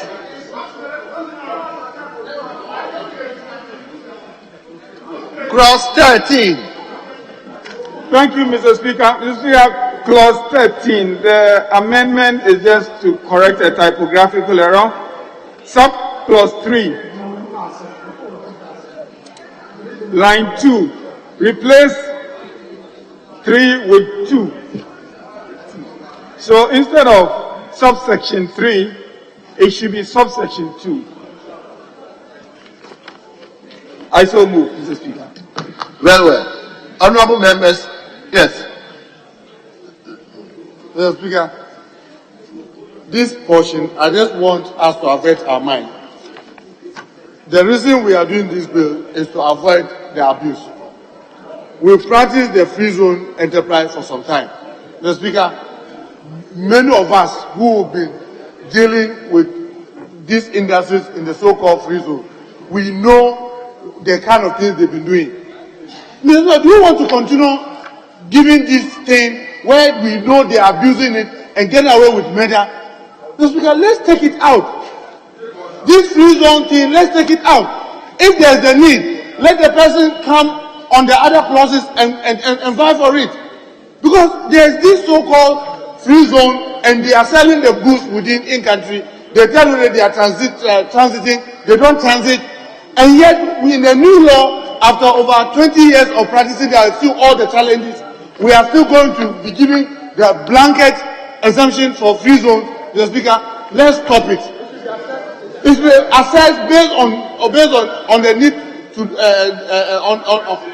need assessment basis, not this kind of open blanket because we are in the free zone. Mr. Speaker, all these years the free zones, if we'll be honest with ourselves, the abuse is so much that we need to relook at this. So I want to suggest, Mr. Speaker, if my colleagues were to enable us make progress, can we jump and stand down 13 and jump to 14 so that we can make some progress? And then later we'll come back to this, Mr. Speaker, so that we can make progress. Because this free zone business, Mr. Speaker, I'm not convinced that at the moment now in Ghana, we need to continue giving this kind of blanket leader. Yes, thank you. Thank you very much. The Speaker, I share the sentiment of the minority chief Hui that the free zones regime has suffered a lot of abuse. But we must ask ourselves what a remedy can be. There is a Free Zones Act that creates a whole free zones regime. And that is not just in Ghana, it's in almost every economy where you have a free zones enclave, and then special companies are put there to achieve special economic outcomes. Now, if there are abuses, we must find a way of dealing with the abuses. In fact, what this bill is seeking to do is to tame the way the exemptions have been granted in that. If we are to repeal 13, what you have in the Free Zones Act, and does not help in any way to deal with the abuse. So this bill is looking to claw back some of the lost grounds we are losing to the excesses. So I plead that we keep it like this and maybe attack the free zones as if we have any intention to. Okay, all right. Mr. Speaker, I'm grateful. Mr. Speaker, there is an act that established the Free Zones Board or enterprise.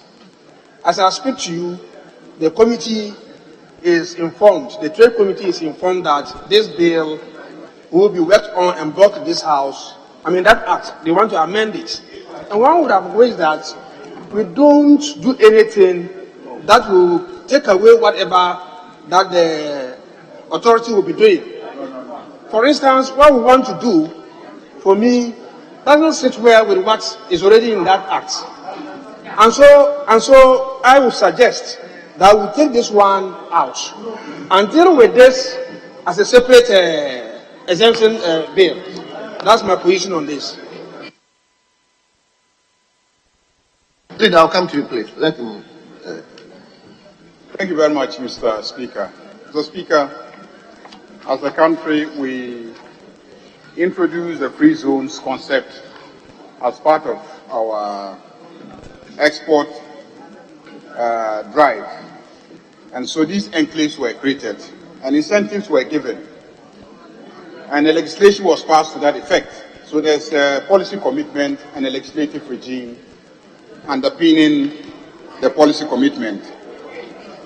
Now, Mr. Speaker, I also know that this is government policy which would have passed through cabinet.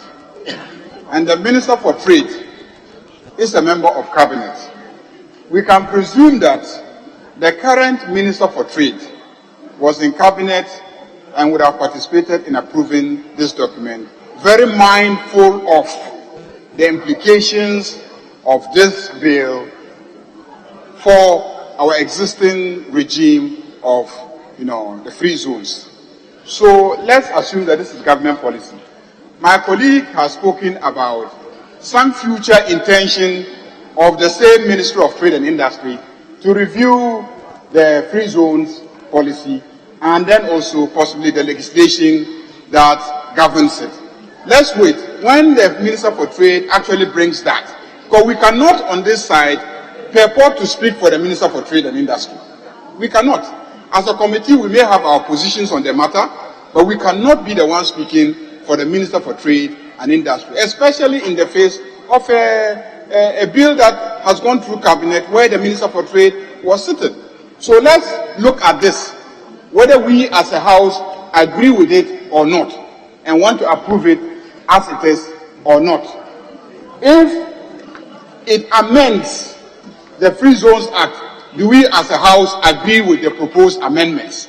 Because I hear the chairman of the committee did indicate that there is an attempt in this bill to at least deal with some of the excesses of the free zones regime that some people in this chamber are already complaining about. Do we agree with it? Do we agree with the limitations to the existing regime of the free zones law that has been operational? That's what I believe we should be looking at. So, Mr. Speaker, I think we should take this clause by clause and then debate it and then consider it. Yes, Leader. Speaker, further to what the member for Boko Central has indicated. Speaker, the bill before us in section 2 is very clear whether it is the existing law or the anticipated one. It's very clear in section 2, subsection 2, that this act shall be read together with any other enactment relevant to taxation, rates, levies, duties, fees and charges, and Public Financial Management Act. And 3 goes on to say, where there is a conflict or inconsistency between the provisions of this act and any other enactment related to exemptions, the provisions of this act shall prevail. So it's cast in stone. So, Mr. Speaker, what is before us now is to look at the provisions contained in the free zones enterprises. Whether 13, whether we think that we should further tighten the screws in view of the abuses. If we should, let's say so. That is, perhaps enhance the sanction regime prescribed under 13. Other than that, Mr. Speaker, I believe that we are good to go. And for now, I would entreat that we live with the provisions contained here. Yes. Speaker, yes, we need to go.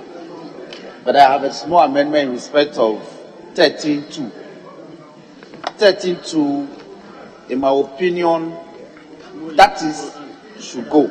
It should read a company licensed as a free zone enterprise in accordance with the Free Zone Act 1995, Act 504, that does not export, so that we take away that is, because it should be a company licensed, not that is licensed.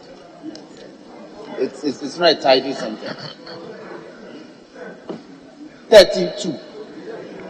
I'm just trying to tidy the sentence up so that we can take it. A company licensed as a free zone enterprise. That's not. 13.2. Okay. I humbly submit. The minimum.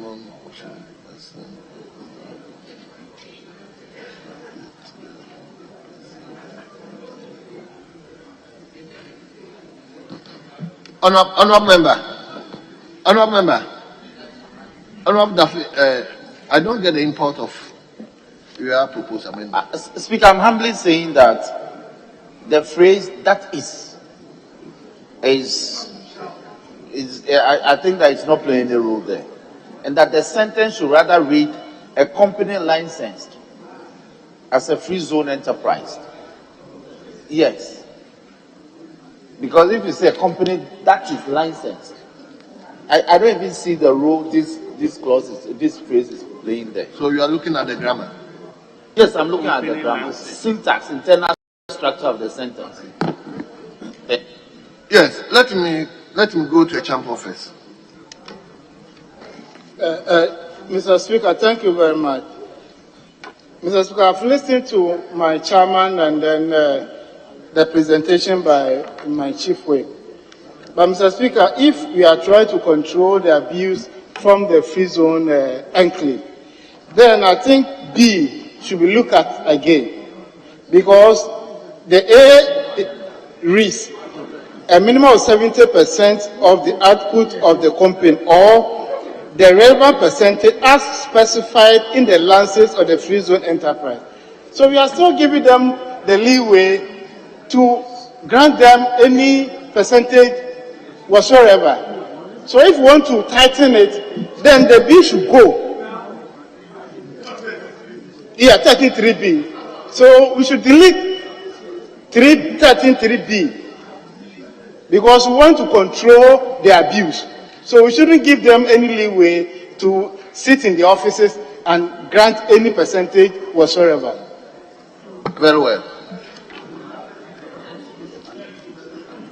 Let me. Ayaga is shaking the head. Let me listen to Ayaga first. Mr. Speaker, if you look at the Free Zones Act, there are minimum arrangements, but there are also negotiated arrangements based on the industry. And the former Minister for Trade is here. I only serve as a deputy. So I know that there are negotiated arrangements depending on the industry. That is why B is necessary. Because it is possible that your minimum is 70%. But for some specific reason, maybe the nature of the product that is being manufactured and the nature of the industry, it may go beyond the 70% as a minimum. So if that is the negotiated arrangement, you have to accept it. That is why the provision, the relevant percentage as specified in the license of the free zone enterprise. So when it's a negotiated arrangement, it will be specified in the license that has been issued to that enterprise. Then instead of you meeting the minimum of 70, maybe for some reason you can do it at 60 or 65. No. That's what you think. No, that's what you think. Mr. Speaker, I know for sure that you may negotiate, and that the industry may be allowed, let's say, to export less than the 70%. For some special reason, they may be allowed to export less than 70%. So you cannot say from the Ministry of Finance that the free zones enterprise or the Minister for Trade's hands must be tied to the extent that it must be 70% or none. So, Speaker, I don't think that is a practical arrangement. we believe that the trade minister may not necessarily abuse the discretion, but we must leave room for the free zones to be able to negotiate below or above the minimum that you have set, Mr. Speaker.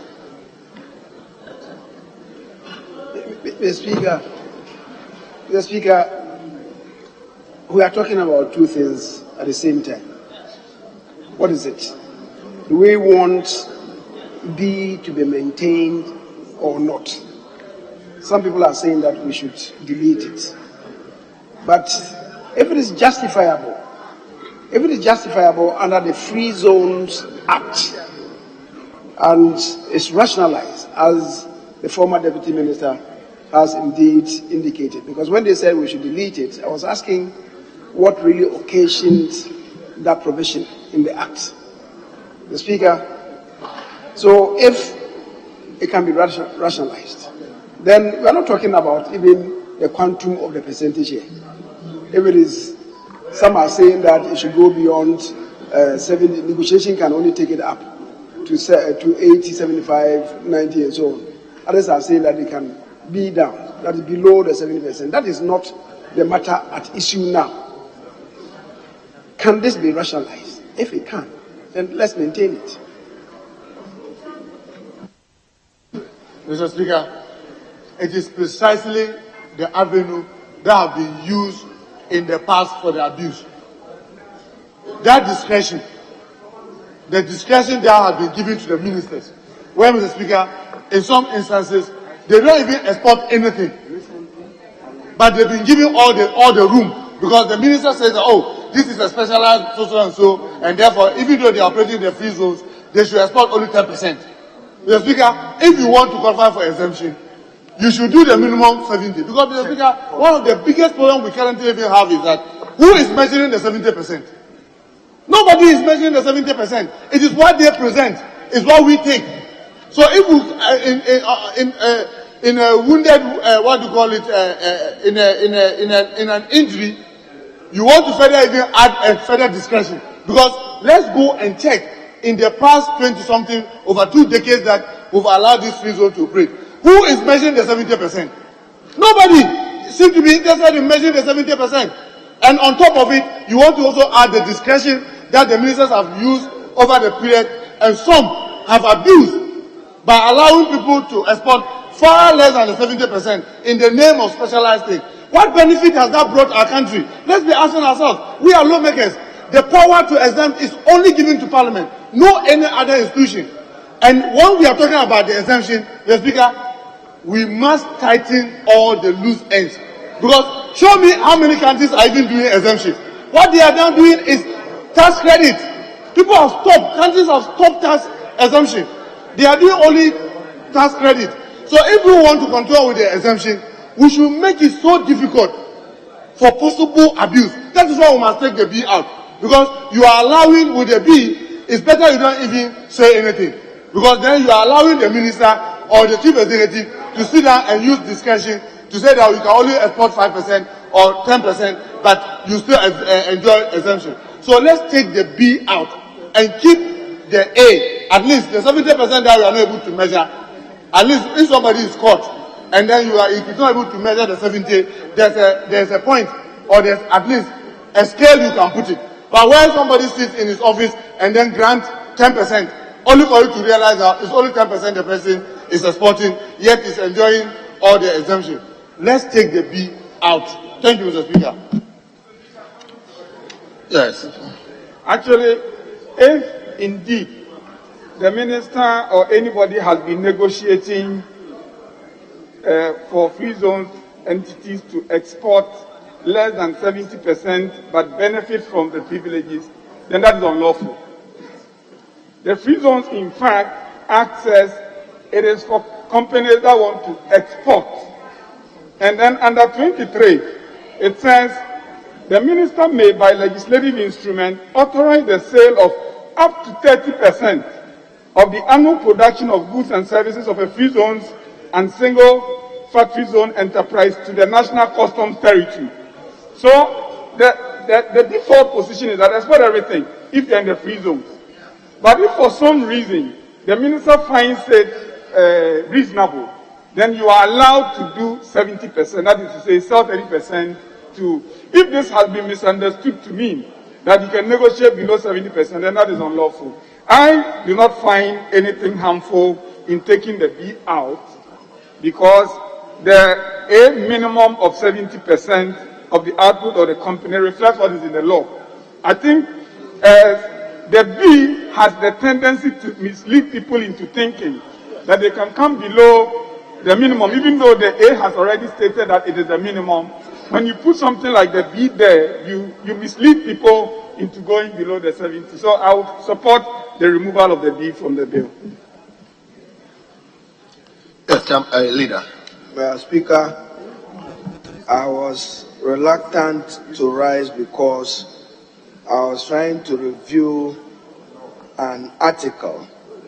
There are some brilliant Ghanaians who have done analysis of tax revenue generation and the economic development of Ghana by Alexander Owusu-Jima and the Chief Revenue Officer, Customs Division, and other people. And Mr. Speaker, I do so because we seem to be debating this matter with very little knowledge and understanding of the free zones and how it operates. I wish that the Honorable Befi was here to assist, but this is a policy question. And Mr. Speaker, the first question we are to ask: has the free zones achieved the objective for which it was introduced few years ago? It was to help government attract foreign direct investment into our country. I've heard my chief whip, but tarry slowly. Ghana is not just alone in the Committee of Nations. Other foreign countries are still seeking to attract foreign direct investment into the country, and they are using vehicles of the special economic zones. I've heard the Honorable Minister for Trade and Industry, the Honorable Alan Chirmantin, even talk about improving the free zones into an economic zone. I wanted to get his appropriate word. It's part of the research I was doing. Now, Mr. Speaker, to the specific issue of Clause 13. The B, you can't take it off because 13.1 and 2 is speaking to what happens in practice. What is a free zones company? An enterprise in a dedicated area declared as free zones with promises to export at least 70% of its export. So the A is important to the extent that that is the minimum requirement you should meet even to be declared a free zones enclave. You must demonstrate that you would export 70% of your output out of it. Now the second is what he himself spoke, the Honorable Mahama Yarga spoke to brilliantly. There are others who may not be able to do 70% export, but on the basis that you need them to deal with your unemployment situation, you need their contribution to GDP, they negotiate what percentage they can do.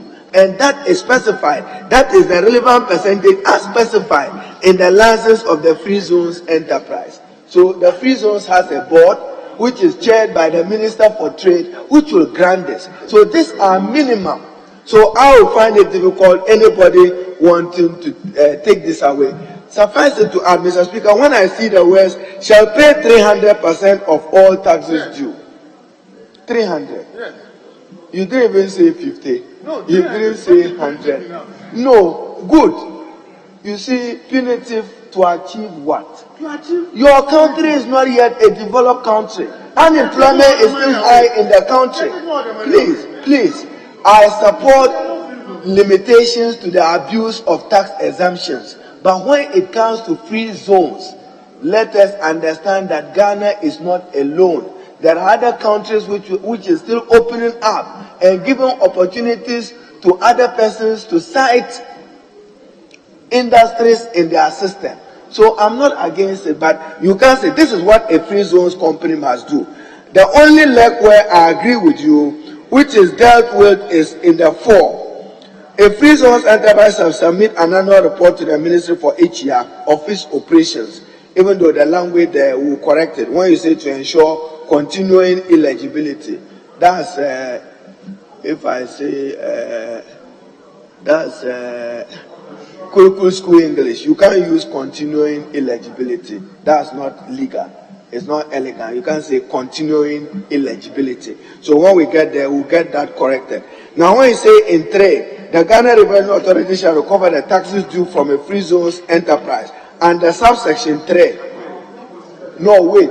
But I'm just dealing it to help you. Which subsection 3 are you talking about? Yes. So, Mr. Speaker, I think that this particular clause, let's have a policy discussion. Those in government speak to people responsible and come back tomorrow. We will finish this law, but let's not rush and do things. Okay, I'm only saying consult. If you don't want to consult, that's your business. I'm here. I'm only saying that consult with the Ministry of Trade to have an understanding of the concept. I agree, and that is now why I side with them. It has been abused. Some of them have been set up. They are not exporting up to 70%. So if they are outside what is not negotiated for, what do we do? So let the law deal with them. There are those of them who are not exporting. So if you are not exporting, the incentive we give you, which is a privileged incentive, you don't deserve it. To that extent, I agree with you. But I do not think that we should walk the path of my whip. When you say that, how has it benefited? It's too early for Ghana to... It's my view. You held your view. You held your view. So, Mr. Speaker, I think that we can continue with other clauses. Just do the consultation. Once we are here, speak to person, Deputy Leader called Befi. Hear his expert advice. At least his Deputy Trade, he used to be at the free zones enclave. Or Honorable Alan Chirmanting. Or Andy Appiah could be brilliant. He can share insights. But I agree that the free zones enterprise concept is being abused. We are with you, Chairman, on that. But how do we tighten the knot without creating disincentives to attract more foreign direct investment into the country? Thank you. Sorry, Mr. Speaker, I have consulted with the technical people sponsoring this bill. Now, B, A is the minimum of 70%. And we need to avert our minds again to the fact that the law establishing the free zones regime says a minimum of 70%. That is the bottom. So I asked them what the B is about. And they said, where the minister considers that you should do the full default 100%, or maybe you should do 90%. They want to say that if it has been indicated in your license that you should do 90%, then even if you did 75%, you have defaulted, or you have, the lawyer should help me. You have contravened the provisions of your license, and therefore the punishment should follow. So if we are doing any change to B at all, if we are not going to take it out, then we should amend B to reflect this meaning, that it is for those who are doing about, who have agreed with the Free Zones Authority to do above the 70. That is the amendment we need to do. Yes. So what will be the Leader? Speaker, for the B, my little worry is just about the construction there. The Speaker, initially I thought, as I listened to the chief for the minority, that people were doing less than the 70%. And the negotiations was for less than 70%. Now we are being told that the negotiation is up, is above 70%. So if indeed that is the case, and nobody climbs down lower than 70%, then clearly, the Speaker, we are on good track. So the B, if maybe we want to further emphasize, except that we may not know the relevant percentage specified in the license. And because you don't know the relevant percentage, You cannot say that maybe a person is required to do 90%. And then you come to say that in any event, not less than 70%. What are you saying? It will dilute the import of the B. So the B as it is appropriate. Mr. Speaker, I only want to add that we do a little bit of ranging here into the B. The relevant percentage as specified in the license issued by the Free Zones Enterprise. No, you don't go there. Don't go which percentage is not less than 70%. Because if the person is required to do 90% on the license, and then you tell the person that here, you are saying that in any event not less than 70%, then you are diluting what has been stated in the license. So I think what is here is adequate. I was just saying that we should, instead of the off, we delete the off and insert issued by the Free Zones Enterprise. Free Zones Enterprise. It has to be the authority. Free Zones Authority. Free Zones Authority. But it's a license that is issued by them. Honourable members, now there is a small amendment to 2B. All those in favor of the amendment, say aye. All those against, say no. Honourable members, the ayes have it. The proposed amendment is carried. Now I put the entire clause. What's it?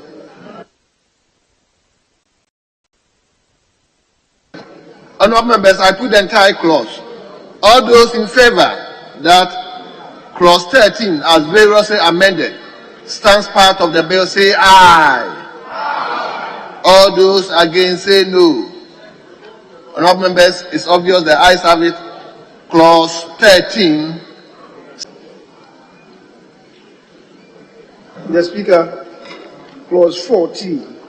I think the proposal was to delete cabinet and insert executive approval. But with the understanding that we have reached, I think what is the original will stand. So you abandon? Yes, the chairman would abandon. Okay, very well. Then I put the question. All those in favor that clause 14 stands part of the bill? Mr. Speaker, I have stated clause 14. And I just want to be guided by the sponsors of the bill, its relationship with clause 5. We earlier said that the minister shall issue administrative guidelines. Administrative guidelines. We accepted it. Now we are saying that the minister may, on the recommendation of the relevant sector minister and with the approval of cabinet by legislative instrument, make regulations. In one breath, guidelines. In another breath, regulations. I just want an explanation why we are approaching this differently. Because in clause 5, sub-clause 3, we said guidelines. Now we are talking about regulations, even though it deals with... No, but even that is tax incentive. Why in one breath you are using guidelines, in another breath you are using regulations? Because regulations will come to us under Article 11 of the Constitution, we understand. But if the minister chooses to do what you have asked him to do in 14 with guidelines, how will you stop him? So I want a reconciliation and an explanation why we are using guidelines and regulations differently. Thank you. Yes, Chairman. Mr. Speaker, where we use guidelines, it is just guidelines to govern the procedure. And those procedures have been outlined clearly in this bill. Now, in respect of 14, what is being referred to here is where government chooses to deploy, for instance, a program like 1B1F.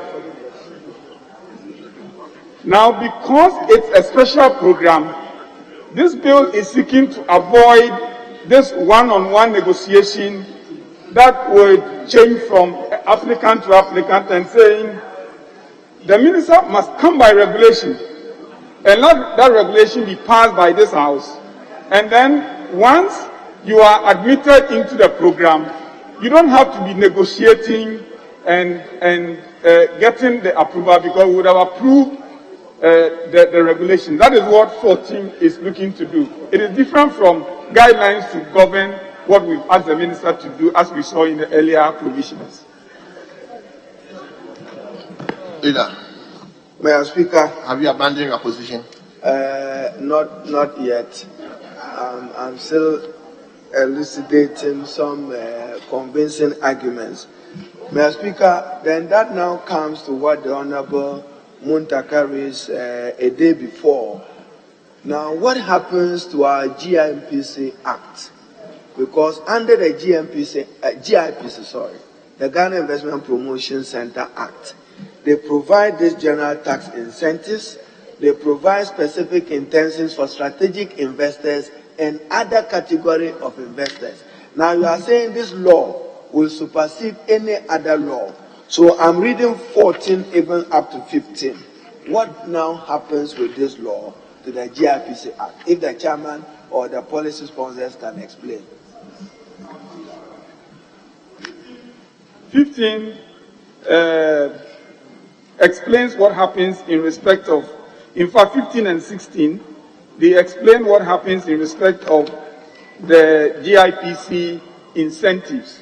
And this act actually repeals those provisions in the GIPC Act. So in 15, the area called strategic investors, where there has to be negotiation, is covered by 15. And this time around, the state seems to be saying that if you think your project is initially not viable and that you need tax incentives to make it viable and get it running, then the state would suspend the taxes for you, and the suspension will come in the form of an equity stake in your business. And that when your business becomes profitable, you have the liberty to buy out the state. That is what you see in 15. In 16, the procedure for granting that exemption has been clearly articulated, where you do the gazetting, you define the priority areas, and then investors can look at those priority areas and make a decision whether they want to invest. So, the GIPC Act has been adequately addressed by 15 and 16, and I think, yes, 15 and 16. And accordingly, those provisions, when we get to the repeals, you see that those provisions have been repealed. Yes, Leader. I was going to make a point, but I think the minority leader has appreciated the point made by the chair. It was the 5-3. In order for the minister to be consistent and that he will not have unfettered discretion, we are saying to the minister that he must come with administrative guidelines. Even in assessing, the criteria has been set out, but he must come with administrative guidelines so that everybody knows that this is the path to tread. So that is different from what is contained in where we are.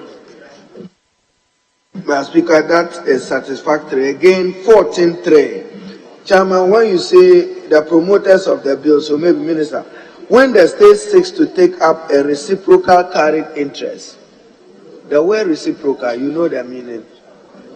I know, reciprocal. There is a company abroad which has granted you tax concession or exemption that you also want to grant same here. When you use the reciprocal carried interest,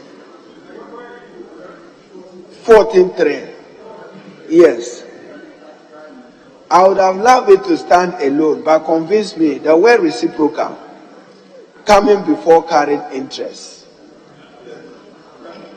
Maybe. But when you use reciprocal, yeah, I think we could look at it again. But I think the meaning here is that you are getting from the state tax waivers and exemptions you are reciprocating by giving the state some carried interest in your business. That is the meaning here. If we think there could be better rendition, that is okay. But I think the meaning is okay, that where the state seeks to take up a reciprocal carried interest in a business that assesses general tax incentives, the particulars of the carried interest shall be specified in the regulations made under this act. Here again, as the majority leader said, we want to take away the discretion and the negotiation from our regime and get it locked in regulation, and then it will apply to anybody that is interested. Mr. Speaker, I'm sorry I'm doing this. Again, in the second line of 3, when you say a business that assesses general tax incentives, that assesses, what is the meaning of assess general tax incentives? Where the state seeks to take up a reciprocal carried interest. Now, I know that even in the second line, the word reciprocal is not used again. Is that, don't forget, under 14, the minister is, or government is coming out with a set of arrangements that will be locked in law. So it will be general. If government just wants to give out incentives generally in relation to a particular industry, that will be given. And the regulations will state that you get these incentives, but nothing happens to the shareholdings of your company. But that regulation, that set of rules may state that if you want some additional taxes or more than some level, then it is in the regulation that when you go beyond this point, government will have to take a reciprocal interest. You know, that is why you have trade there like that.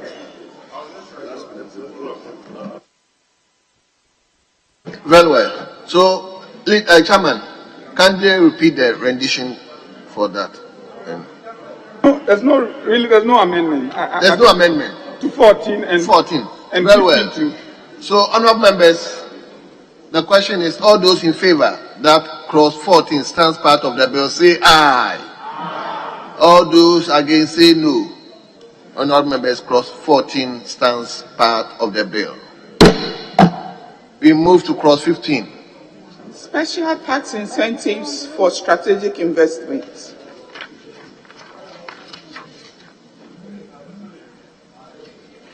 Yes, honourable member for. Mr. Speaker, I'm grateful. Mr. Speaker, one clarification on 15.2. My concern is that we need to put some timelines to this clause. Yes, it is government that will decide when to sell the equity for the person or the entity that has agreed to cede those equity for tax exemption to buy. But if we put some time limits there, it will not be abused. If not, if an entity decides that they are ceding equity for tax exemption today, and as soon as that transaction is concluded, the next month they are lobbying to buy the equity back. And that's a possibility. But if we put some time limit to it, at least, it will ensure that whatever benefit that we intend driving from this, we are able to get it. Thank you. Yes, Chairman. Speaker, I get the wisdom of what my honorable colleague is the point he's making, but the point is this. Government has no interest in anybody's, but this came up at the committee, government has no interest in owning a part of anybody's business. So once you come for tax exemption, the state says, then I'll take some interest in your business. So once you make profit, I'll be taking dividend on behalf of the state. Anytime, if you're the investor, you decide that you don't want to buy government stake, government cannot force your hands. But anytime that you decide, even if the business has not started making profit, but you think you can buy out government by paying all the suspended taxes, you are allowed to do so. Because we also want to signal as a state to investors that we are not interested in your business. So long as you are not interested in our taxes, we are happy to walk away from your business. I think that is the import of the and will be done at a prevailing market price when you tell government to leave. Government is always happy to leave. Very well. The question is all those in... Mr. Speaker, I can see you are proceeding with speed. Clause 15(1). The second line, you see the head note reads, special tax incentives for strategic investment. The state, in addition to granting a general tax incentive to a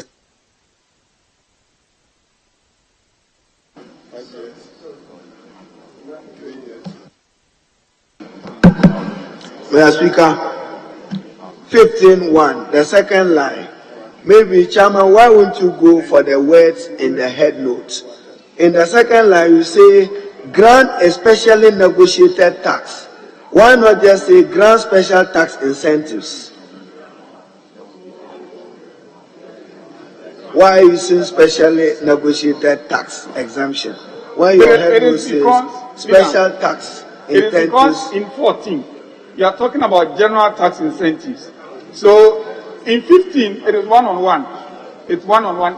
It is a replacement for strategic investment arrangements. Yes, so even there, the word investment in the second line, why are you not qualifying it with strategic investment? Because this specific, a strategic investor is not like an ordinary investor.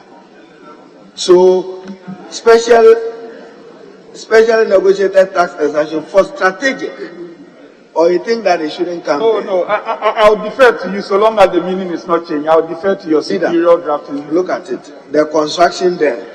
Then 15(2), Mr. Speaker, an entity that seeds, the word seeds, don't you want to look at grant? An entity that grants an equity stake. When you say seed, what's the legal meaning of seed? To seed. That's not a drafting language. To seed, no. It's a suggestion if you find it.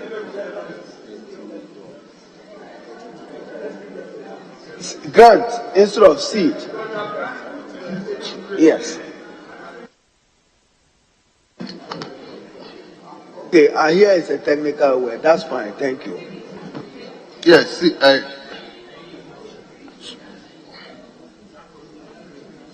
so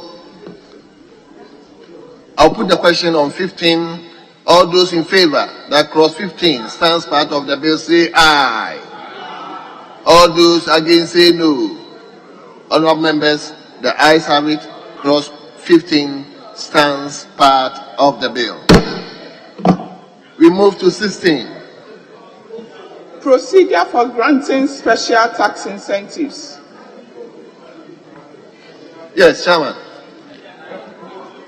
Thank you, Mr. Speaker. These are very minor amendments. As for the so really the first amendment I propose, Mr. Speaker, is 16(2)(c). 16(2)(c),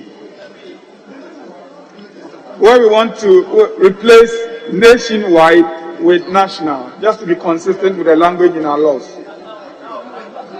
A daily newspaper of national circulation.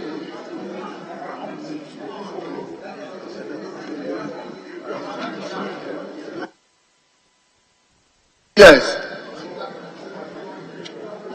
Speaker, thank you. In addition to the amendment presently proposed by the chairman, I suggest that the opening phrase of 16(1), Cabinet shall, should read the state shall. Speaker, because in 15(1), we open the provision. We open the provision with the state may. The intention I gather from there is that it's only the state that can grant tax exemptions and grant special exemptions. So instead of cabinet, I suggest that we make it the state shall, for the purpose of granting special tax incentives. Because in 15, we didn't say cabinet. We said the state may, in addition to granting a general tax incentive to a sector in accordance with law. We didn't say cabinet, so I suggest that we make it the state shall, all that.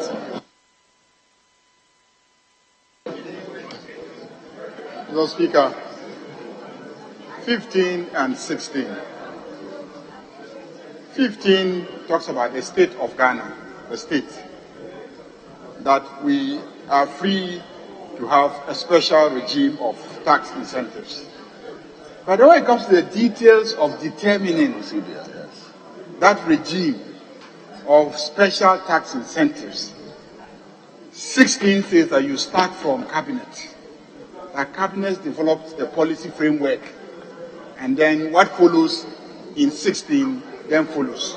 So the fact that we say state in 15 doesn't mean that we must also start with state in 16. No. So I think that he should abandon his proposal.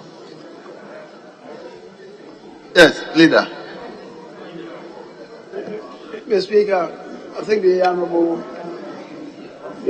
Ayariga has stated the position. Because here we are talking about the evolution of policy. The evolution of policy is done by cabinet and it's not done by the state as a corporate entity. It's done by cabinet. So the original should stand. Speaker, I concede.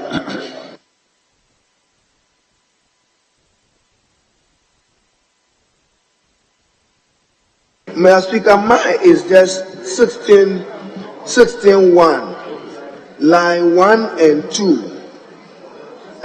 Whether the chairman is amenable to accepting some changes. It reads, Cabinet shall, for the purpose of granting special tax incentives and promoting major investments, determine the priority areas of economic investment. Why economic investment and not economic development? Is it every incentive that necessarily may lead you to an economic investment? I'm just asking. Yeah, leader, it's because of the intention of that provision that you are defining areas where people could invest. That's why it says economic investments. But I guess it will lead to what you're saying, economic development. But the intention here is not a development matter. It's an investment matter. Speaker, so there will be no priority areas of social investment. Social. Then what happens? I just want to satisfy myself. Your emphasis here is on the priority areas of economic investment. So if the investment is not economic and is social, will you go through this? Social investment would be an NGO, a not-for-profit organization. Could you explain what a social investment could be? Yeah. Somebody may come to establish, for instance, a specialized health institution. I think he's thinking of such a situation. How do we incorporate it?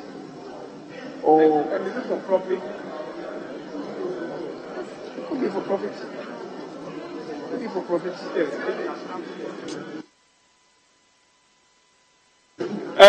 Mr. Speaker, the point is that if you want to deliver social services not for profit, then you would come under other provisions. And there are provisions here that grant some incentives.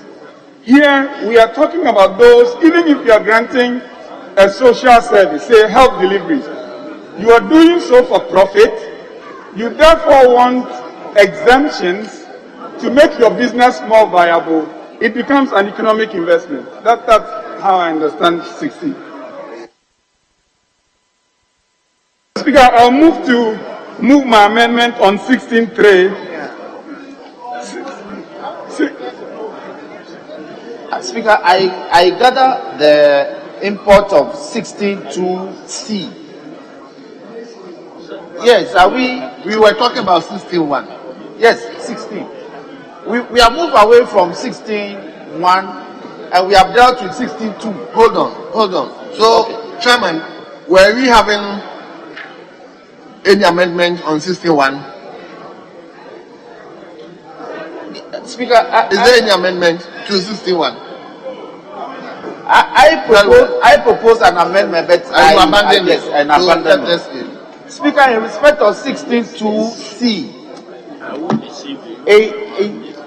is it our intention to have the notice of the publication of the priority areas in a newspaper of wide circulation or in a daily newspaper of nationwide circulation? So it's not a daily newspaper of nationwide circulation, but a newspaper of national circulation. Sorry, it's been amended. Okay, I concede. Oh, I'm not listening now. So I actually did amendment upon his advice, so he takes the credit for it. Now, Mr. Speaker, I move to 16.3, and because we have made reference to priority areas, that set the foundation for this provision. Under 16.1, we consider that priority sector should be changed to priority area so that there's clarity. So 16.3 line 1, replace sector with area. Delete sector and insert area. Chairman, will you come here? Reading here. Yes. Oh, okay. All right. So the investor, the 16.3 line 1, delete sector and insert area in its place.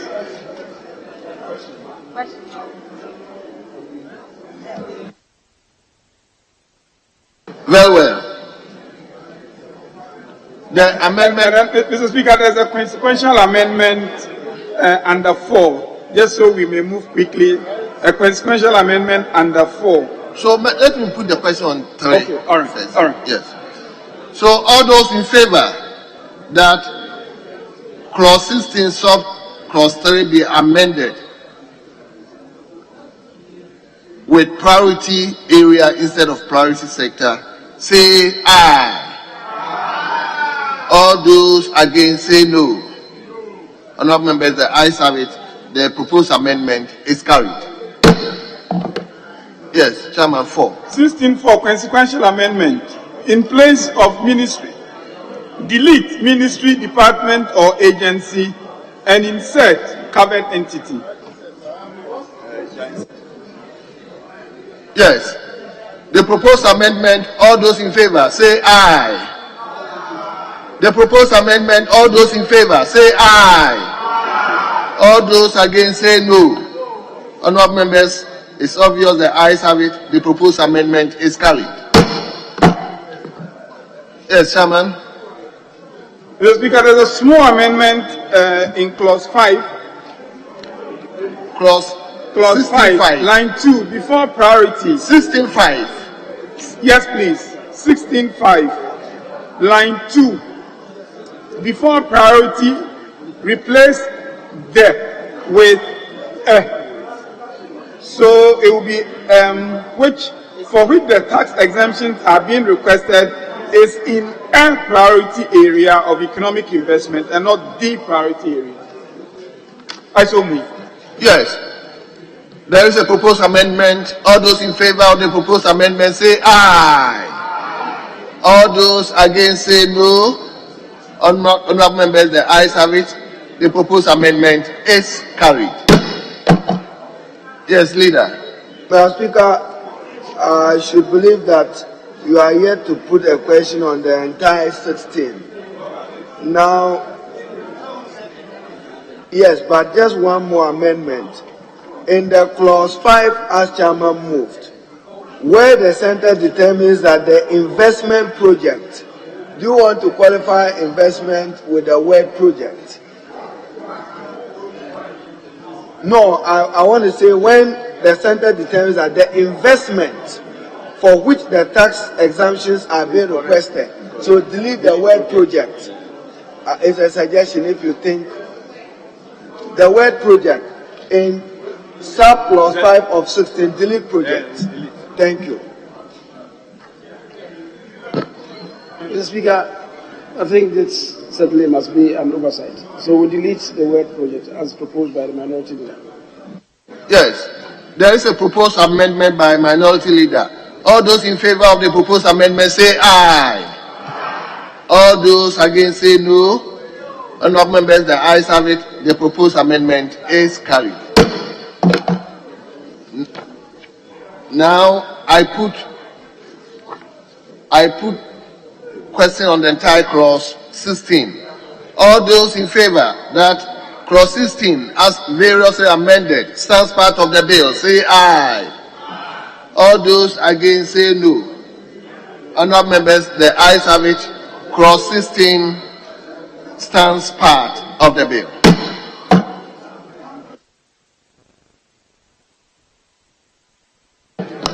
Leader, are we continuing? Are we continuing? Mr. Speaker, I got the impression that you are not properly constituted as of yet. So you want to suspend and come back in an hour's time?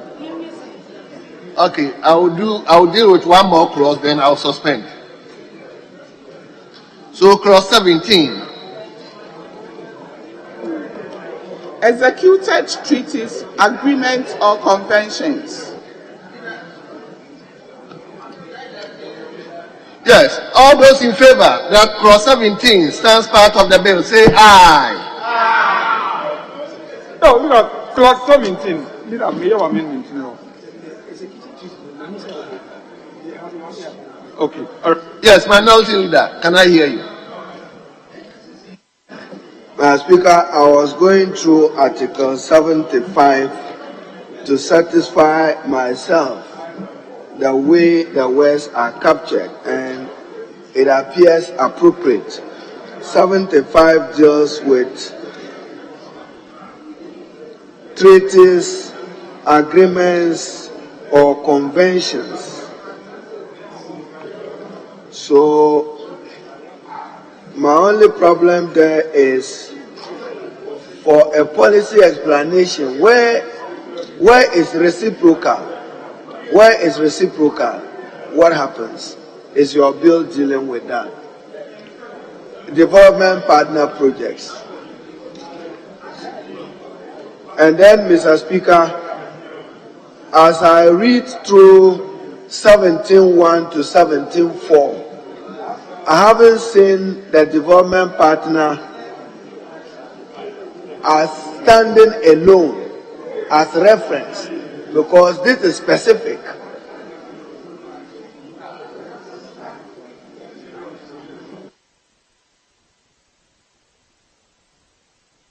Yes, Chairman. Leader, sorry, Mr. Speaker, in respect of development partners, you do not quite talk about reciprocity, because essentially it's either they're giving you a grant or they're giving you a loan, and it cannot be reciprocal. But sometimes there are tax exemptions associated with even the grant facility they want to give you, and attempt is being made here to govern those ones. But Mr. Speaker, if the minority leader would permit me, I would like to move to do my amendment to 17 subclause 1, which has to do with just a reorganization of the words there. Amendment proposed, subclause 1, delete the clause and insert the following. An exemption from payment of customs duties and custom taxes may be granted under a treaty, agreement, or convention executed by or under the authority of the President after ratification by Parliament. So you are doing away with an executed.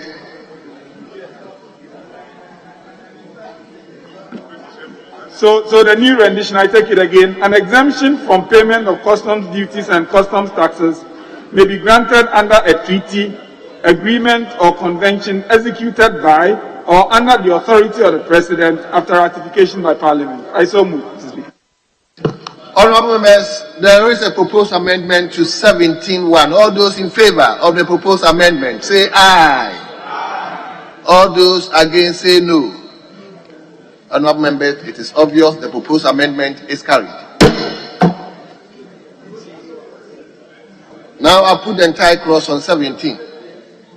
Mr. Speaker, before you put the question on the entire clause 17.3, the words in 17.3, the last word after 1, before the exemption takes effect, is it necessary? The minister shall secure approval from Cabinet and Parliament for the exemption referred to in subsection 1 to take effect.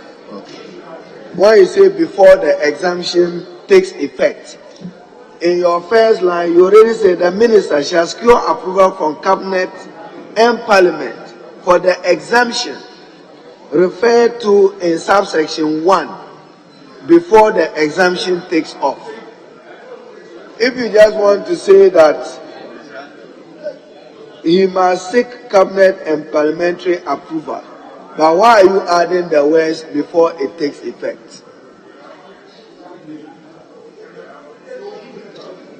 Thank you.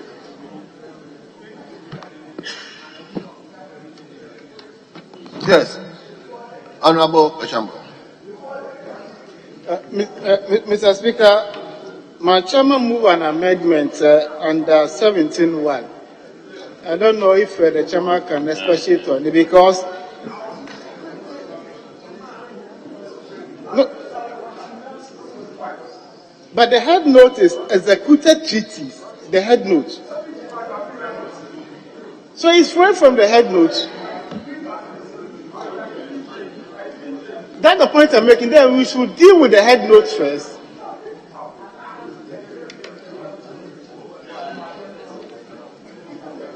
Speaker, that's a very important member of our committee. So just to respond to him, the amendment I made does not affect the head note as it stands. It does not affect it. That's why I did not touch it. Honourable members, I put the question on entire clause 17. Mr. Speaker, just a minor correction. I believe it's typo. The treaty, agreement, or convention. For whatever reason, convention is capitalized. It rather should be small c, just like treaty, T in treaty, agreement. So just that minor thing. So that will be surplus. Speaker is in 4. 4, line 1, line 3, and also line 4. And even the head note. Treaties, agreements, or conventions. If you decide to capitalize C, then treaty should begin with capital T and agreement with capital A. Other than that, we should not. Very well. Honourable members, there's a further amendment. All those in favour of the further amendment say aye.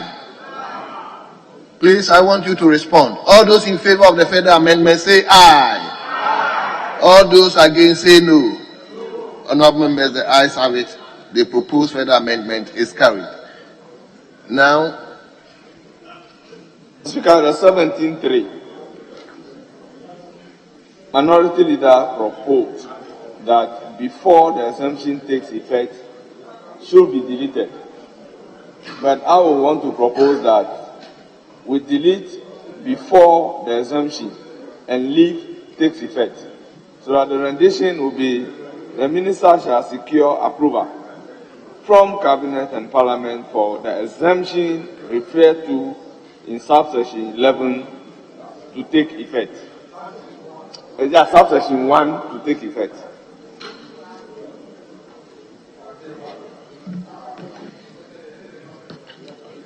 yes, there is it surplus 3, eh? Yes, honorable members, there is a proposed amendment to surplus 3. All those in favor of the proposed amendment say aye. All those against say no. Honorable members, the ayes have it. The proposed amendment is carried. Now the entire clause 17. All those 17 for delete the entire clause and insert the following. Where an item to which an executed treaty, agreement, or convention applies exists in Ghana, a contractor under the executed treaty, agreement, or convention shall procure the item from the local market, and an exemption may not be granted in respect of the executed treaty, agreement, or convention. What are you saying? Mr. Speaker, thank you. Why are you saying may and not shall? You are still going to give powers to the minister to grant exemption. The first sponsor of the bill used shall. Chairman is now using may. He should go back to shall if he wants us to limit the power of the minister. And the minister shall not is more emphatic than to use may. But he must explain why he wants to use may. He used may instead of shall. The word he used, he read from wherever he read from. He used may, and I'm saying it should be shall, not may. The Speaker, the original of 4 provides where an item to which an executed treaty, agreement, or convention applies is produced in or can be found in Ghana. You may find the item in Ghana, but perhaps did not even exist in sufficient quantities. So I think that rather it should either be produced in Ghana or can be procured from Ghana. It's either produced in Ghana, but can be found in Ghana would mean that it's also an imported good. So can you procure it from Ghana? If you can, then you don't need to go outside. So I believe it's better. Yes. Or can be found in. Should rather read or can be procured. Other than that, would you prefer obtained? Mr. Speaker, you see, assuming Ghana manufactured mobile phones and you still imported mobile phones, if we go with your words, the imported mobile phone can be procured in Ghana. You are not helping local production. So the emphasis of this clause is that where that item can't be produced from Ghana. No, but if you use procure, I want to find an example in front of you. But the word procure, there are many things in Ghana that can be procured in Ghana which are not produced in Ghana. So just take note. They are not produced in Ghana.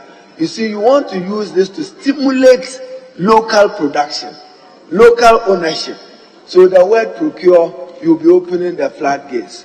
So that if you imported rice and Afenyo produced one on the Winneba Hills, it's all rice, imported rice, Winneba rice. You can procure all in Ghana. So there's no distinction between what is locally produced and what you are procuring from a foreign market. Thank you. The Speaker, what is contained in this bill, if you read it, it says it can be produced in Ghana or can be found in Ghana. That is, so I thought that was inappropriate. And that is why I said we should delete that. That is, can be found in Ghana. And rather, insert, can be procured from Ghana. If you think that the procurement...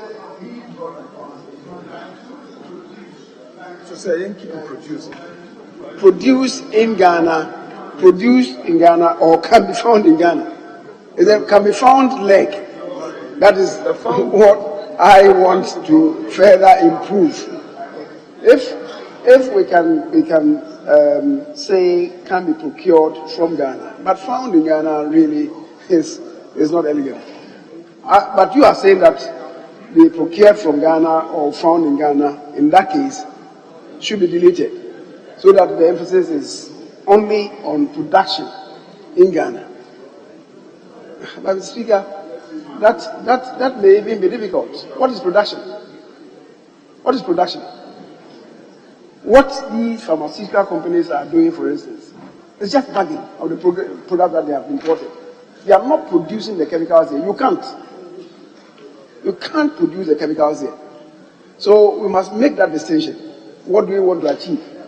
That is why it is inserted, can be found in Ghana.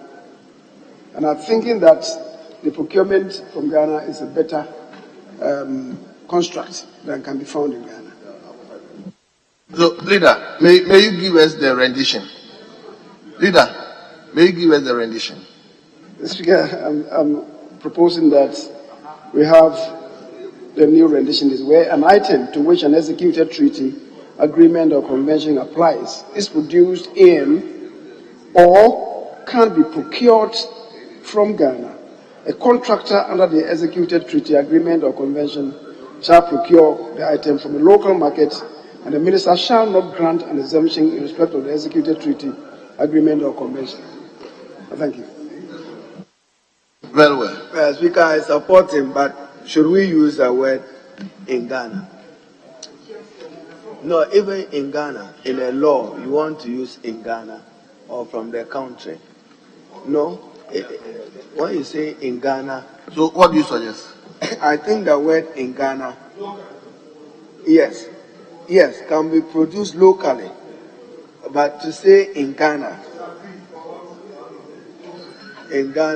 there is a difficulty there. Procured locally. Procured locally. Locally, yes, locally. It's better than the word in Ghana. Thank you, Leader. But Mr. Speaker, having listened to Leader on the word can be found in Ghana, let's give a practical example. The EU grants you some development partner agreement for the construction of a road. Then they want to bring in excavators, and there are excavators in Ghana. You are saying that they should procure it from those that are in Ghana. I'm just saying. Absolutely. So I'm coming back to you that we should know what we are doing can be found in Ghana. But Mr. Speaker, let's be careful, because these same development partners, when they grant you this agreement, the concessionality affects the fact that you are procuring the equipment from their country. If you tie their hands here, it may be problematic.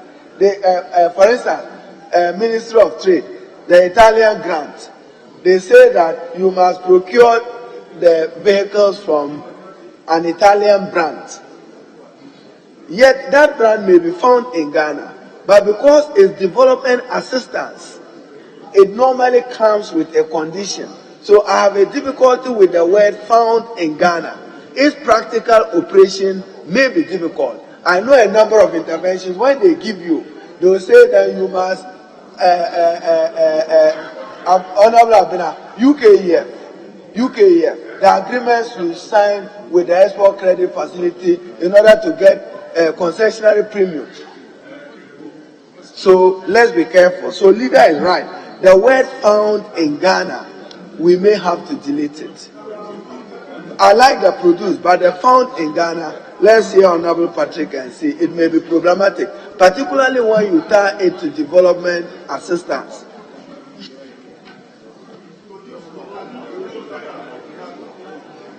Yes, let me hear Kwadaso. Honorable Speaker, I have a slight issue regarding the further amendment proposed by Bernard Ahiafo on subclause 3. Honorable Speaker, either we go by what the minority leader proposed, that we delete before the exemption takes effect. If you take out before from the subclause, it wouldn't make sense. Or else we have to make it the minister shall secure approval from cabinet and parliament before the exemption referred to in subsection 1 takes effect, because before must be part of the subclause. It should be the minister shall secure. Honourable member, I think 3 you've already corrected one.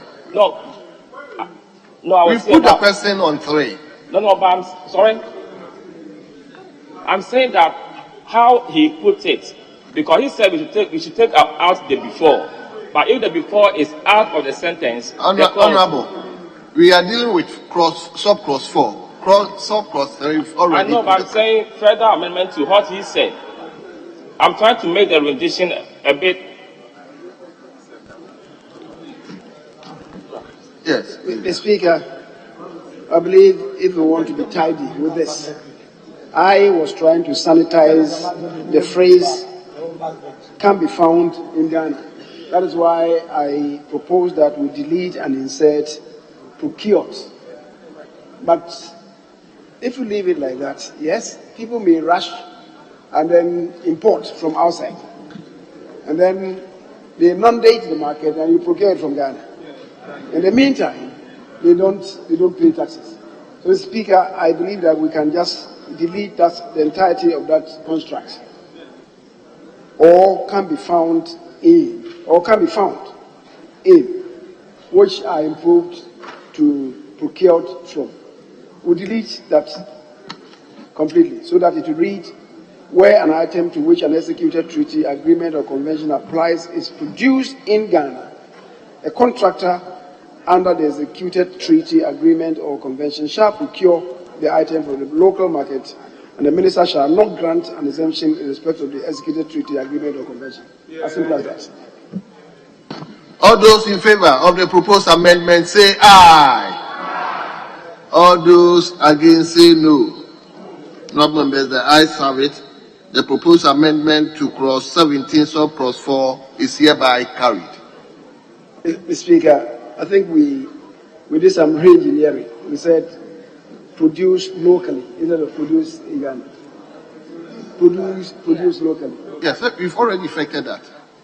I made a mistake in going over what obtains in the bill when I was reading. Very well. So that I get it right. So I'm putting the question again.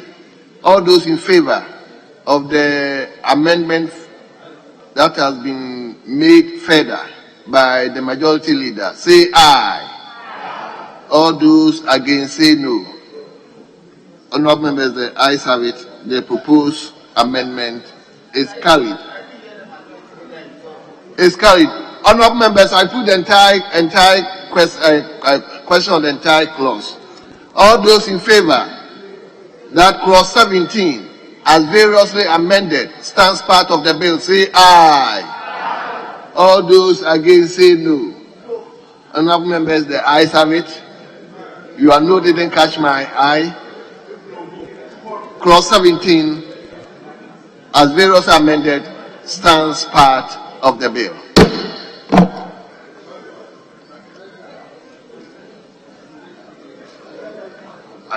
Yes, Speaker, we can at least suspend sitting for now and come back next time. In an hour's time. Or in an hour's time. Yes, Speaker, what do you wish? To come back at 6? You come at 6. No, 6 o'clock. 6 o'clock. 6 o'clock, yes. I thank you very much. Yes. Honourable members, I'll create the indulgence to suspend the House.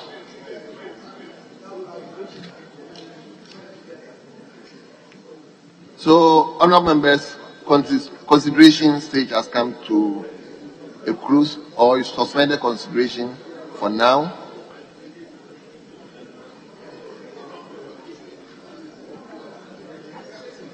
And I would therefore indulge you to allow me to suspend the House up to 6 o'clock. We are coming back. Let's all endeavor to come and deal with the business.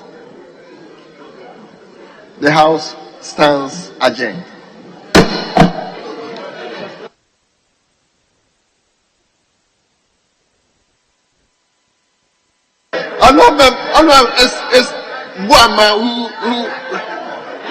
Honorable members, the House stands suspended.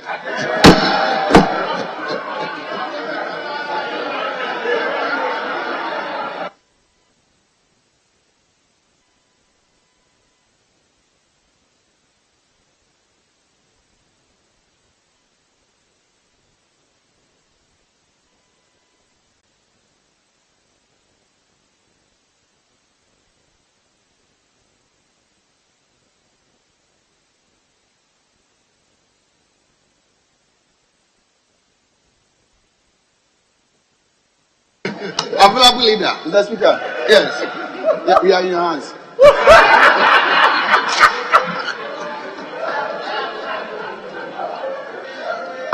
Mr. Speaker, I perfectly agree with him. He's saying that we should adjourn the House to tomorrow, 10 o'clock in the forenoon. And I second that. Well, it's past 6 o'clock. We'll be sitting here since morning.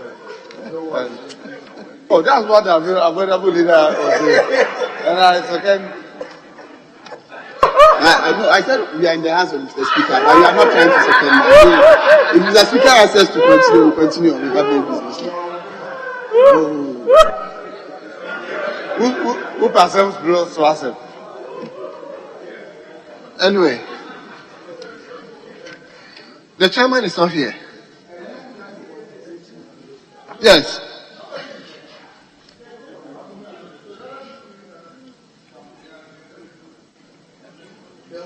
Statement. Probably Where is your statement? Which statement? Do you have any other business? Yeah, we're supposed to have questions. That has not been done. We've not done the questions. What? They were supposed to also. Statement. Bring a copy. No, we passed statement. The statement time was done. You want to buy time?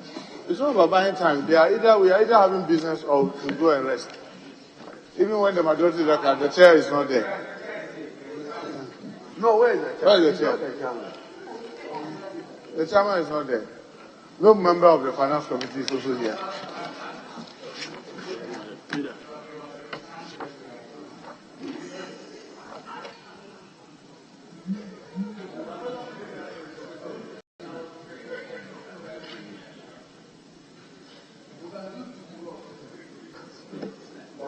Speaker, I'm sorry, but I've invited some two colleagues who were to join in order for us to go through what I have done with respect to the clauses flowing after clause 17. And they had assured coming at 5:30. I've been there waiting for them. They didn't come eventually. But I guess we can make some progress on what we have done. Because the chairman had it in the morning, he was trying to sanitize it and get members served with copies of what we have done. So that's why they are not here. As Speaker, I believe I can lead the effort because I led what you have done to see where we can get to. So, Speaker, clause 18. Technical cooperation programs. Hold on.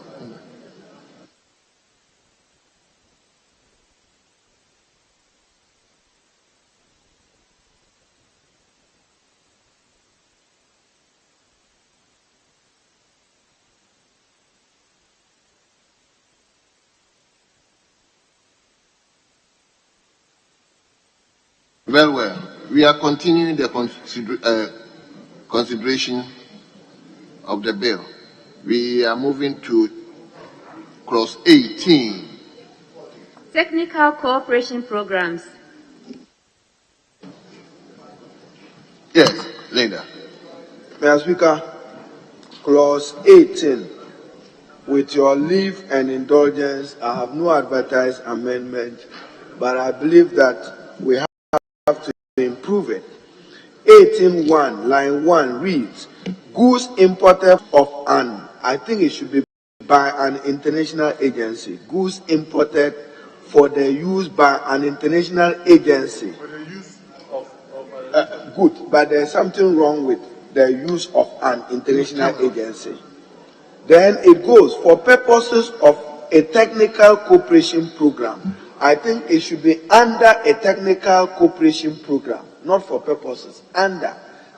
So for purposes must be substituted with under, and the off must go. A technical cooperation program shall be granted the exemption required by the agreement governing the particular program or project.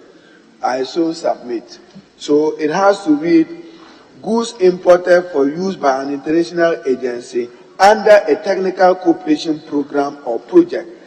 Even the program or project, I would have wished to say a technical cooperation agreement, because normally in international diplomacy, they call it international cooperation agreement.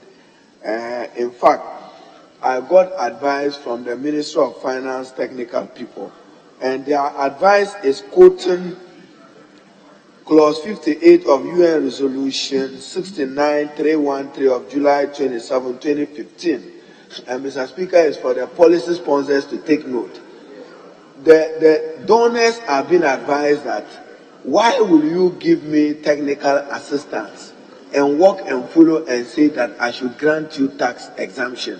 To quote their words, it said, it is paradoxical for a donor to provide financial support for domestic resource mobilization while simultaneously insisting on tax exemptions. So even making provisions for it does not sit with international best practice now. But for our purposes, Mr. Speaker, let me come back to clause 18. Line 1. Delete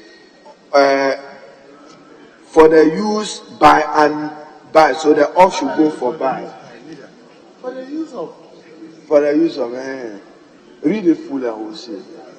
Or you are doing Asawasi Swami English. Read it and we'll see. This is drafting. It's not to undertake.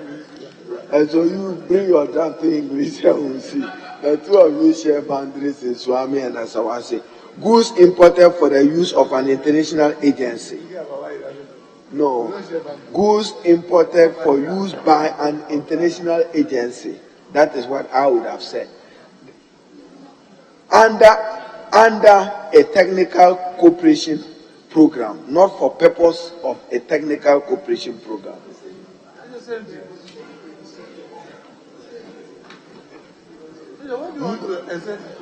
The purpose, which one is better? Purpose is better. It's drafting. It's not multi. Okay, so defeat me, Mr. Speaker. Put it to vote, and then. So give me the rendition. Or you've abandoned? Abandoned. Okay. So, honorable members, clause 18. All those in favor of clause 18 as part of the bill, say aye. All those against, say no. Honorable members, the ayes have it.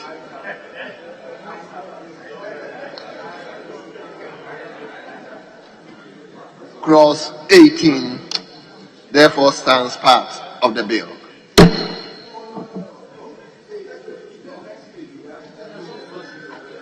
Oh, okay, this clause 18.1. Mr. Speaker, before you recognize leader, he said 2. I have a problem with under a technical assistance scheme. Here you are not using technical assistance program, you want scheme. Tell us why. Which one? Just 2. Yes, line 2. Why they are using technical assistance scheme? What do you want? Technical assistance program. Are they not the same people who said technical as program? They. Consistency with words. You cannot use program here, then come here and use scheme. So, the line 2, I think the scheme should read program, but the sponsors of the bill may want to respond to it. Then, Mr. Speaker, clause 2, the last line, arrival in Ghana. I have a difficulty with the use of in Ghana in a bill. In Ghana. Maybe. In Ghana. Yes, I have a difficulty with the use of the word in Ghana, in the third line. But let's hear leader and see. Thank you. Yes, leader. Mr. Speaker, this first one relates to a technical cooperation program or project. The second one is dealing with a technical assistance. The two are different. One is cooperation agreement, the other one is a technical assistance. So they are different. But the one relating to line 3, I think we had earlier deleted Ghana and inserted the country. So for consistency's sake, Mr. Speaker, we should do the same thing. It's rather should read arrival in the country. Reference, let me see.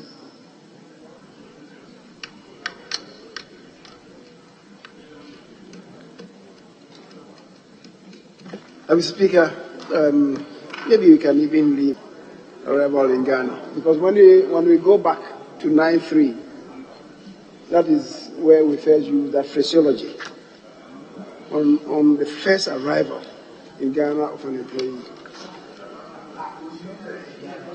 Yes, Mr. Speaker, when you go back, I don't know whether it's a term in 9.3 on first arrival in Ghana. What we changed is different. What we changed was different. That was when we said local. But it's different from what obtains in 9.3. First arrival of the diplomats or whoever. 9.3.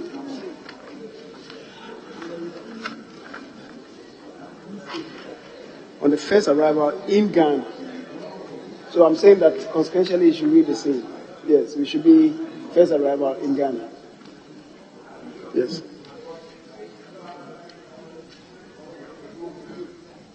Speaker, practical example. Ghana's embassy in London, in United Kingdom, in strict diplomatic balance, that's part of Ghana. So if goods arrive there, is that in Ghana? I'm just giving you a diplomatic definition. Our embassy in London, the presence in diplomacy is declared part of Ghana. So if goods gets there, will it be conceived to mean in Ghana when you are talking of the geographical territory called Ghana? That's why I have a difficulty when you use in Ghana. In the country is better. You go back and forth and you come. You can't say in Ghana. It's not the Parliament of Ghana sitting making the law. Mr. Speaker, I just drew attention to what we did in 9.3, that we left it. So if we have to now change this one to first arrival in the country, then we should be consistent. I guess we can leave that to the drafters. So, but my attention is being drawn to the fact that in the country is better than in Ghana. So, Mr. Speaker, it will mean that we have to go and change what obtains in 9.3.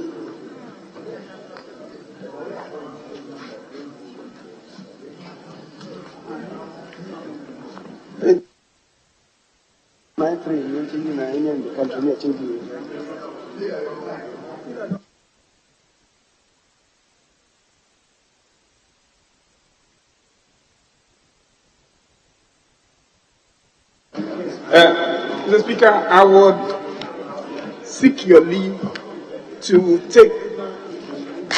There's just one new. Yes.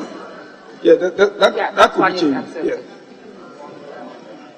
But Mr. Speaker, I will seek your leave to take us back to a new clause the committee is inserting after 16. We've been carried away by the amendments arising out of the winnowing. So I've almost...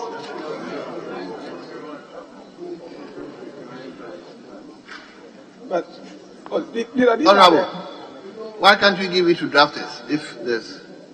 No, they are important amendments that I think the House may be interested in. A new clause after 16. And so you go to... It's actually on the order. Okay, sorry. Mr. Speaker, so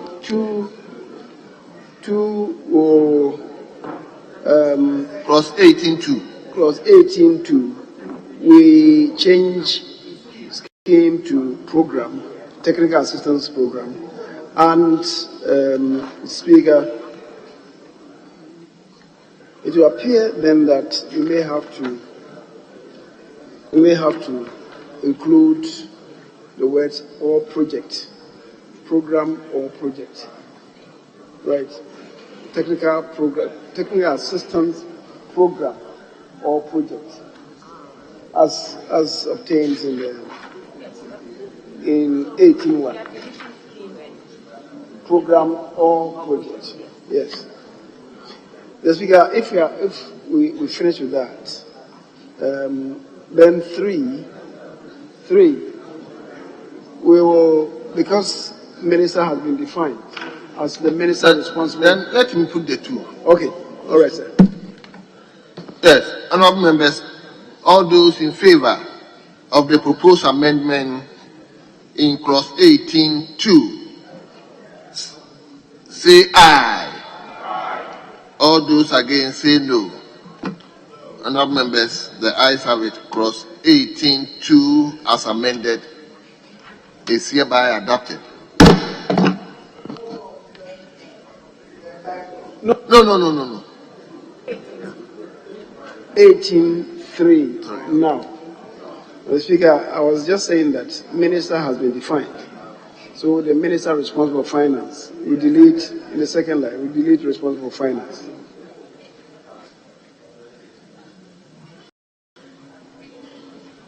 Mr. Speaker, we agree with leader. So you should just read, for purpose of this section, the international agency shall submit to the minister a list of key officers and positions that qualify for exemption. I so submit in supporting him. However, leader, we need to give an explanation.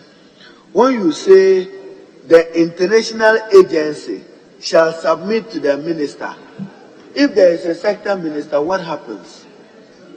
No, I'm just asking. The international agency shall submit to the Minister for Finance. So you expect maybe the International Development Association or the British Development Association to walk straight to our Minister for Finance. That is difficult. But look at the language there. It says, for the purpose of this section, the international agency shall submit to the minister. No reference is made to a minister or a sector minister. Is this what the law is thinking it will do? You may have a cooperation agreement. Somebody must be supervising it. Like USAID Development Assistance for Education in Upper West Region. By this law, you are saying that the USAID itself must make the application to the Minister for Finance. Is that your intention? If it is your intention, are you saying that it shouldn't pass through the hand of a minister? Thank you. No. Yes, leader. Mr. Speaker, if there is a relevant sector ministry, that should be the conduit to the Minister of Finance. Mr. Speaker, I say so because if we go back to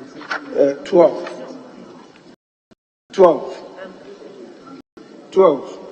an item for educational purposes, health purposes, imported by development partner, charity organizations, so on and so forth, may be exempt from custom duties and custom taxes where the application is supported by a recommendation by the relevant sector minister and approved by the minister.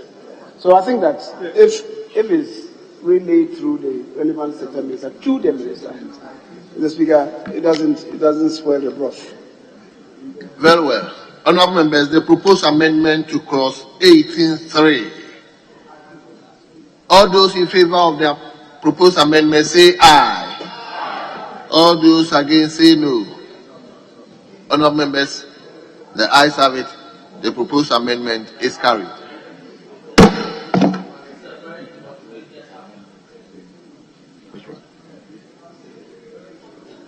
Mr. Speaker, I'm sure table wants you to direct that a head note should read technical cooperation program or project. And I'm just saying it for the answer. Then he can direct the draft person to help them. The head note, technical cooperation programs or projects, just to reflect what is in the body. Okay, thank you. Yes, Honorable Defiamafo. Mr. Speaker. Mr. Speaker.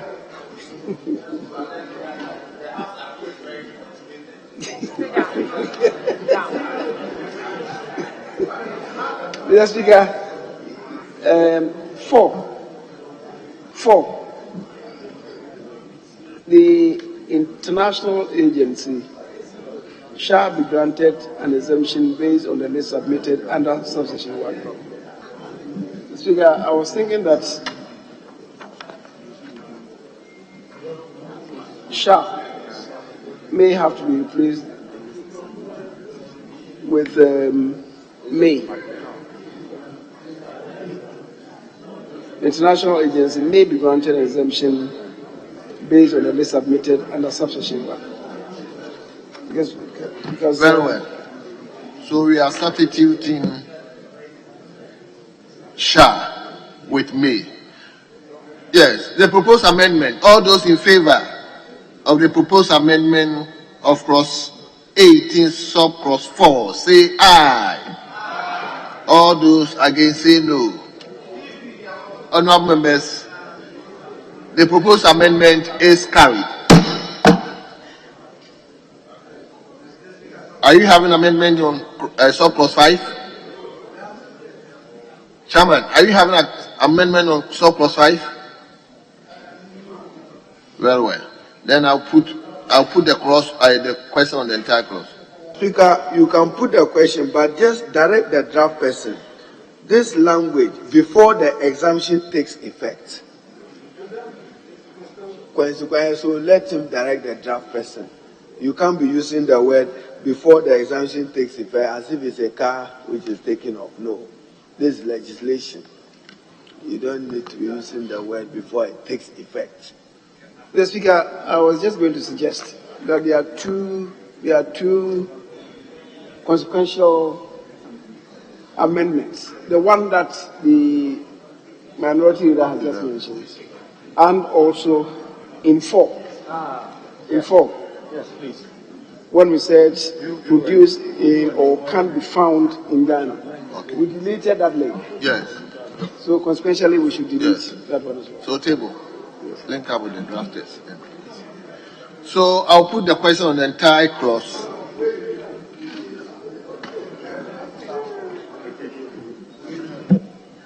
Speaker, sub clause 4.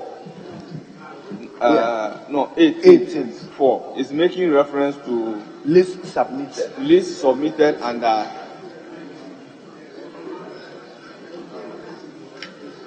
I've moved to 19. Oh no, we are on the 18.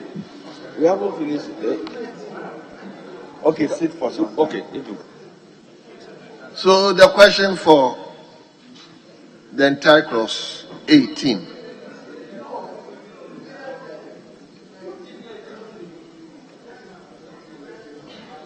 Mr. Speaker, before you put a question on entire clause 18, we need to look at clause 18.4 properly. It says the international agency shall be granted an exemption based on the list submitted under subsection 1. Now, if you go to 18.1, it said goods imported for the use of an international agency for purposes of technical cooperation program or project shall be granted the exemption required by the agreement governing the particular program or project.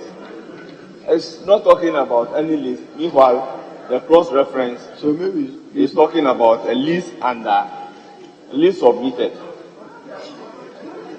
So what do you suggest? Wait and I'll show you. Wait. Now, Speaker, our colleague is drawing our attention to sub-clause 4 of 18. It reads, the international agency shall be granted an exemption based on the list submitted under subsection 1.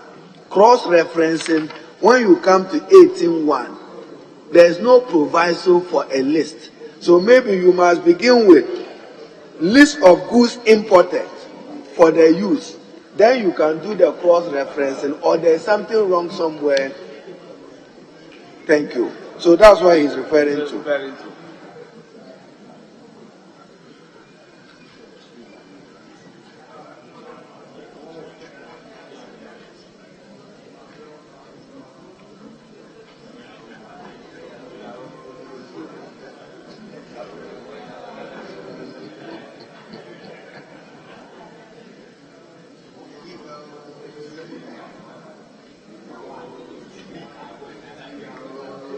Yes. Be under subsection 3, but not subsection 1. Come again. The one here. Just because the point is that if you look at 18.1, it doesn't require a list to be submitted. But the 18.4 is now saying that the international agency shall be granted an exemption based on the list submitted under subsection 1. Now, if you go to subsection 1, there is no requirement for a list to be submitted. So what list are they referring to?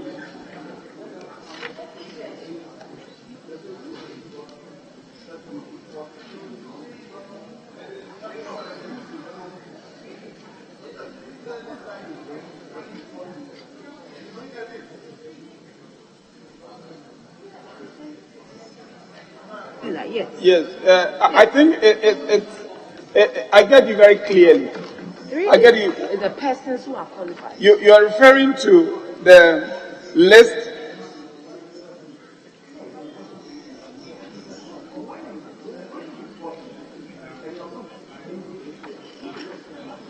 No, that is all understood. The point he's raising is that under 4, you would see that a reference has been made to a certain list under subsection 1. Now, the question is, where is that list under subsection 1? Now, if you read subsection 1 carefully, it says goods imported for the use of an international agency for purposes of a technical cooperation program or project shall be granted the exemptions required by the agreement governing the particular program or project. It seems to me that that is being considered as a list. I agree with you that perhaps it may have been contemplated earlier to provide a certain list of items under 18.1. Yes. And then later on, the idea was abandoned because a technical cooperation program may define roughly what exemptions they are entitled to. So the modification to 4 in respect of the reference to subsection 1 can be made, without necessarily talking about a list. No. Yes. Yeah. Yeah, that's what I'm saying. Cross-reference 1, whatever it is. But we should not be mentioning list because we don't find a list in 1. That's the point I'm making. Okay. The list in 4. Yes. Get the sense of the chairman of the committee. Then the cross-reference will simply be a technical cooperation program or project. And not a list. Not a list. Not a list. Because if I get you, the list will be contained in the technical cooperation program or project. So you can make reference to that it will be based. It will be based on the technical. Or delete 4 entirely. Yes, technical cooperation agreement or project. So, Mr. Speaker, if that is agreeable, read it in full. Then it will read full. We have to delete from on, then delete up to the end. And the new rendition will be the international agency shall be granted an exemption based on the word used here, the technical cooperation program or project. Yes. Assistance. So that we don't make any reference to one. Yes, we don't make any reference to one. Then we keep the subject matter from one.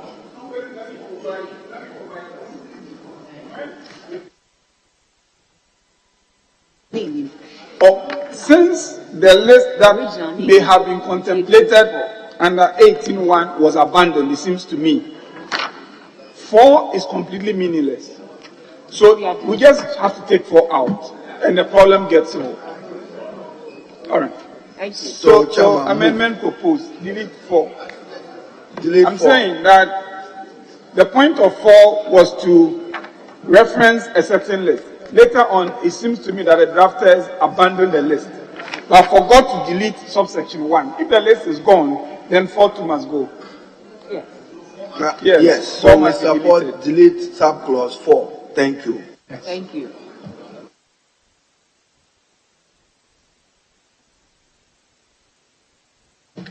Very well. So I can now put the question. Yes, honorable members, clause 18 as variously amended. All those in favor that it should stand part of the bill say aye. All those against say no. Honorable members, it's obvious the ayes have it. Clause 18 as variously amended stands part of the bill. Yes, Chairman, we move to 19. Programs and projects funded by grants. Yes, Chairman, let's hear you. Is there any amendment? Mr. Speaker, before the chairman proceeds, the head note again, programs and projects funded by grants. Programs and projects funded with grants. In everyday language, the with must succeed. So the word by must go and substitute with grant in the head note. And I'm now reading further to make other observations. Thank you, Mr. Speaker. Yes. Honorable here. Yes. Mr. Speaker, yes. Instead of using the conjunctive, we should use the disjunctive or. So even the line 1, agree. Because line 1 use the word or. No, line 2. So it should be program head note or project funded with grant. Yes. You've moved to the So we do away with the conjunction. And yes. It will be program or projects funded by grants. Funded with funded with grants. These are very English, very humble English.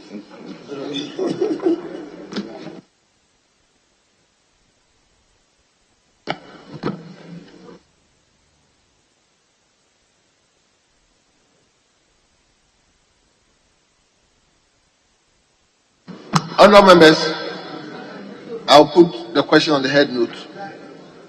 19, the head note of 19. Yes. Mr. Speaker, are you doing for 19.1? In the head note, I think they made some. The head note? Yes. All right. Okay. Yes. So, honourable members, the head note now reads program or projects funded with grants. All those in favor say aye. All those against say no. Honourable members, the ayes have it. The proposed amendment on the head note on clause 19 is carried. Mr. Speaker, we need to do a consequential amendment in 19.1. Yes, it's consequential. Let's hear you. And then leader 3 consequential that take effect. Yeah, 19.1 states a program or a project fully funded by a grant. So, consequentially, it should be with a grant. A grant. Because of the amendment in the head note. With, yes. Yes, leader.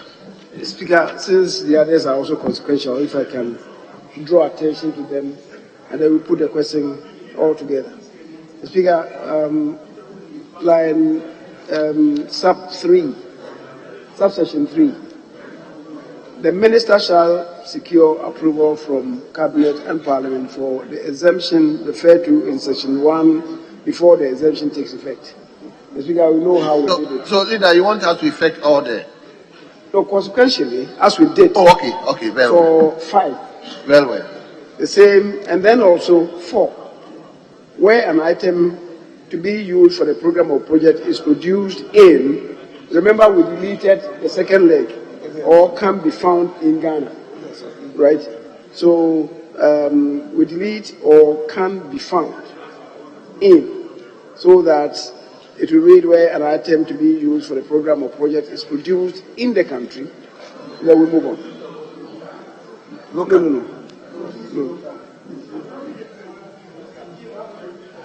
Produced locally. Yes.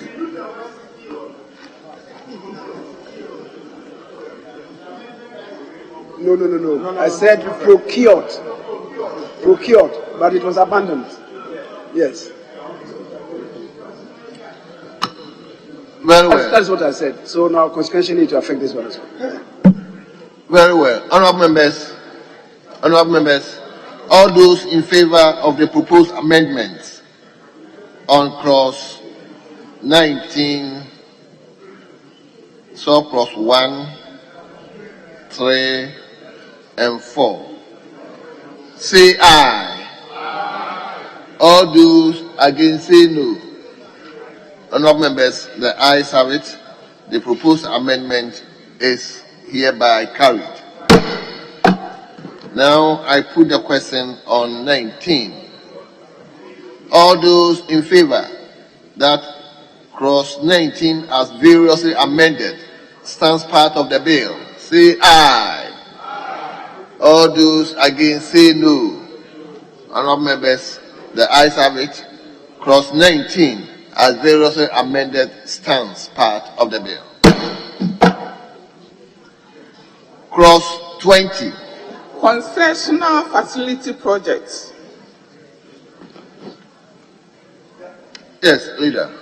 Mr. Speaker, first of all, on 20, the head note, maybe we are looking at exemption of concessional facility projects.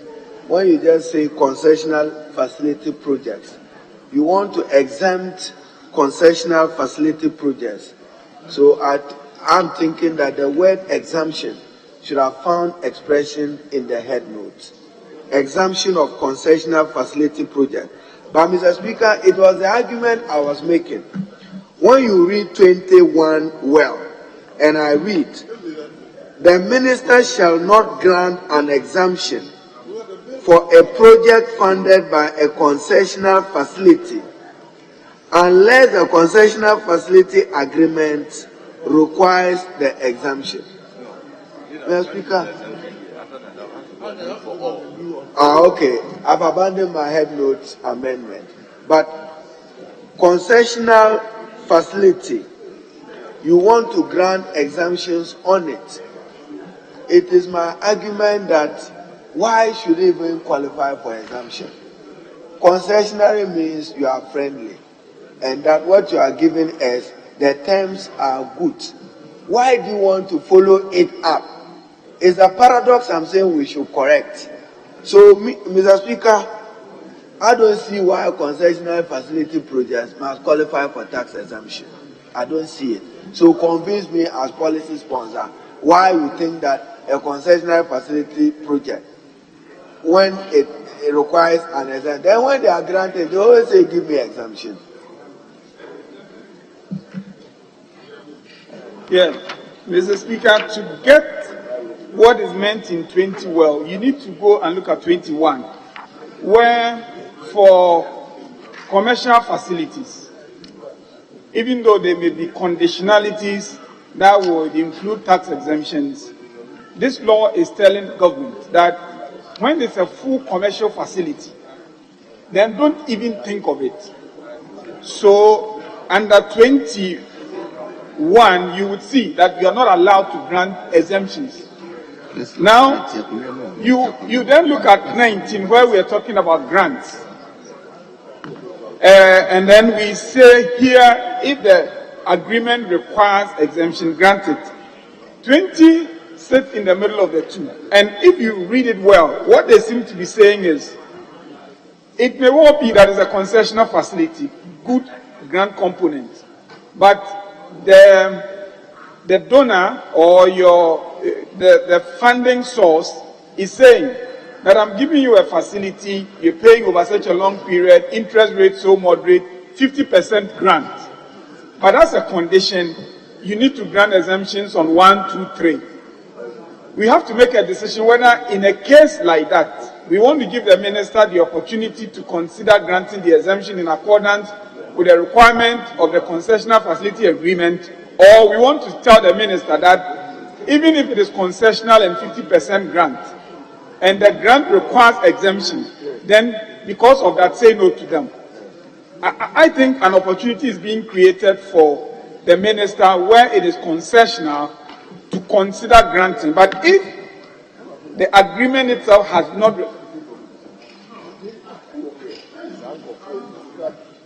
Yes, leader. Mr. Speaker, we need to be very careful.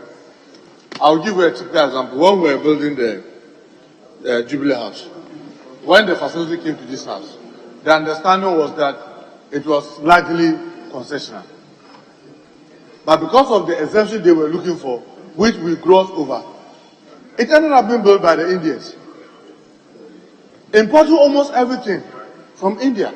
And at the end of the day, if you look at what we lost in terms of the taxes that we will have gained, the employment that we will have gotten, the jobs that will have been for our local people, when you put all together, it would have been even better if we have gone for a commercial loan. But sometimes these things are not quantified. I can say, because they are not quantified, then you don't see them as a loss. You only concentrate on the agreement that you saw, but the other things that happen under, let's take it off. The essence of this bill, Mr. Speaker, I keep repeating, is to make sure that when we have to grant exemption, it is necessarily beneficial. Not create this 50-50 situation where people can exploit it. Let's tighten the loose ends. So, Mr. Speaker, I want us to add the concession just as we are treating the commercial. Because if it is concessional, we are paying for it. Bail us if it's necessary, we have to pay those taxes. Let's pay. So, Mr. Speaker, leader, then make the amendment. So, Mr. Speaker, my proposed amendment is that in 20, we should delete. It's a winding English. We should delete unless the concessional facility agreement requires exemption. So that the new rendition will be: the minister shall not grant an exemption for a project funded by a concessional facility. Full stop. Thank you, Mr. Speaker. Funded with. Speaker, thank you for the opportunity. Speaker, in addition to what my whip has just proposed, what is happening with all the provisions we've considered so far? What happens at the time that the minister receives the application? It's not a grant. What the minister does is that he is to assess the application and makes recommendation to cabinet for approval before it comes to parliament. But the provision in 21 is giving an indication as though the minister has the power to grant at his level. So in my humble opinion, the clause should not read, the minister shall not grant an exemption for a project funded by a concessional facility, like WHIP has proposed. It should rather read, the minister shall not recommend for approval. Yes, because you see, at the minister's level, he received the application, makes an assessment. When he meets the criteria set down at that level, then he recommends to cabinet for approval. Honorable, read your. Mr. Speaker, my proposal is that the minister shall not recommend for approval an exemption application for a project funded by a concessional facility. Not grant. He has no power to grant at that level. Thank you. The lawyers should guide us. I mean, if we say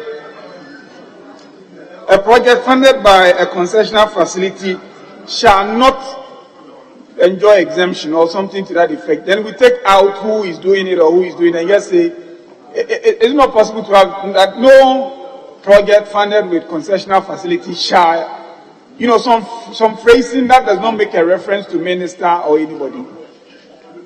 I don't know if you get me. I'm saying that your concern is about the minister and whether he can grant or recommend. I'm saying that be the minister or whoever, let's make the point that concessional facility projects cannot enjoy exemption. Simplicity. Okay, then we take the minister out. Yes, so you are a lawyer, give us some phrasing. So, an application for an exemption for a project funded by a concessional facility shall not be granted unless the concessional facility agreement requires the exemption. But you see, we have cancelled. According to, and I agree with Script that the clause in that provision or the phrase in that provision after facility is needless. So we can maintain the minister, because you see, the minister is the first level of the approval process. Is the first stage of recommendation. So if that is why the law says, if the minister declines to recommend to cabinet for approval, he has to notify the applicant within 14 days. Within 14 days, if he refuses to make recommendation to cabinet for approval, the law says he must notify the applicant or the something entity. I've forgotten the name. Sorry. Member, please address the case. So, Mr. Speaker, my amendment is that we can maintain the minister. And so the provision should read, the minister shall not recommend for approval an exemption application for a project funded by a concessional facility. Then we end it there. Well.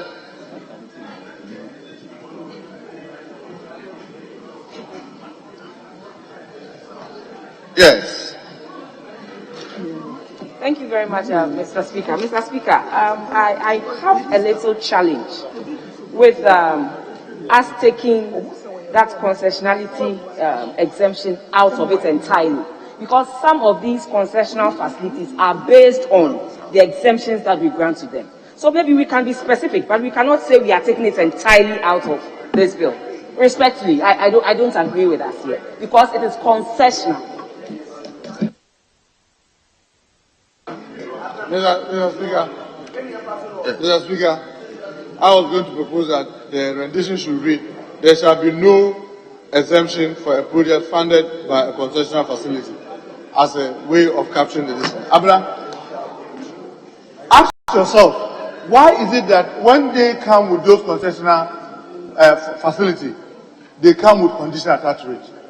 The reason we are doing this is that there's something about all this that we are doing, with the greatest of respect, Mr. Speaker, we have not sat down to analyze the effect of all these exemptions and how it has impacted on our economy and ourselves. So it's like we are doing the bill without any data guiding us. But for with all humility, for those of us who are kept long in this house, we will tell you each time they come and they make it as part of the condition to give you that concession, they are carrying a lot of baggage from their own country when they want to come and dump here. So in the long run, when you put the positive and the negatives together, because we don't do it, if we were to be analyzing it, you will see that I can bet you, go to the ministry and check, 90% of the concessional facility that they give you is simply to enable them dump what they don't like in their country, largely into your country. They base your economy, they mess a lot of things. So if it is, you are saying it's concessional, and you are making exemption mandatory, and I say I don't want it, take your concession away. You see, we are making it look as if without a foreign aid, we cannot develop our country. It is wrong. Analyze it and see. Tell me. Let's go one after the other. Mention any concessional facility that you receive, and let's analyze the insistence of exemption and check the exemption. Go and look at the items. Sometimes they even bring vehicles that they will be driving on our streets, but they will add it simply because there's an exemption. I am even of the view that these exemptions, let's pay. If I'm paying, I will open my eyes widely. Finance Ministry will open his eyes widely to know that, yes, carry on, I'll pay where it is necessary. You will see how many items will be falling under it. So I still believe that the power to give exemption, let's keep this at the back of our mind. Go back and you've been there. The power to give exemption is that of Parliament. It is not for Ministry of Finance. For people to think that because, it's Ministry of Finance, give him a window so that he can choose a pick. No! Power to give exemption is out of this house. Look, we have given people so much freebies. It's enough.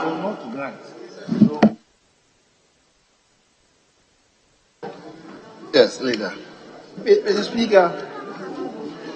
Speaker, with respect, I don't see why really we are against one so much. The minister is not the final determinant. I agree that perhaps the use of the word grant in one is problematic. I'm just saying that we should just find a way to reconstruct it. Other than that, the reason being given by the minority chief whip, as far as I'm concerned, really, it's not tenable. Because the final determinant is not the minister. If you come to 2, it provides exemption under such situation shall be considered on a case-by-case basis. When you come to 3, the minister shall secure the approval of cabinet and parliament for the exemption referred to in section 1. So if a parliament that will make the final decision, unless you are saying that parliament would also surrender our authority. It rests with us. It rests with us. Mr. Speaker, let me just add this, and I will go with that. I will tell Majority Leader that at least he has been in this house probably a little longer than all of us who are sitting in this chamber now. The only time we have gotten exemption held is when now we have parity. Because each time it comes, the government side has majority. And they don't listen to any argument that you make. They just, so please. On both governments. Yeah, I'm talking on both governments. The governments have always had majority. I was here, President Kufo. Exemptions will come, you can make all the arguments. Parliament, they will rubber stamp and go. The only time now exemptions and waivers are suffering is this 8th Parliament because of the parity of numbers. So don't just assume that when it comes here, Parliament takes its time to scrutinize, analyze, and the impact. We don't do it. Let's not pretend. Honorable members, please. Yes, Honorable Hiafo. Constructed something. Mr. Speaker, the concern raised by Honorable Dapamako is legitimate in the sense that the minister doesn't have the powers to grant. So let's improve on clause 21 to read so that we delete grant, and then we insert submit. Please, what is insert? What are insert?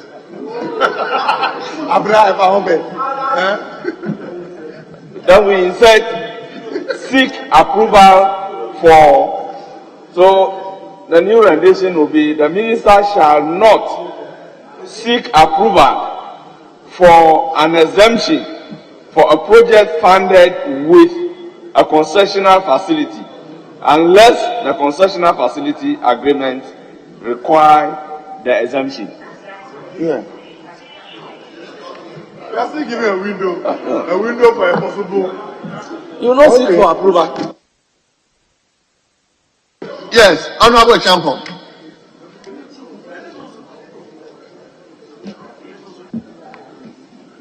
Mr. Speaker, thank you very much.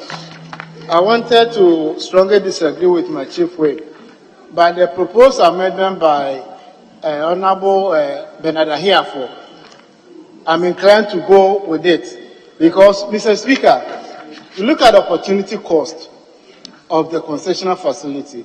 Assume it's a commercial loan. How much are we paying for the interest, commitment fee, and the rest?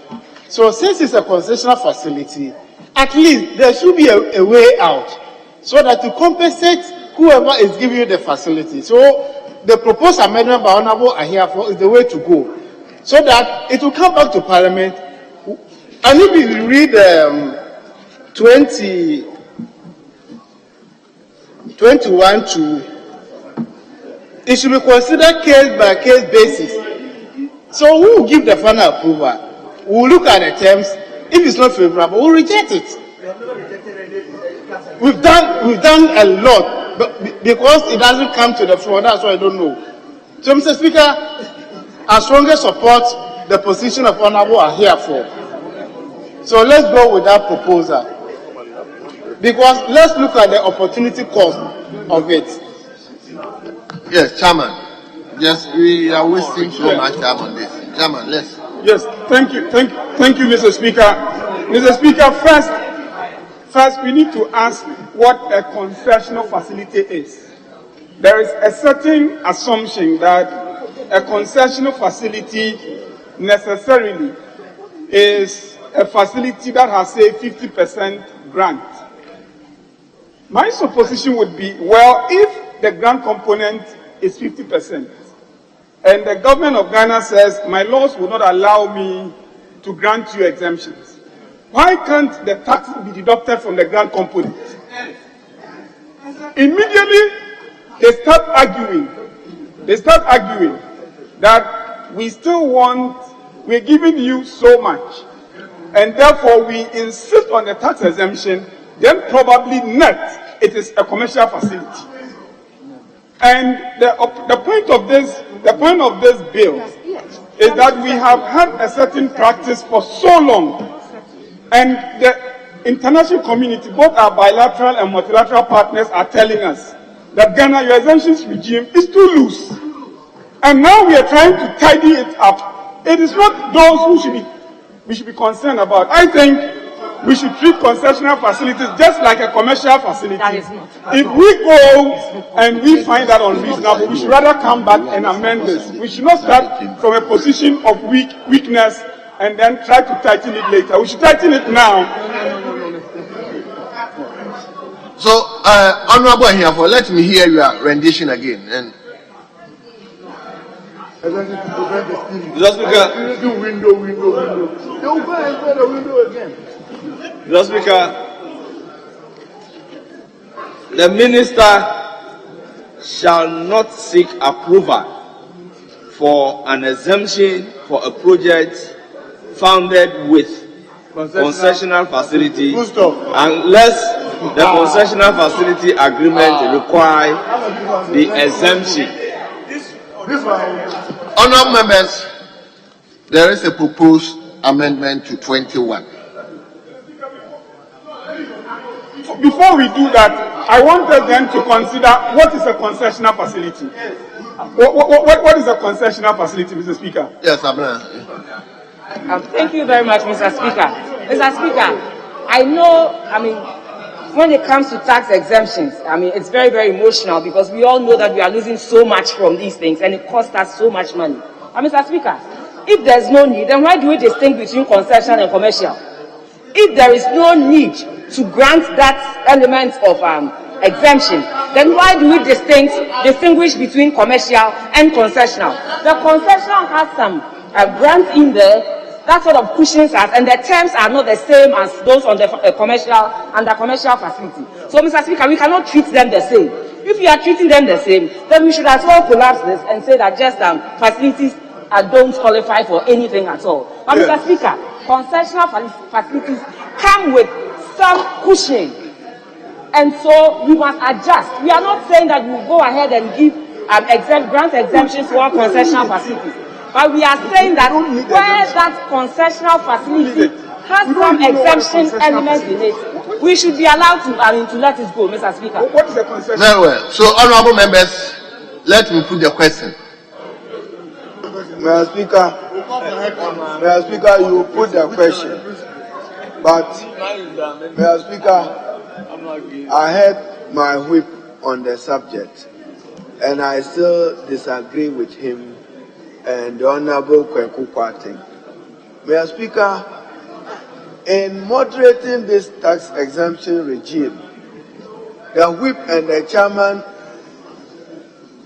have to be minded that Ghana, in our economic development journey, Honorable Dafiamapo. Mr. Speaker, we are not there yet, Chairman. And when I say we are not there yet, Ghana has not achieved our economic development objectives. It is a fact in the international market, and you must know better, that the facilities are designed concessionary. Mr. Speaker, Ghana is a member of the OECD, and under the OECD arrangement, we still benefit from some concessionary financing, depending upon what intervention that particular loan facility is seeking to deal with. You are simply saying that, and I had told the Honorable Bernard Ahiafo that my problem there was that the language is winding and undulating. You start with the minister shall not grant. Then you limit yourself that if the concessional facility demands a grant of exemption, grant it. So who comes with No, the concessionary facilities that the Minister for Finance approves, he will look at its totality in terms of its benefit to the country. So bottom line, it is what you said. This parliament must sit right. This parliament, we know, this parliament must sit right. Much of the failure of the Ghanaian people is parliament failing to do what is right in terms of diligence. But I do not think that at this juncture, Chairman, you should give up the distinction between concessionarity and commercial. No. And I say, if anybody said that, not you, I will give you quote 20, where you said, Mr. Speaker, because of the concessionarity of this financing, I recommend to this House to approve it. Yeah, but not exemption.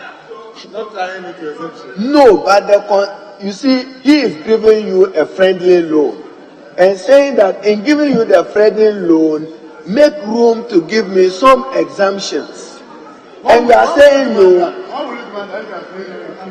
So that every loan which comes to this parliament must be commercial. There will be a difficulty. So I'm surprised that the chairman of the committee is walking that path. Let's be careful. We haven't achieved our development aspirations yet. There still will be a distinction between what is concessionary and what is commercial. Where the concessionary facility requires that there will be an exemption, I think we should consider it in the words of Bernard Ahiafo, but not dismiss it. Leader, let me hear Honorable Member for Asante Achimnof. Honorable Andy Kubi, let me hear you. Mr. Speaker, thank you very much for the opportunity. Please, a total blockade of concessional facilities to... Honorable Kubi, do you have a copy of the bill? I have my microphone on. You don't even know what we are... No. But you don't have a copy of the bill. I don't have a copy. I was observing from the office, and I realized that there's something very dangerous to trade ongoing right now, and I wanted to share experience with you. And minority leader knows that I was part of this industry for a long time. What we are seeking to do is to block our advantage in enterprise and in commerce and in trade and in investment. If we put a total ban on this incentive, because you have obtained concessional facility, then it means we are wiping away the competitiveness that such investment will bring.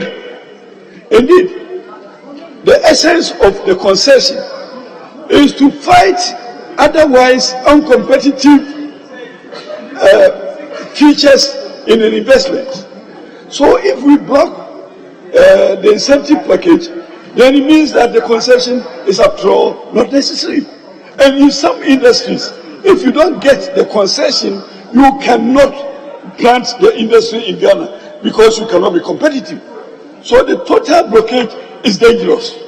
Let's look at situations where our monitoring will identify certain investments that ought not to qualify for the incentive. But the total blockade in certain industries, if you don't get it, you cannot operate. And therefore, that industry cannot be planted in Ghana because it will rather find place in, say, Cote d'Ivoire. In most of the instances, they evaluate the opportunities in the various countries and see where they will find competitiveness. So what I'm saying is that we need to improve this and then place a caveat so that that caveat will allow us to investigate this particular regime that they are bringing. Otherwise, yes, I admit certain investments have exploited the environment. Certain investments otherwise may not qualify for incentives. Certain investments, when they get the incentives, they abuse. But that is not enough reason to block all of them. Because some of them, without them, you cannot be competitive. Thank you. Very well. So, leader, I think we've taken so much time on this. If you can. Mr. Speaker, yes. Just to re-emphasize and reinforce the point and the amendment introduced by the Honorable Bernard Ahiafo. Mr. Speaker, we acknowledge that the grant of the exemption does not lie in the hands of the minister. That's the first. The other matter that is being raised about Parliament's the deficit in our performance, Mr. Speaker, it's neither here nor there. The Constitution grants you the authority to do that, and if you neglect to do to perform your functions, who do you blame? It's for us. And Mr. Speaker, I acknowledge that hitherto we have not been acting diligently, and it is so because our own committee system is a bit defective. Today we are saying to ourselves that we need a committee to assess the impact of these exemptions on the economy. The minister would have done his own assessment based on the criteria set forth in the Act. But when it comes to us, we are also required to do the same.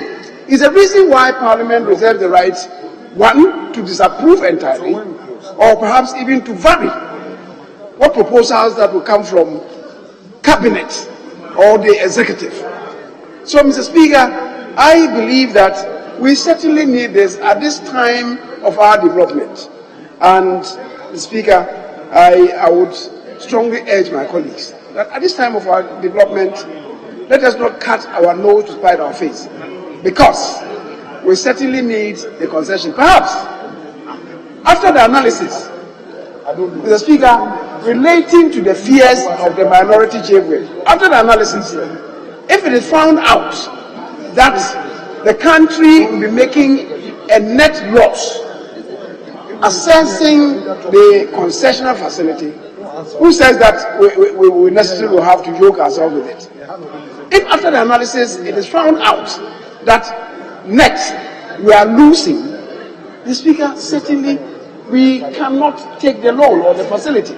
It's the reason why we are doing what we are doing. So, Mr. Speaker, I will plead with colleagues that let's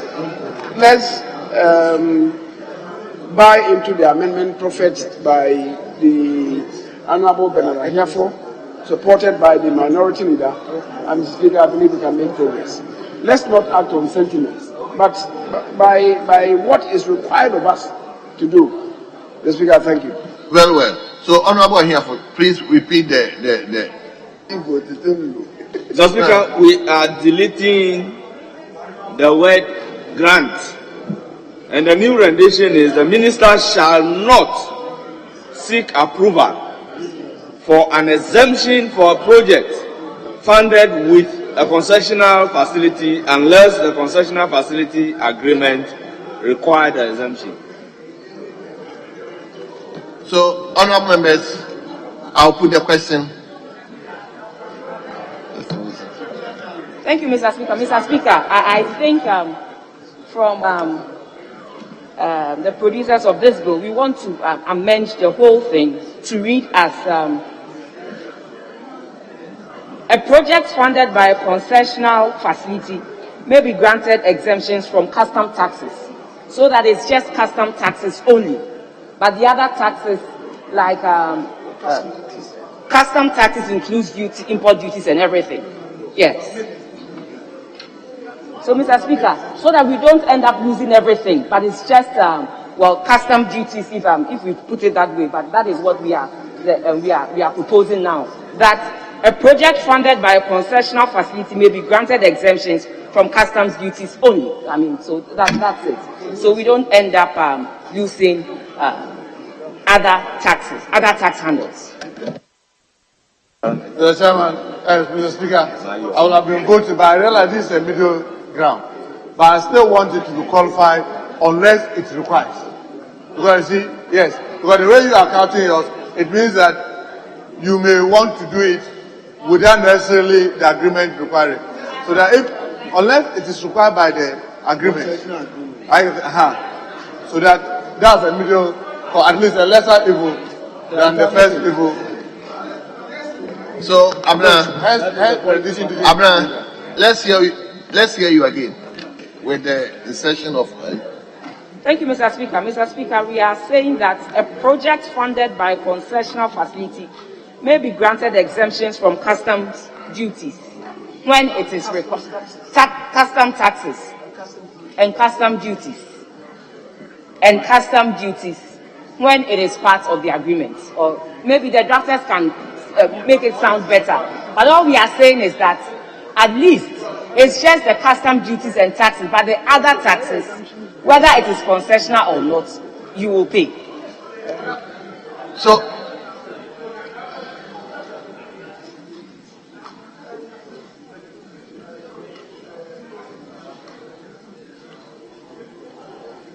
what is the rendition now? What is the rendition now, Abner?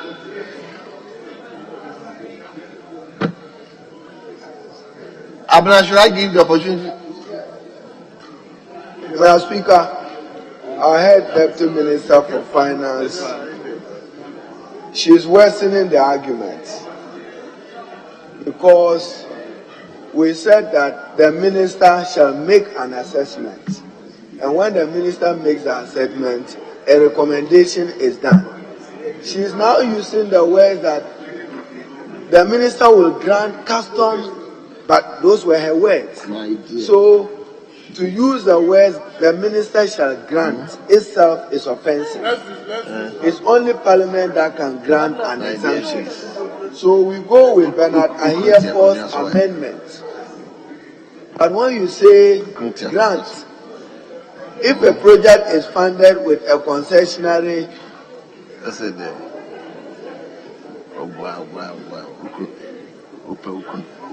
and even the project, you are already granting them custom and tax duties. No. Leader, please, we've taken so much time. Let's, Honorable here for, may you come out with your rendition once again. We put the question. Mr. Speaker, I repeat, the new rendition is the minister shall not seek approval for an exemption for a project funded with concessional facility unless the concessional facility agreement require the exemption. Very well. I put the question. Honorable members, there is this proposed amendment. All those in favor of the proposed amendment say aye. All those against say no. No! Honorable members, the ayes have it. The proposed amendment is hereby carried. Yes. Are we having amendment on the rest of the sub-clauses? If you are not having any amendment, let me put the entire clause. Do you have? For which? By for which? Yes, Honorable, let's hear you. Mr. Speaker, funded with, not funded by. Clause 23. There must be a consequential amendment as in 17(3). That is, the minister shall secure approval from Cabinet and Parliament before the exemption referred to in subsection 1 takes effect. So we delete. That's in 20. We are not. Yes, we are not doing. That is why I said we should do a consequential amendment as we have done in 17(3). Yes.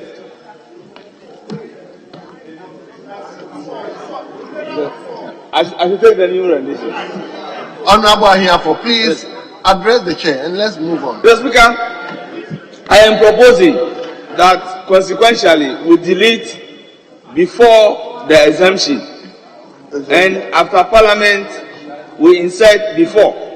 So the new rendition will be: the minister shall secure approval from Cabinet and Parliament before exemption referred to in subsection 1 takes effect. Very well. Honorable members, there is a proposed amendment to sub-clause 2. All those in favor of the proposed amendment say aye. Is it sub-clause 2 or sub-clause 3? Very well. All those in favor of the proposed amendment to sub-clause 3 say aye. All those against say no. Honorable members, the ayes have it. The proposed amendment to clause 3 is carried. Yes. Mr. Speaker, clause 24, line 1, after funded, delete by and insert with. Then line 2, after produce, delete can be found in Ghana and insert locally. Produced. Then the same line 2, after funded, delete by and insert with. So, Mr. Speaker, the new rendition will read: where an item to be used for the project funded with the concessional facility is produced locally, a contractor under the project funded with the concessional facility shall procure the item from the local market, and the minister shall not grant an exemption in respect of the project funded by the concessional facility. So, Mr. Speaker, I will further improve it by deleting the grant in line 4 and substitute seek approval. Question. So, honorable members, there is proposed amendment to clause 4. And the question is, all those in favor of the proposed amendment say aye. All those against say no. Honorable members, the ayes have it. The proposed amendment to Clause 4 is hereby carried. Now I put the question on the entire Clause 20. All those in favor, thus Clause 20, as variously amended, stands part of the bill, say aye. All those against, say no. Honourable members, the ayes have it. Clause 20, as variously amended, stands part of the bill. Clause 21. Commercial government projects.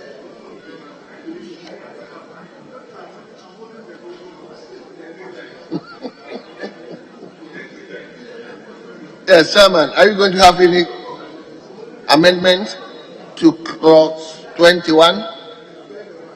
Yes. Mr. Speaker, 21, there is no advertised amendment, but I'm just speaking guidance from the promoters of the bill. For the first time in Clause 21(1), I see the use of the word goods, works, or services. In earlier provisions, we limited ourselves to goods. We didn't add works, we didn't add services. Now, are we to adopt goods, works, and services as a family of words? But in previous provisions, we just said goods. There was no reference to works, no reference to services. For instance, consultancy services is not a goods. So if there were local consultants that you were going to procure from Ghana, it will take advantage. So you may have to direct the draft persons where the word goods have been used. Works and services may be additionally, where appropriate, Mr. Speaker, so you may so direct the draft person to take note. Thank you. Very well. So table, please link up with the drafters so that where it becomes appropriate, we will substitute those words there. Mr. Speaker, I will just direct. Yeah, Chairman, leader. Because it may not be universally applicable. So where the context requires, then it will so applied. It may not have universal application. So once we make that directive, we'll see what to do.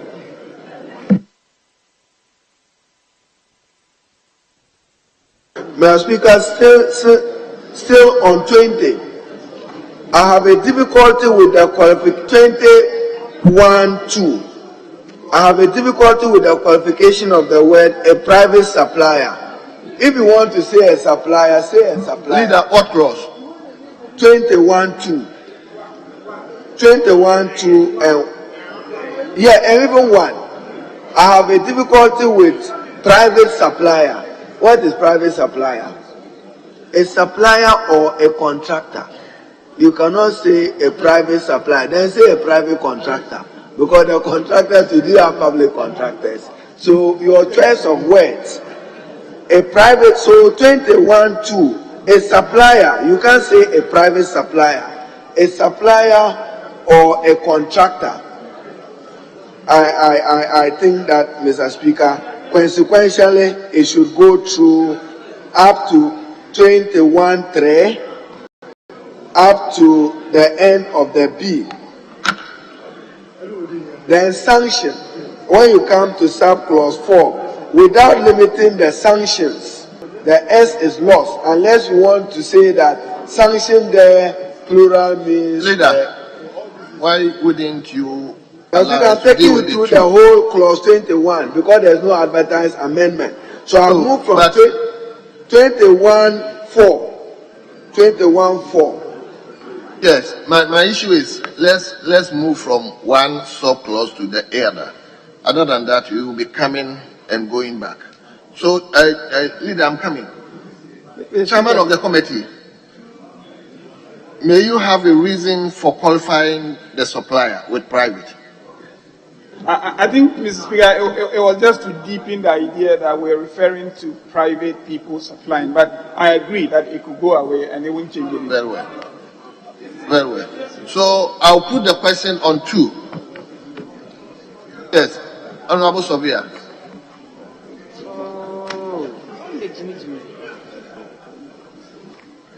The Speaker. The Speaker. Sorry.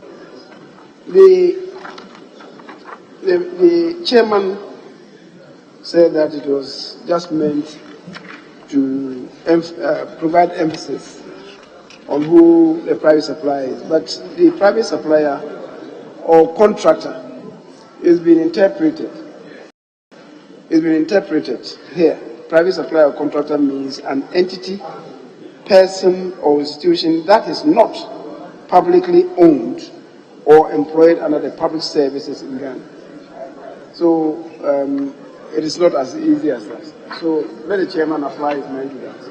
The private supplier or contractor has been defined. Yes, it's in states. Yes, it's been defined. Yes. So if you say that we should delete private, we create problems. Yes.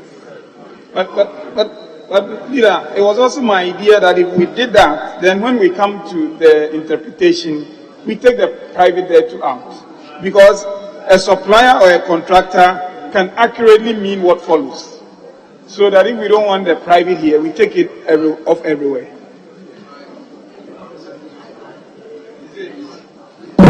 Oh, sorry. So it means there is no amendment to 2. Mr. Speaker, there is a minor amendment to even 1. Mr. Speaker, there is an amendment to 1. I think the state entity really should read covered entity and not state entity. If you look at the definition of state entity, it means just what you have spoken about. State entity includes ministry, department, or agency, local government authority, state enterprise, or public corporation, which is embedded in the covered entity anyway, which has a broader coverage, and that will include parliament, the arms of government, and the constitutional creatures. So, Mr. Speaker, it's better to have the covered entity replace state entity. And then, in line 2, we delete the word or.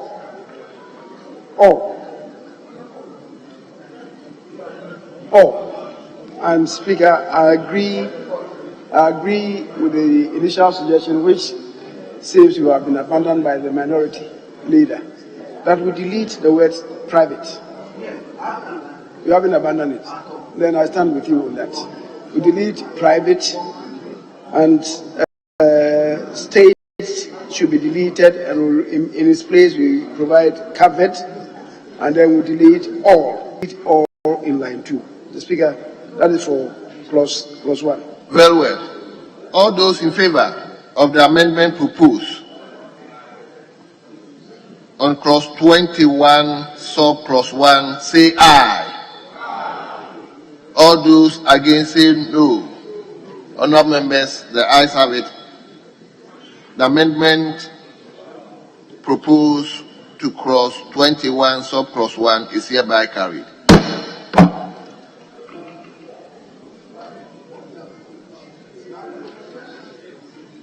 Mr. Speaker, consequentially, we have state entity in 2, we have private supplier in 2, so consequentially we will delete all those things. And then 3 as well.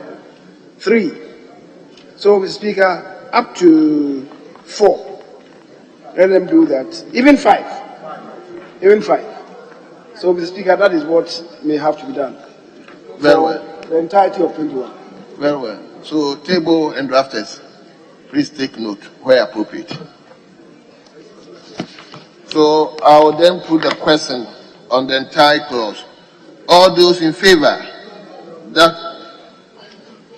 Mr. Speaker, just another policy issue. 21(3). A person who acts on behalf of government or a state, the 2, one must go away.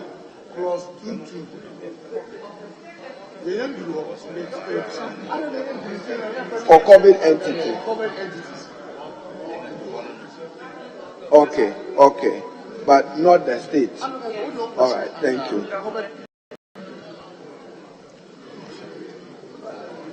Mr. Speaker, thank you very much. Mr. Speaker, 21 3B, the punishment regime.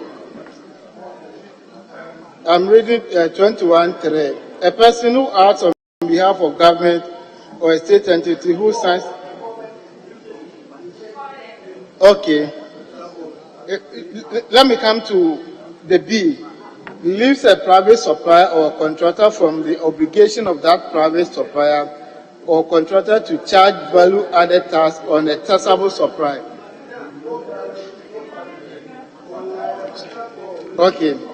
Commits an offense and is liable on summary conviction to a fine equivalent to the value of the unpaid custom duties. Mr. Speaker, it's not deterrent enough. Because if I quarrel with somebody and the person pays the money to me and you ask me to refund that same amount, you've done nothing to me. So I want to further propose that commits an offense and is liable on summary conviction to a fine equivalent to double or triple the unpaid custom duties. So it becomes so deterrent. Because I can connect with somebody, you arrest me, the very money I took, you collect the money, you let me go my way. What is the crime again? So it should be punitive enough to deter people from committing such a crime. So, what punishment do you propose in addition? So I'm proposing that commits an offense and is liable on summary conviction to a fine equivalent to triple 300%. Okay, 300% of the unpaid custom duties and custom taxes on charge and other unpaid domestic tax, or to a term of imprisonment of no less than 6 months or both. Very well. That is the proposed amendment. Why no? Yes, Chairman. Yep. Honorable Champo, may you put up your microphone? Very well. The Speaker, I think I can identify with what Honorable Achampon said, because this 300% reflects throughout the bill. And when you go to the earlier stages, you see that whenever you commit the offense, there's a loss you would go to. The only thing is that the lawyers have educated us that once you change the fine, then because the custodial sentence should also come up accordingly. Should be commensurate. Thank you, Wesley. So I'm trying to go. Okay. All right. I've been advised that we leave that. Okay. Yes. Yeah. Chairman of Constitutional Committee. Okay. Mr. Speaker, once we agree with the 300% payment and the sanction, the custodial sentence really will have to be commensurate. We can then leave that to the drafters. They know how to do the computation and then factor that in, instead of burdening ourselves now to do that here. Yes. Mr. Speaker, I just want to draw my colleagues' attention to the fact that the opening sentence is talking about a person who acts on behalf of government or the state. And if you look at the punishment, the person when the person is convicted, he would have to pay all the unpaid duties and then taxes, and in addition could also be imprisoned for 6 months. And that is enough punishment and is enough deterrence. So talking about triple and other things, because already he's been asked to pay money that he's not supposed to pay anyway, and taxes that he's in addition to that, he's supposed to pay a fine or go to prison. So I think it's the... Thank you. It's not... Sorry, Mr. Speaker. Mr. Speaker, if you look at what we did when we were doing the free zones, and the Speaker, to be precise, that's 13 to take a fine equivalent. We said that the person shall pay 300% of all the taxes due. Mr. Speaker, the reason why, if you say they should just pay the value, is that, Mr. Speaker, if I know that if I assist Mr. Speaker to evade 1 million worth of taxes, and probably you and I have had an agreement that when I help you, you give me 800, and you agree. If I know that when I'm caught, I'm not going to pay the 100, I'm going to pay 300. It will be so deterrent that when you are talking, I will not listen. But if it is, if I'm caught, I'm just going to pay the exact value. There is a tendency to risk that, oh, let me do it, because when I'm caught, I'm simply paying the money. But if I'm going to pay far more than that, that means I have to go into maybe the earlier ones I've done that, well, I was not caught, to come and pay off. So it will be deterrent to not listening to you, except to say that the terms of prison, in my view, should be maintained the 6 months. The reason is that it is not penalty unit, where because the penalty unit has gone up, the terms of prison must also go up. This is why you are talking about the value that should have. No, I'm saying that. Honorable Champon. I'm only saying that the terms of prison is not like the penalty unit. For the penalty unit, for every penalty unit, there's a correspondent terms of prison. But this one is talking about the value that will be lost. So we should maintain the terms of prison, because the intention is not to really imprison you. The intention is to retrieve the money.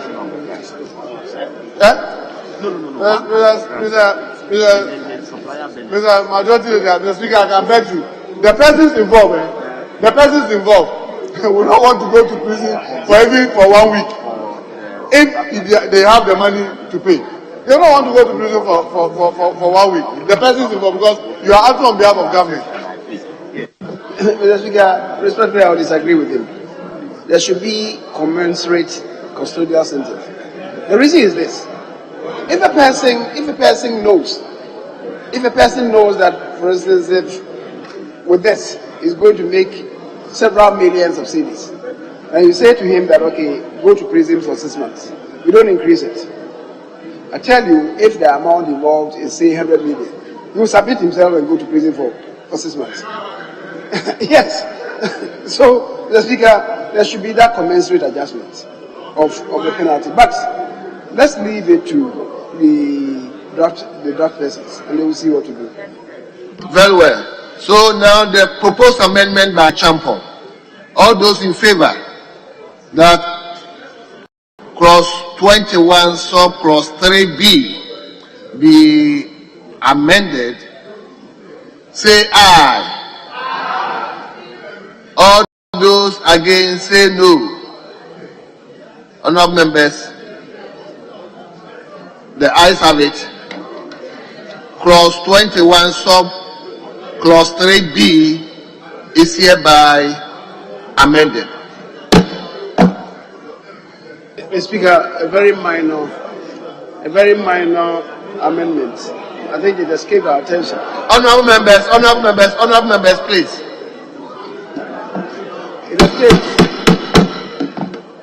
It escaped our attention.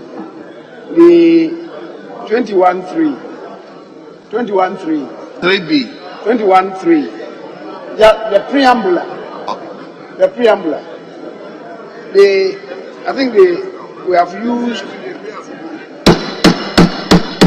Honourable members, we can't hear if somebody is speaking, if you keep on making noise in the chamber. The Speaker, we have used the word who twice in that line. A person who acts on behalf of government or a covered entity who signs a contract.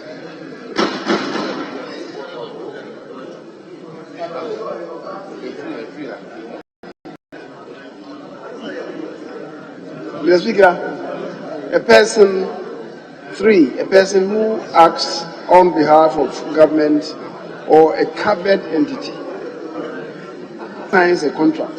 I think we should just break that and add a conjunct. So a person who acts on behalf of government or a covered entity and who signs a contract. Just that.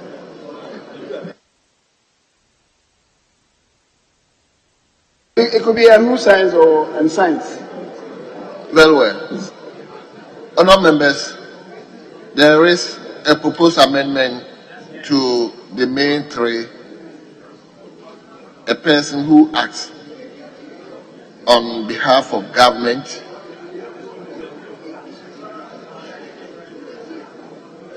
Leader, may you repeat the rendition, what you said? May you repeat what you said? Yes, Speaker, it just has to do with 21.3, the preambular construction. A person who acts on behalf of government or a covered entity and signs a contract. Very well. Honourable members, there is a proposed amendment to 3, the preambular statement. All those in favor of the proposed amendment say aye. All those against say no. The ayes have it. The proposed amendment is carried. Now, Honourable Speaker, just a small observation on sub-clause 4. All along, we have been talking about private supplier, but on clause 4, it has without, please listen, it said without limiting the sanction applied in accordance with subsection 3, a supplier. The 4 says without limiting the sanction applied in accordance with subsection 3, a supplier or contractor. But previously we are talking about private supplier. So I thought there is an omission there. Private supplier or contractor, not supplier. The one understand. Mr. Speaker, we have even deleted the word private. We have deleted the word private from the earlier constructions. So we don't need to do anything here. That is why we didn't insert private. Very well. So I put question on the entire clause 21. Honourable members, all those in favor that clause 21 as variously amended stands part of the bill say aye. All those against say no. Honourable members, the ayes have it. Clause 21 as variously amended stands part of the bill.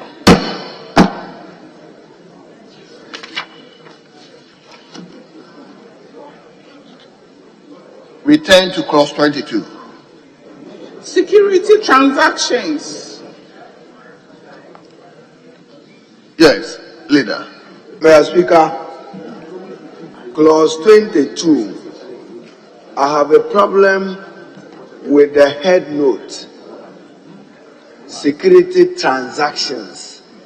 The word transactions does not befit. If you want to say security-related procurement or something, but transaction does not belong there.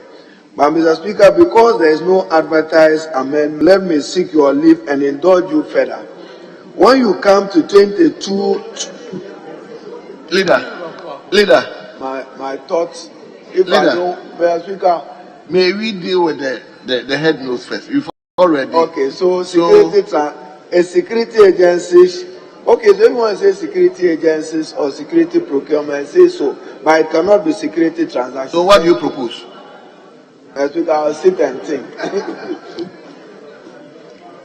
Yes, honourable members, minority leader has a problem with the head note, security transactions.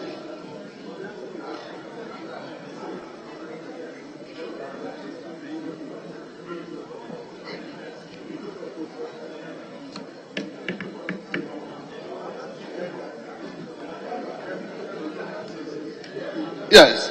Honourable member for Etiwa East. Transactions by security agencies. So transaction.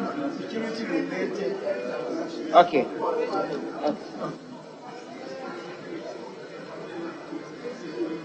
Yes. The proposed amendment is security-related transactions. All those in favor of the head? Yes, Honourable. I didn't. Mr. Speaker, security-related is too broad. What security? Security is a broad term. Is this state security? Then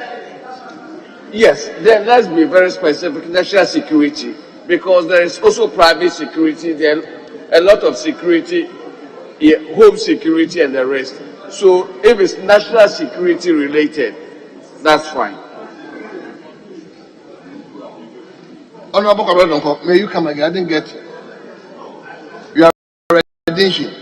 My suggestion will be national security related. National security related. Yes.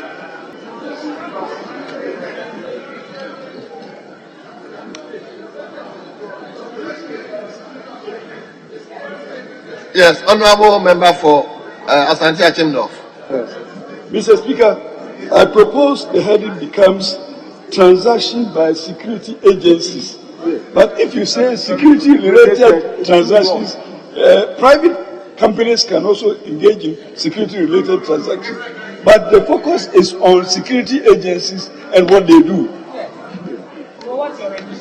So my rendition becomes transactions by security agencies. Well, they cannot be private. Yes.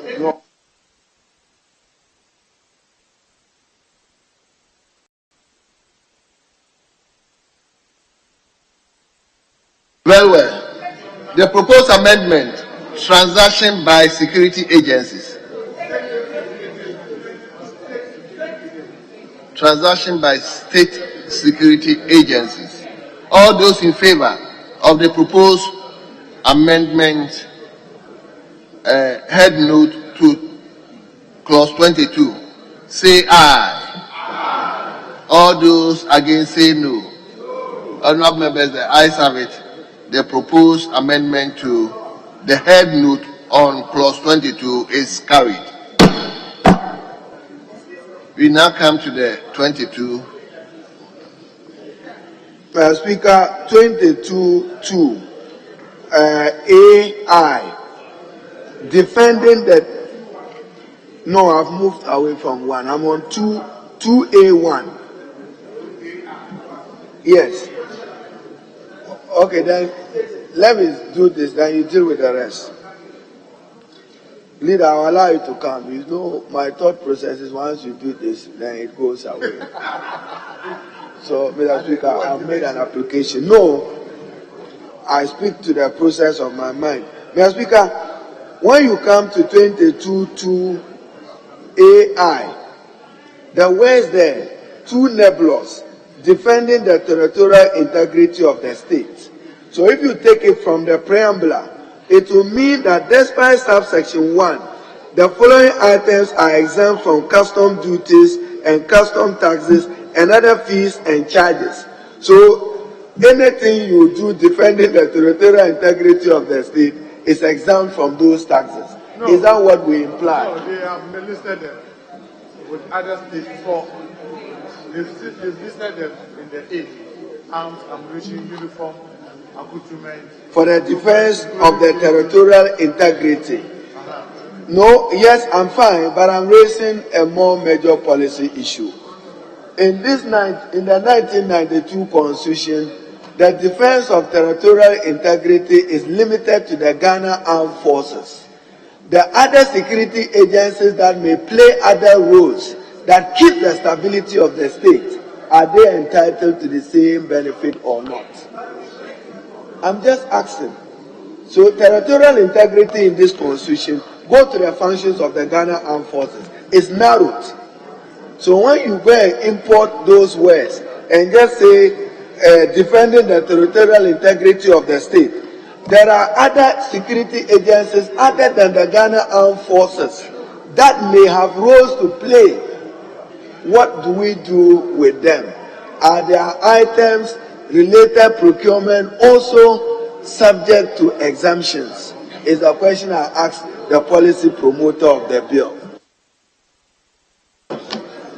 Yes, yes. Thank you, Mr. Speaker. Mr. Speaker, they are also granted the same exemptions as all the security agencies are granted the same exemptions as the army, the Ghana Army.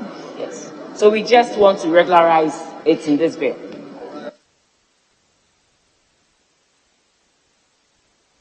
Yes, leader. Mr. Speaker, the concerns raised by the minority leader can be covered in the interpretation in defining the state security agencies, to include, and I will list them. It will come in the interpretation, and it will be covered. Mr. Speaker, it's a better way of handling it. But if you agree, and the head of table office better pay attention. You are supposed to be. You say that you are the head of this, so sometimes when you miss certain things, you cause a mess. So I'm just saying that we will cover that in interpretation. But having said so, Mr. Speaker, in 22, there are consequential amendments in respect of line 1, state entity now will be deleted and its place will have covered it. That's one. Then we come to 2, again, consequential amendments. Consequential amendments, as we did, to include rates, levies, and so on, as we did earlier. In 2, customs taxes and other, it covers fees and charges. Remember, we did, in respect of section 2, fees, levies, and so on. So just consequentially, it will have to have application here. That is it. The Speaker, so that is for the 2C. 2C, the Speaker, 2C, just to insert servicing in line 2, so that we have parts, components, or sub-assemblies of an item specified in paragraph A for the repair, refurbishment, servicing, or maintenance of that item. Servicing of that item, we just include that. Then for D, Mr. Speaker, we insert in after training, so that it will read goods imported for training in or testing of. Training in or testing of an item specified in paragraph A. It does. You train in accoutrement. We don't train accoutrement. We don't train equipment. So that will make the distinction clear. There are some that we train in, there are some that we test. There are some items that we test, there are some that we train in. Mr. Speaker, I believe those are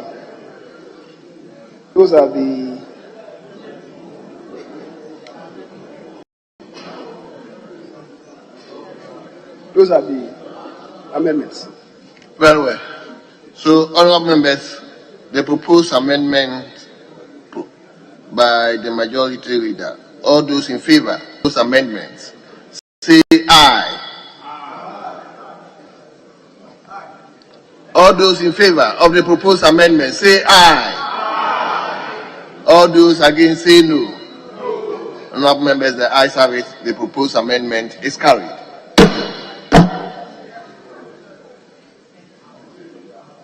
Yes, leader. Well, Speaker, still on leader, I'll yield to you.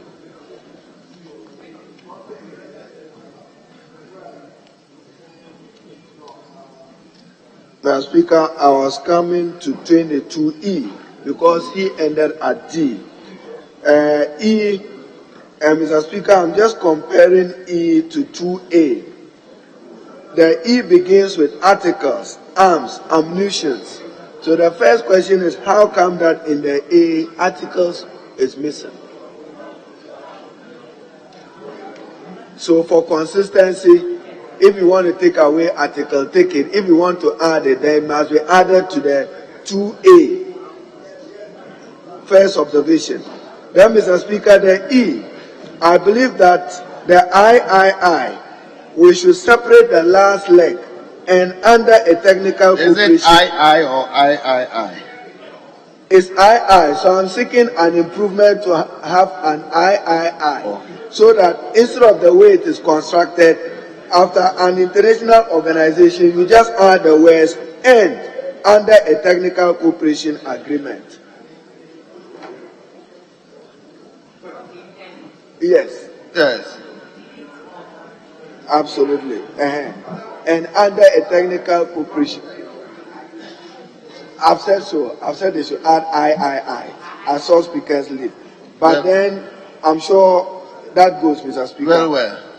Thank you. So there is The Speaker, I believe the second one that he indicated will be better than having a third leg, that is I.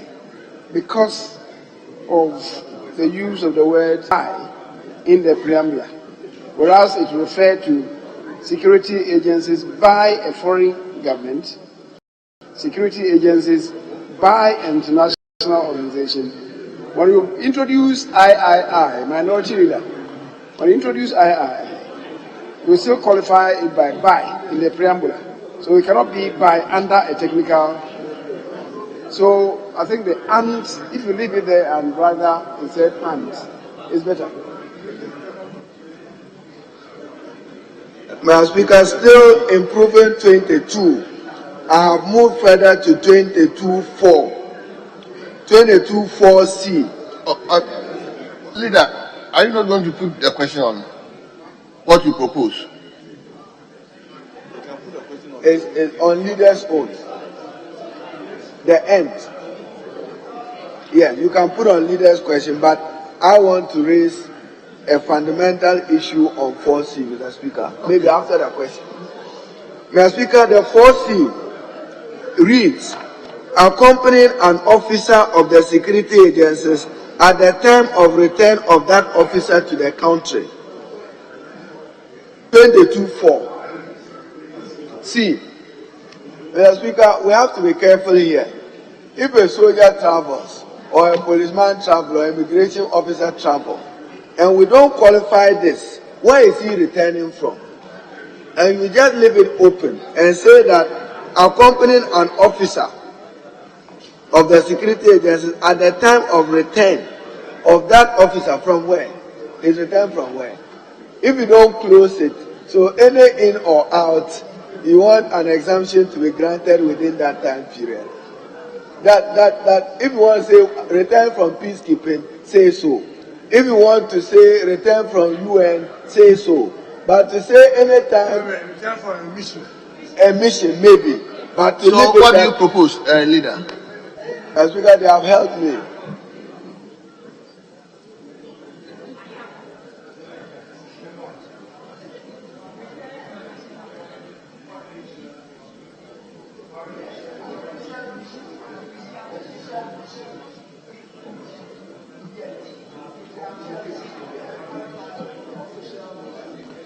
Very well. There is a proposed amendment to 4C,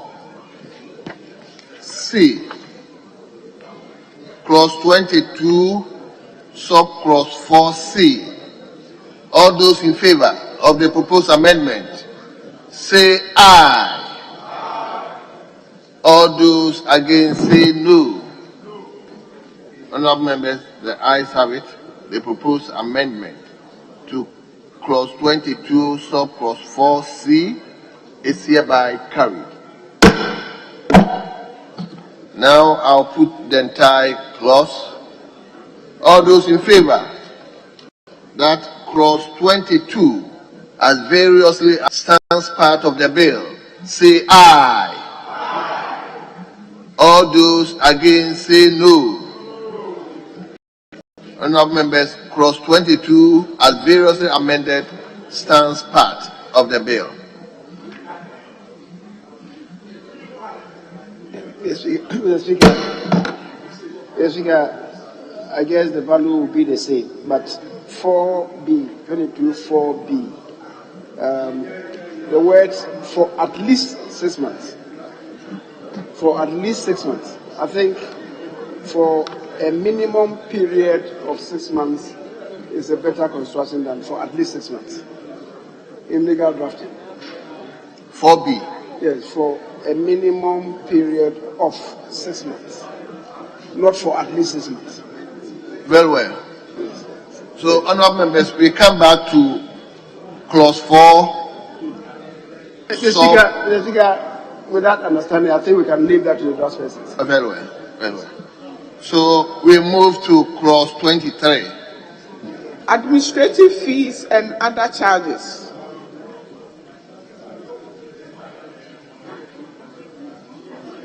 Mr. Speaker, 23, we have to interrogate. Just 23 generally. 23.1. Even the head notes, administrative fees and charges. And Mr. Speaker, 23.1 reads, an administrative fee or other charges, not charge, charges, line 1. But no. The English is not eligible. It's other charges. Charges. Impose, not charge. Now, Mr. Speaker, service provider. For the purpose of this bill, who is a service provider? Honourable members. Mr. Speaker, I don't think clause the old 23. I think it should be deleted. Unless the policy promoters can explain to us who is a service provider. MTN is a service provider. Bev and Des is a service provider. NIA is a service provider. I don't think clause 23 belongs to this bill. It does. It does. So convince me. Okay. Yes, leader. Speaker, is very relevant. The reason is that it is to say that you could be exempted from so many other things. But where a service provider is providing services, in the discharge of his or her duty to get you your goods, like a transporter, like the other things they have at the port, you cannot be exempted from paying those ones. No. Like I say, we are exempting you from paying those taxes. But as for a service that you have to be rendered to enable you clear the goods or whatever, those services, you have to pay for it. You cannot be exempted from paying those services. I think it's very, very clear. Because even in the, for example, if maybe for lack of better example, when you look at the parliamentary car waiver, a lot of things are waived. But where you have to get an agent to carry the process to enable you clear your car, you have to pay the agent's fee. The driver who may have to drive your car out of the yard, you have to pay that person for that service.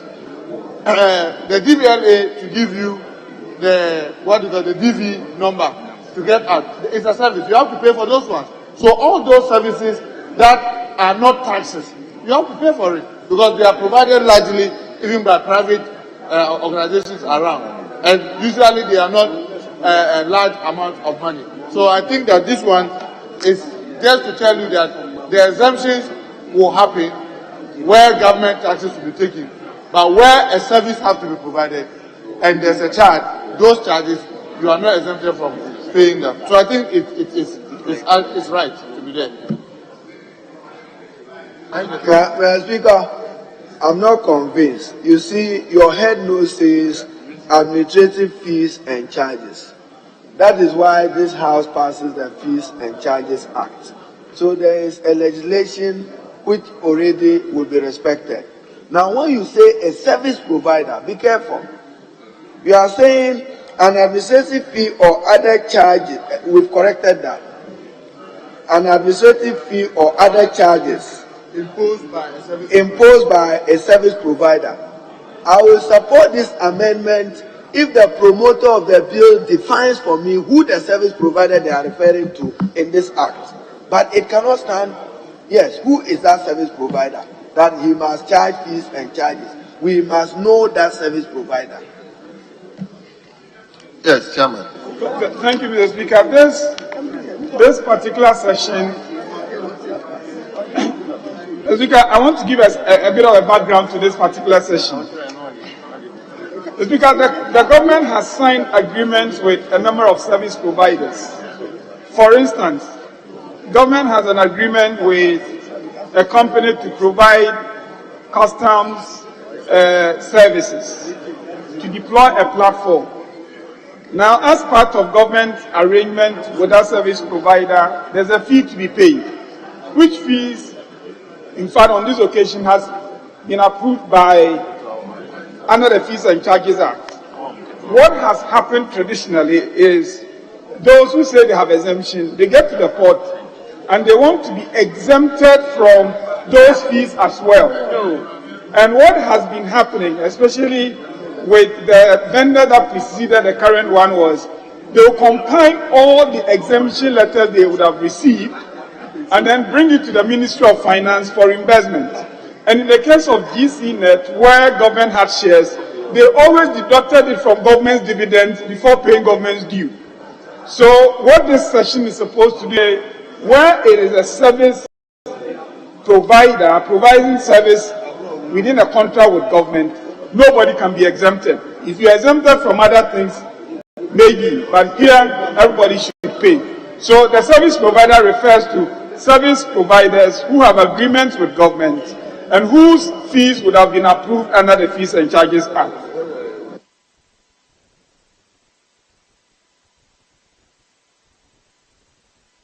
So is there any proposed amendment? 23, an administrative fee or other charges imposed. Leader, did you say that? Imposed. 23(1). Speaker, the Honorable Bernard Ahiafo was trying to improve it. But having listened to the chairman, then I believe 23, you must reduce it to only 23(2). So it becomes 23(1) and it stands alone. I can't reconcile the two standing together. A person shall not use a service for which an administrative fee or other charges is imposed and be exempt from the payment of the associated administrative fee and other charges. So, no. Yes. Mr. Speaker, I believe if we tied it up to, my colleague would appreciate it. For instance, I think that 2 rather should read. A person that uses a service for which an administrative fee or other charge is chargeable shall not be exempted. That is a better construction. And that makes it clear.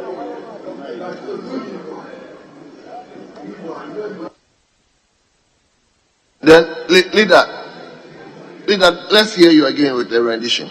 The Speaker, it should read, a person that uses, so I don't know whether you should read a person who uses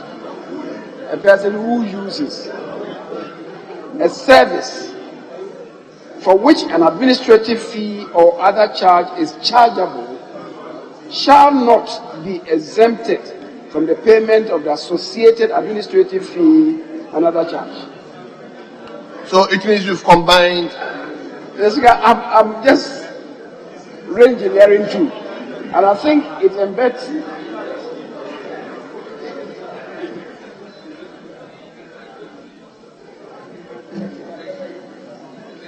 Mr. Speaker, I'm suggesting that we put the responsibility on the applicant, the person who applies for a service.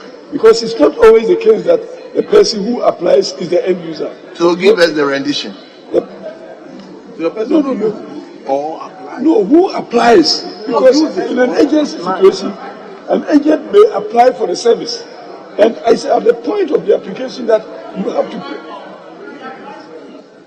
You apply for the use of service. And in most cases, even the end user may not be distant in your contemplation. So when you make the application. So, Honorable, give us the rendition. I'm suggesting that a person who applies for the use of a service by a service provider shall pay, so that the payment is on the applicant. Because the person who uses may be distant from the application, so that whoever comes to seek is under obligation to pay, not the one who is distant who will use as an end user. Who applies?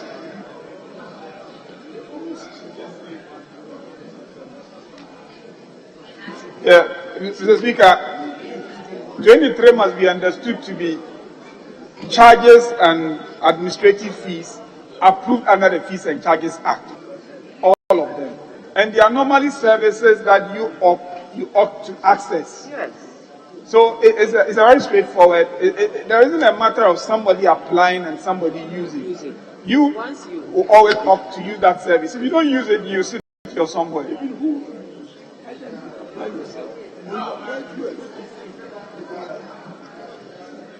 Mr. Speaker, I don't think that you see, you are passing a tax exemption legal framework.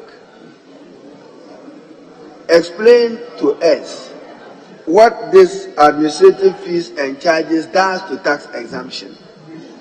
What does it do?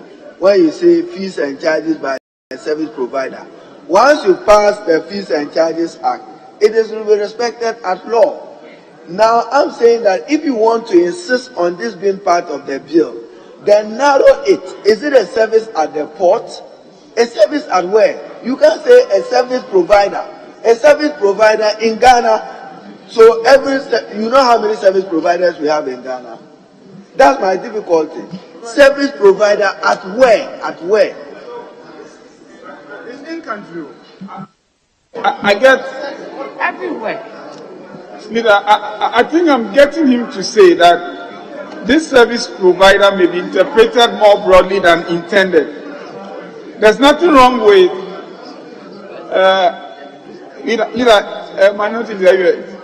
I'm getting your point. It's not just at the port. There may be several. For instance, somebody may go to the Lands Commission, stamp duty, and says, I have exemptions. So the idea is to say, where is a service whose charge has been fixed by the Fees and Charges Act, nobody can be exempted.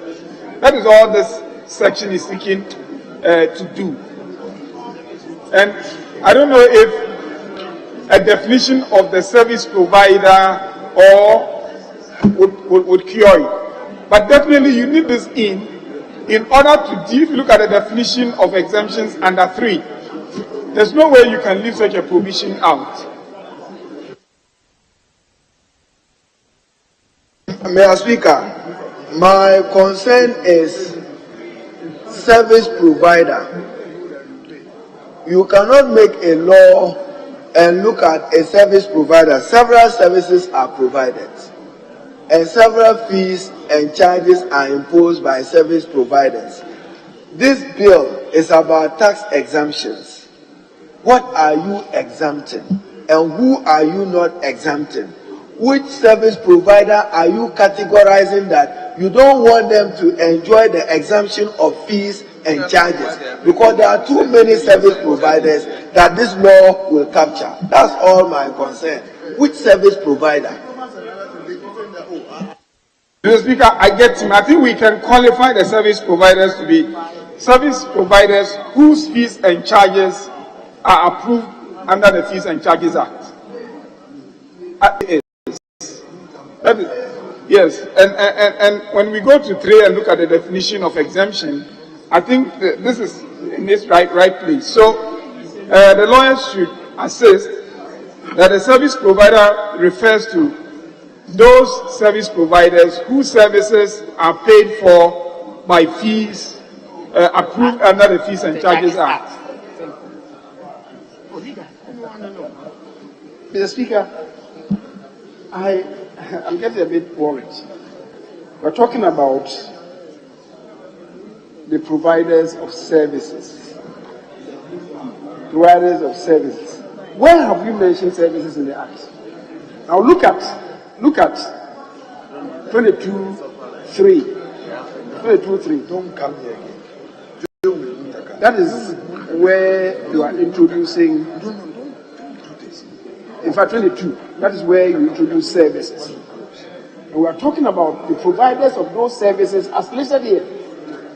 Now, if you go to the interpretation, services is accordingly defined, meaning the furnishing of labor, time, or effort not involving the delivery of a specific end product, other than reports which are merely incidental to the required performance. So it's under this Act. Mr. Speaker, so it's covered in 22. It is those services, not what you are talking about. Not what you are talking about. So is these services related to under 22, the providers of those services? So it's not the service providers as in communications and so on. That is not it. Services under this Act. So it's those providers, it's the providers of those services that this Act is intending. Not service, not communication service providers or platform to collect e-levy. Leader, we have heard leader, but having listened to the chairman, if he wants 23 to be part of this bill, he is simply canvassing that the payment of fees and charges under the Fees and Charges Act shall not be exempt. Then we know that he's saying that whatever fees and charges they pay, no one can run away from it. If that is what he's suggesting, then I myself with him. But leader has made the matter more complex. When you say service provider, are you talking about security service provider? Because 22 is security service. I agree with you. But the promoter of the bill himself is saying that when you grant people custom duties, VAT and others, they walk and go and add fees and charges. I don't want them to benefit from that. So he wants to make sure that fees and charges are collected properly and adequately. So we should catch a language in that respect.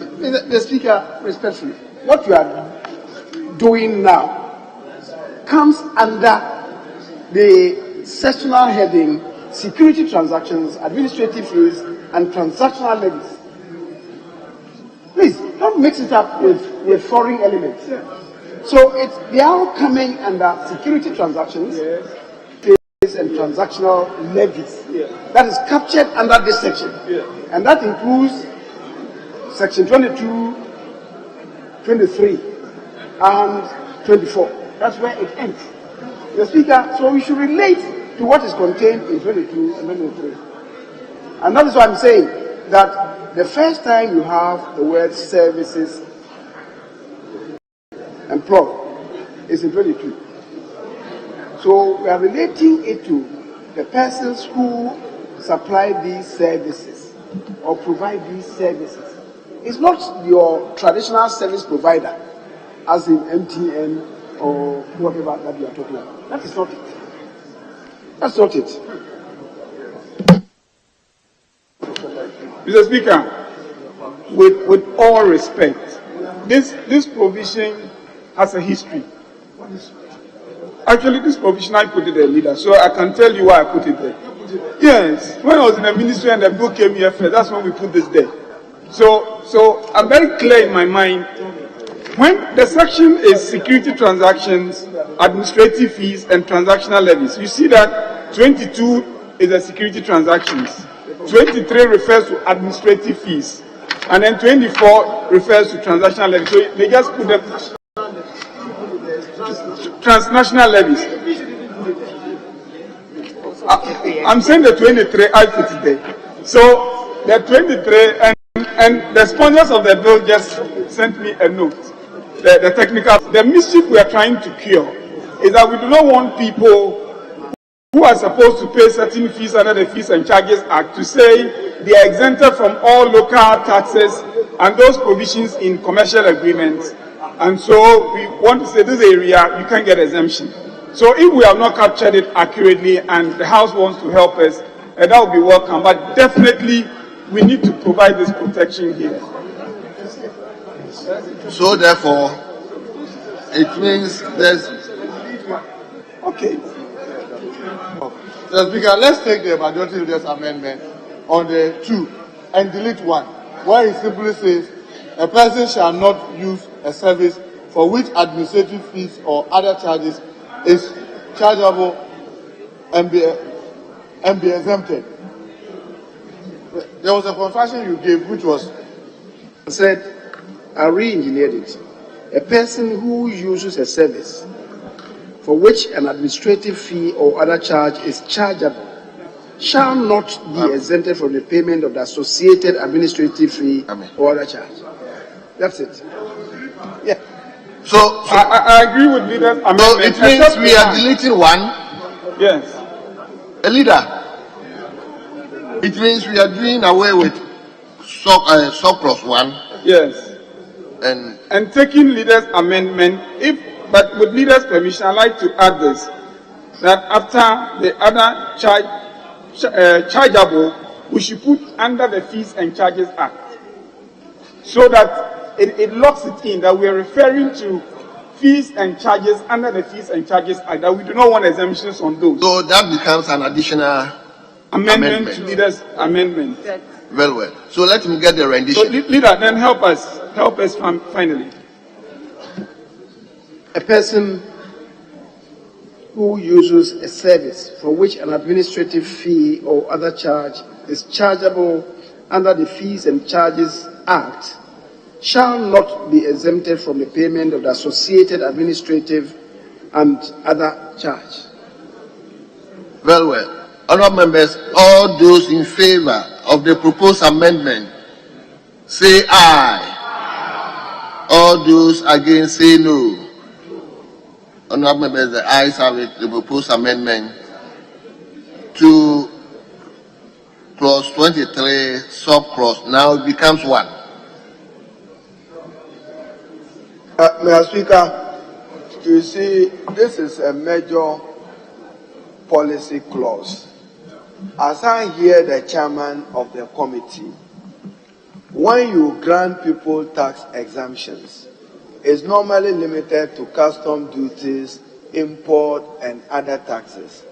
In fact, along the line, we will be asking the Minister for Finance to explain Get Fund Levy, NHI Levy, and others, whether even in this bill, where you use the word custom duties and taxes, the presumption will be that it does not affect that category of levies.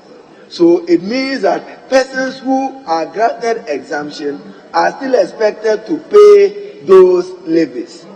Now, this particular clause, having listened to your explanations of who a service provider is, Mr. Speaker, is simply to say that payment of fees and charges under the Fees and Charges Act shall not be exempt.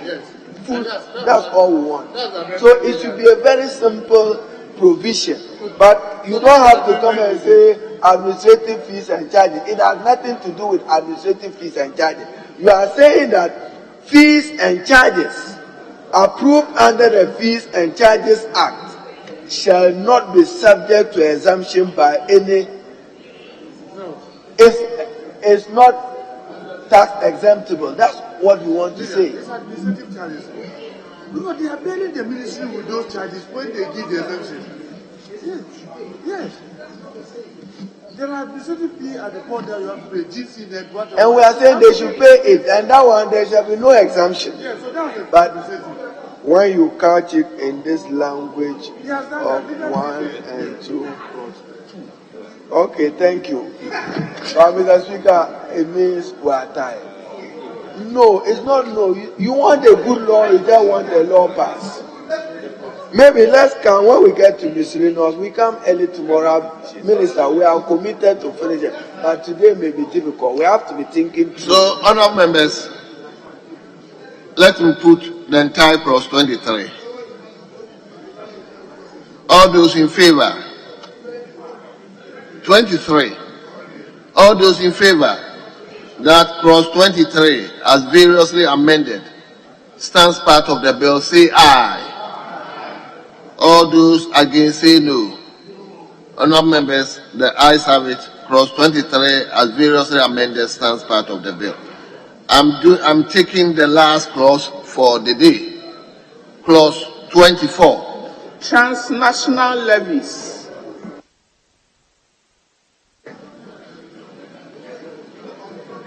Clause 24. Is there any amendment? Mr. Speaker, after this, then you can come. After 24. I say after 24. Mr. Speaker, on 24, mine is just family of words. When you say Africa Union, Economic Community of African States, ECOWAS, why haven't you added the UN? Why haven't you added the European Union? You use them generics. They belong to family of words. No, I'm just asking. So when you say transnational levies, why? No. Oh, I'm making a point. Honorable Abuna. Transnational levies. Transnational because it's cross-boundary into other foreign countries.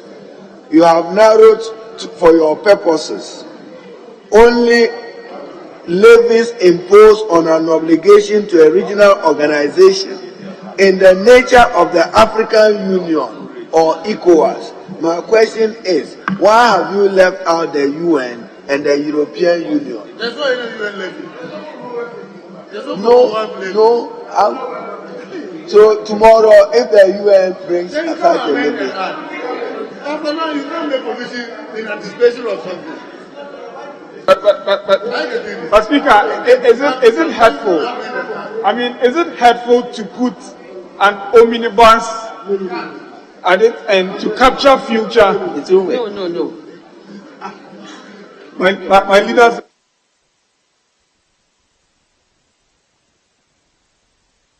I'll put the question. All those in favor that clause 24 stands part of the bill, say aye. All those against, say no. Honourable members, the ayes have it. Clause 24 stands part of the bill.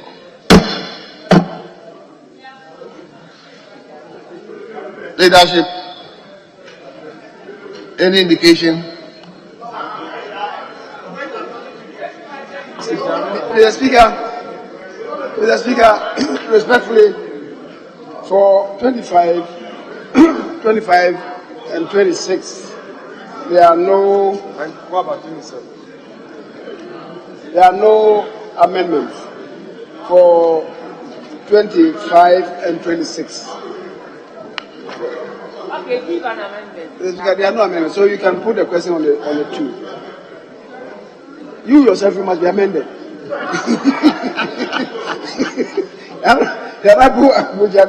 must be amended. Very well.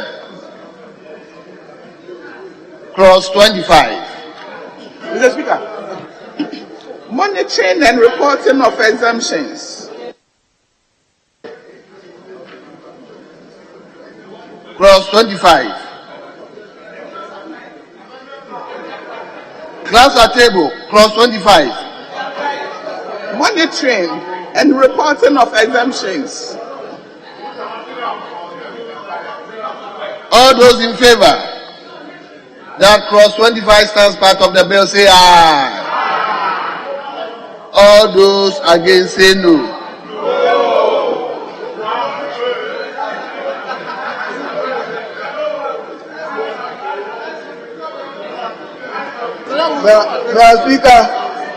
Mr. Speaker, with all respect, it is for this parliament the laws we pass is used by only MPs. No. Donors, the international community, the private sector, other businesses will use this law. And they demand clarity from this house. Let's not rush this process. Yes, so I have a proposed amendment. For instance, in page 22, when you start the preamble with the statement of exemption utilized, 25(2), the statement of exemptions utilized referred to in subsection 1 shall include. Then you go and use the word utilize. That's not neat in legislation. You have said total value of exemption utilized, total tax types of exemption utilized. Why utilize? That is not neat enough. Minister, be assured, nobody will stand your way from doing what is right. But you must. You are passing a law. It has to be clear. It has to be clear. It doesn't follow English.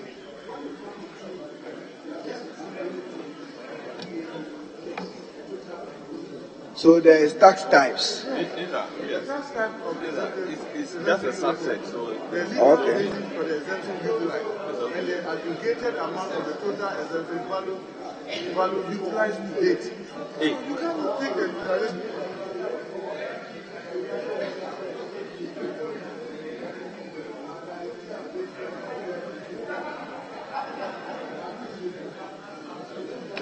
Yes. Mr. Speaker. Honorable Leader, I've already put the question. You have already put the question? Yes. Thank you very much. Mr. Speaker, just to inform the class at table, it's a minor thing in 4A to delete the word all. All. The minister shall pass a presentation of the annual budget statement to submit an annual report to Parliament on exemptions granted. We don't need the all for anything. Clause 26. Review of tax expenditure.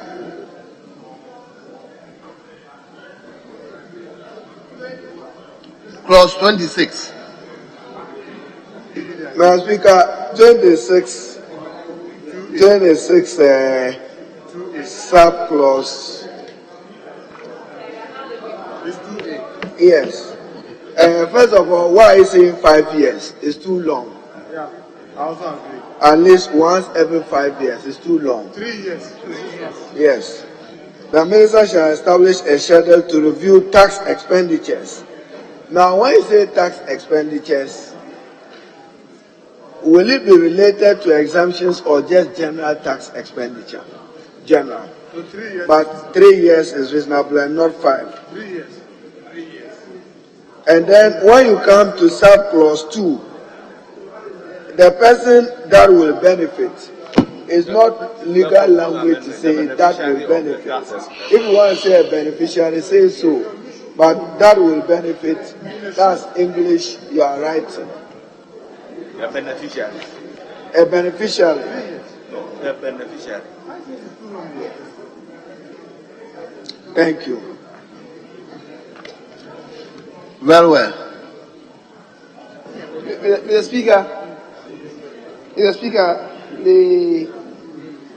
I know the minority leader is concerned about the span of time given for the review, but you need a reasonable span of time in order for you to do the assessment of the impact of the exemptions on the economy. Mr. Speaker, and I believe in that regard, 3 years will be too short a time. So the 5-year period will be adequate. Honourable members, all those in favour that clause 26 stands part of the bill, say aye. All those against, say no. Honourable members, the ayes have it. Clause 26 stands part of the bill.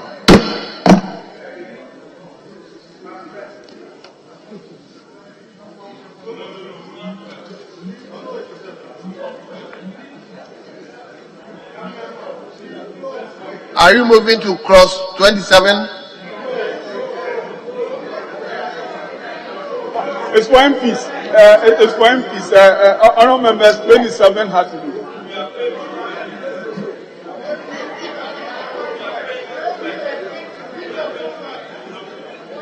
Then, clause 27. Leader, transfer of ownership of exempt item by holder of an exemption.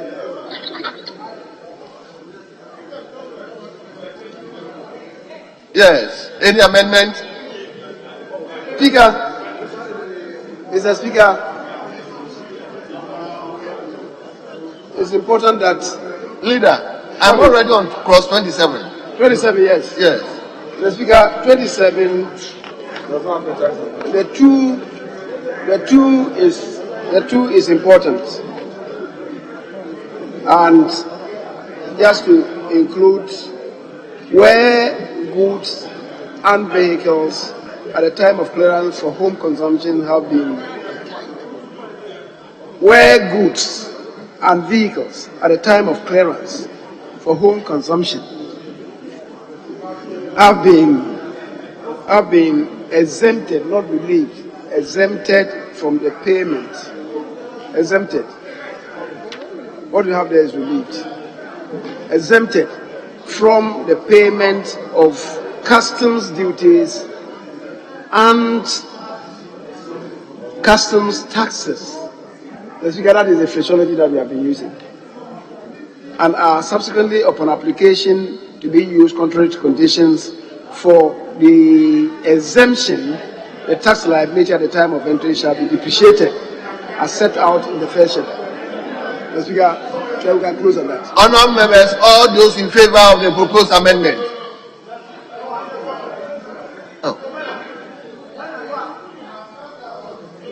Honourable members, all those in favour of the proposed amendment, say aye. All those against, say no. The proposed amendment, the ayes have it. The proposed amendment is carried. Now I put the entire clause. All those in favour that clause 27 stands part of the bill, say aye. All those against, say no. Honourable members, the ayes have it. Clause 27 stands part of the bill. We move to clause 28. Local contents.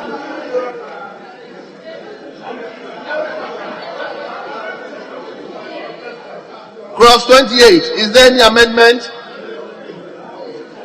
If there is no proposed amendment, the question is, all those in favour that clause 28. Mr. Speaker, probably our draft person will advise.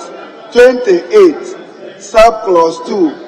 This section applies, it should have read, this section applies with the necessary modification to skills and technical know-how. No, the subclause 2. It's just how the words are arranged. This section applies with the necessary modification to skills and technical know-how. I so submit. Yes. Yes. The wording. I'm right on it because I've seen other. Well. Subclause 2. So put a question on the amendment. Then you can put a question on 28. 28, subclause 2. There is a proposed amendment. All those in favour of the proposed amendment to clause 28, subclause 2, say aye.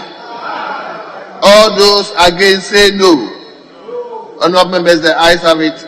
Clause 28, subclause 2, as amended, is hereby carried. Mr. Speaker, I had something in 22.1. Sorry, 28.1. And it's consequential. The first line is consequential.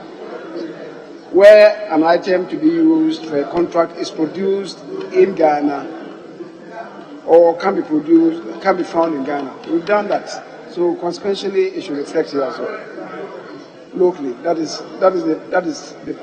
the contractor shall procure the item for local market, and the minister, instead of saying in the absence of which is not necessary, and the minister shall not grant an exemption in respect of that item. Mr. Speaker, that is the amendment that I propose for 28.1. 28.1.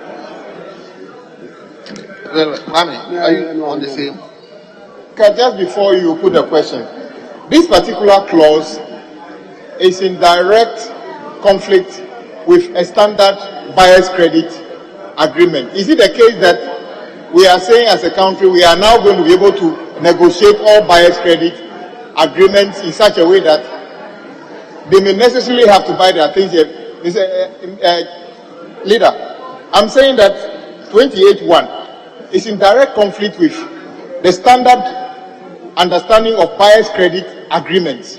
Buyer's credit agreements are such that you are saying the supplier may bring goods from their country to you when you sign those agreements. You are now saying that if they can find similar in this country, they must buy here. Is it the case that we believe we can negotiate those agreements and put them here? Okay. All right. Okay. So, honorable members, there is a proposed amendment to clause 28 sub clause 1. All those in favor of the proposed amendment say aye. All those against say no. Honorable members, the ayes have it. The proposed amendment is hereby carried. I now put the entire clause. All those in favor that clause 28 as variously amended stands part of the bill say aye. All those against say no. Honorable members, the ayes have it. Clause 28 as variously amended stands part of the bill. Clause 29. Offenses and penalties. Clause 29, is there any amendment? Clause 29. If there is no amendment, Mr. Speaker, 29,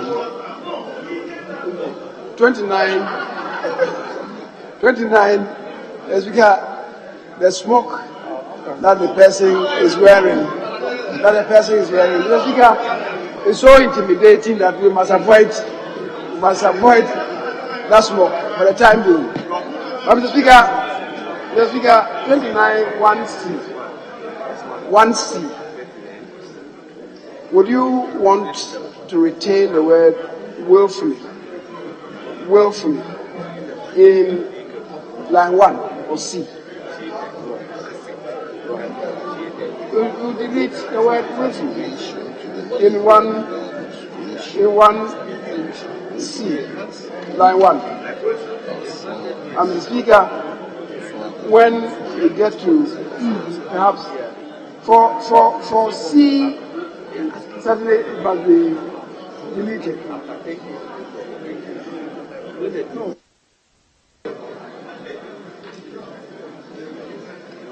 Leader, I think it's okay.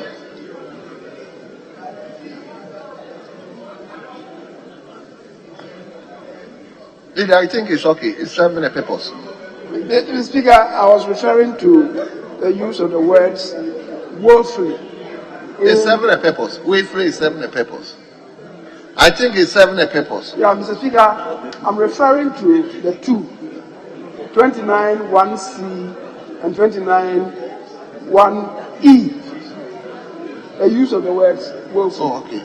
So I'm saying that one of them should fall. If it is C, the E rather should fall.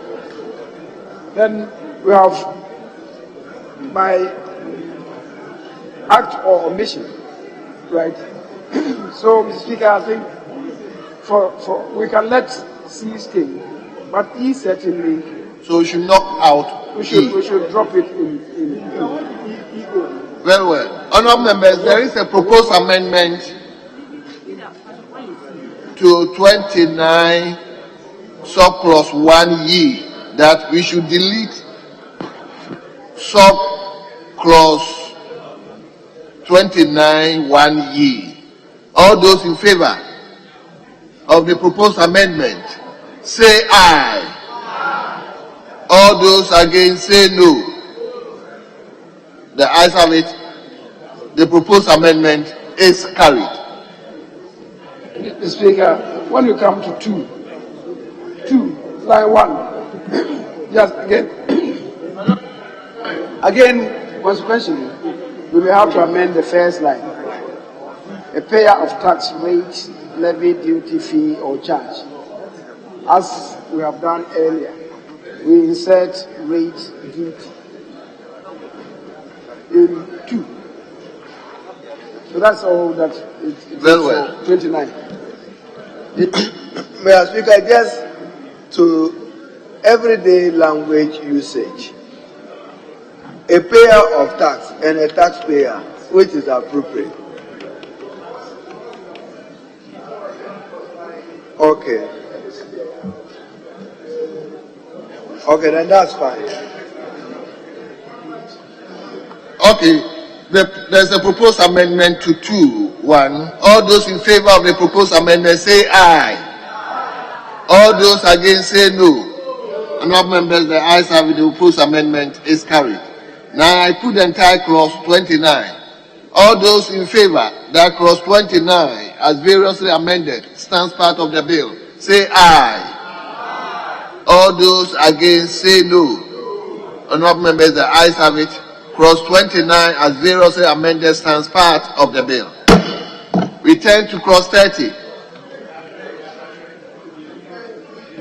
Regulations. Mr. Speaker, clause 30. 30C. You see, if you have the minister shall within 12 months after the coming into force of this act, by legislative instrument make regulations, then you say generally for the effective, the word generally, why? For the effective and efficient implementation of this act. Why do you want to say generally? Interpretation, what does the interpretation now? So, leader, what do you suggest? So generally should go. My view, delete generally. Shall make regulations for the effective and efficient implementation of this act. 30C, the generally. Why generally? Standard. You, when Wilfred was standard language, didn't you get it?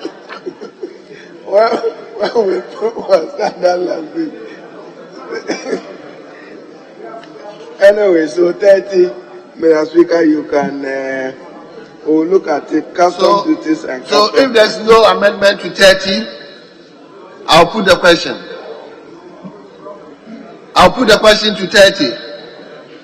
All those in favor that clause 30 stands part of the bill say aye. All those against say no.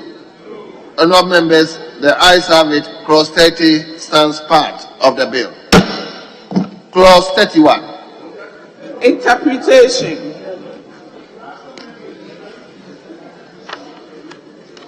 Yes. Yes, Chairman. Please, we are left with only 2 clauses. Let's.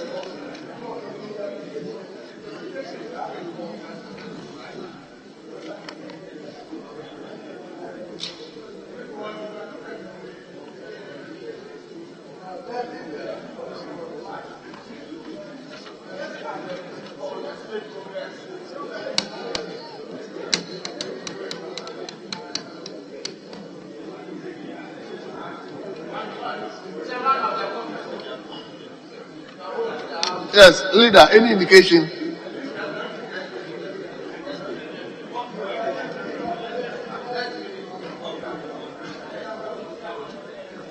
Chairman, is there any issue on clause 30?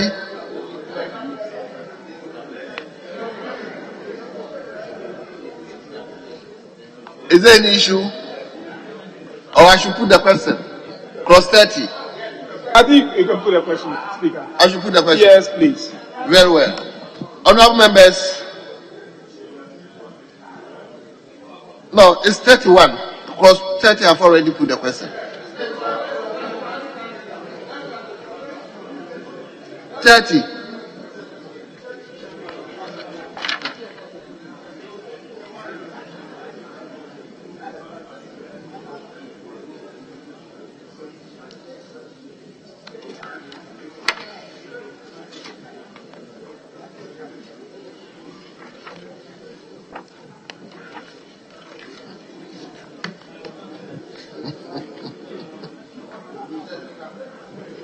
Mr. Speaker, we are moving to 32. We are standing down 31. So, if you may proceed. Very well. With 32 and we jump to clause 32. Why? Chairman of the committee. Oh, justify, give us why we are standing down clause 31.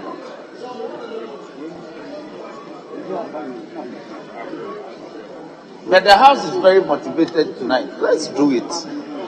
Let's do it. Let's take 31. Yes.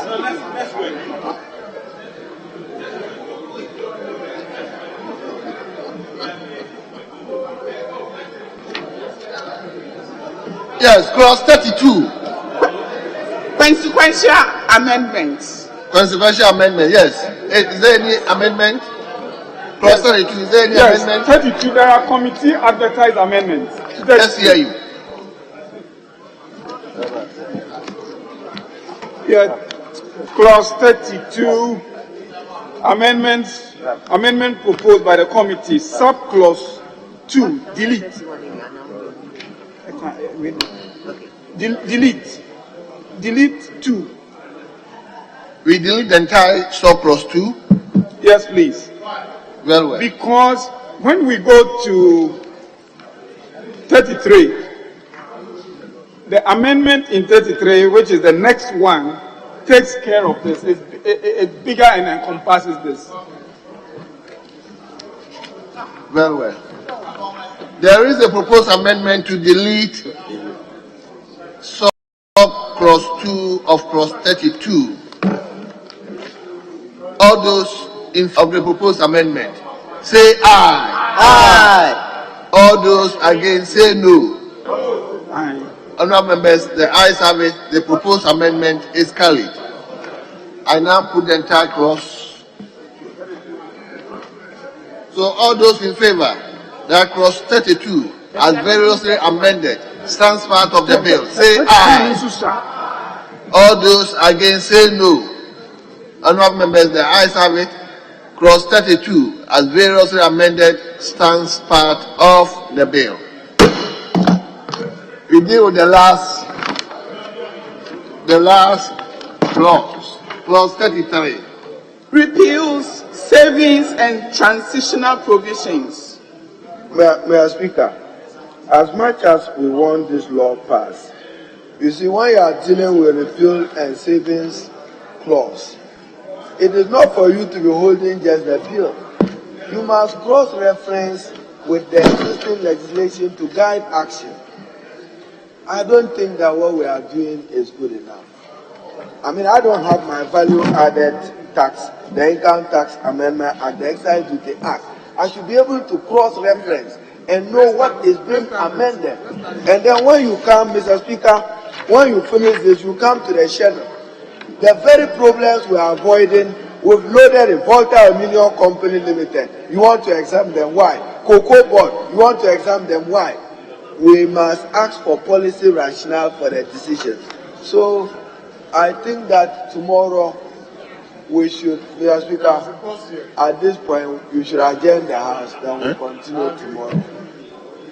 This interpretation and savings and repeal and the list you are providing, if we are not careful with your attachment, the very exemption you want to do away, you give it out. Thank you. Mr. Speaker, Mr. Speaker, beyond that, there are some cleaning up that we need to do at the interpretation, including new physiologies that we have introduced that we may have to interpret, in particular the covered entities and so on that we have introduced. So, Mr. Speaker, I believe it should be time for us to take an adjournment and go and reflect on what we have done and come to continue tomorrow.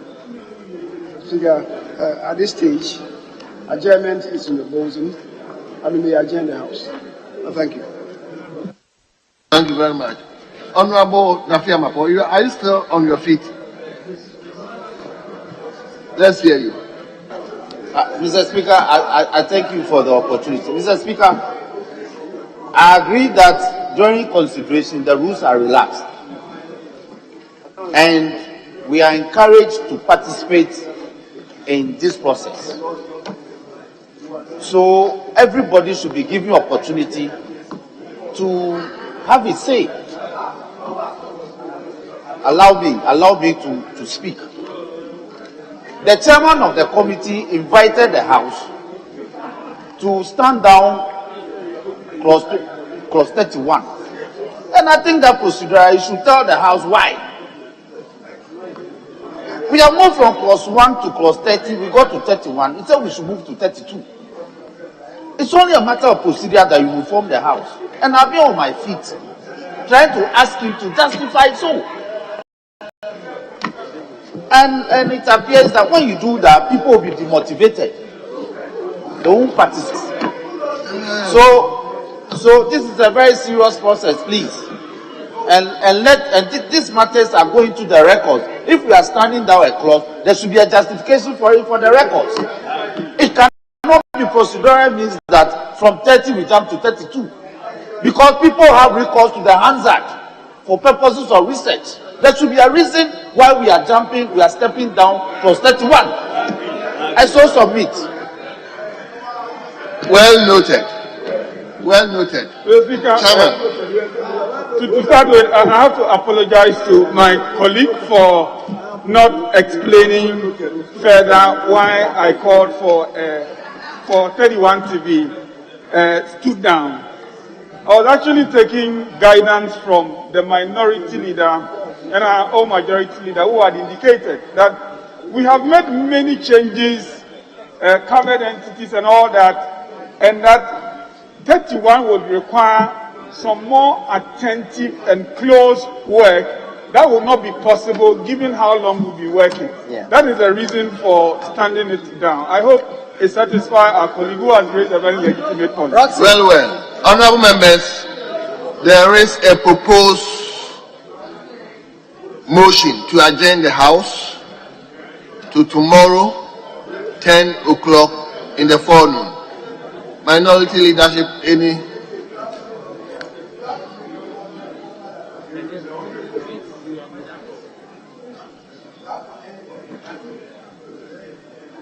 Yes. We've brought consideration to a close now. So.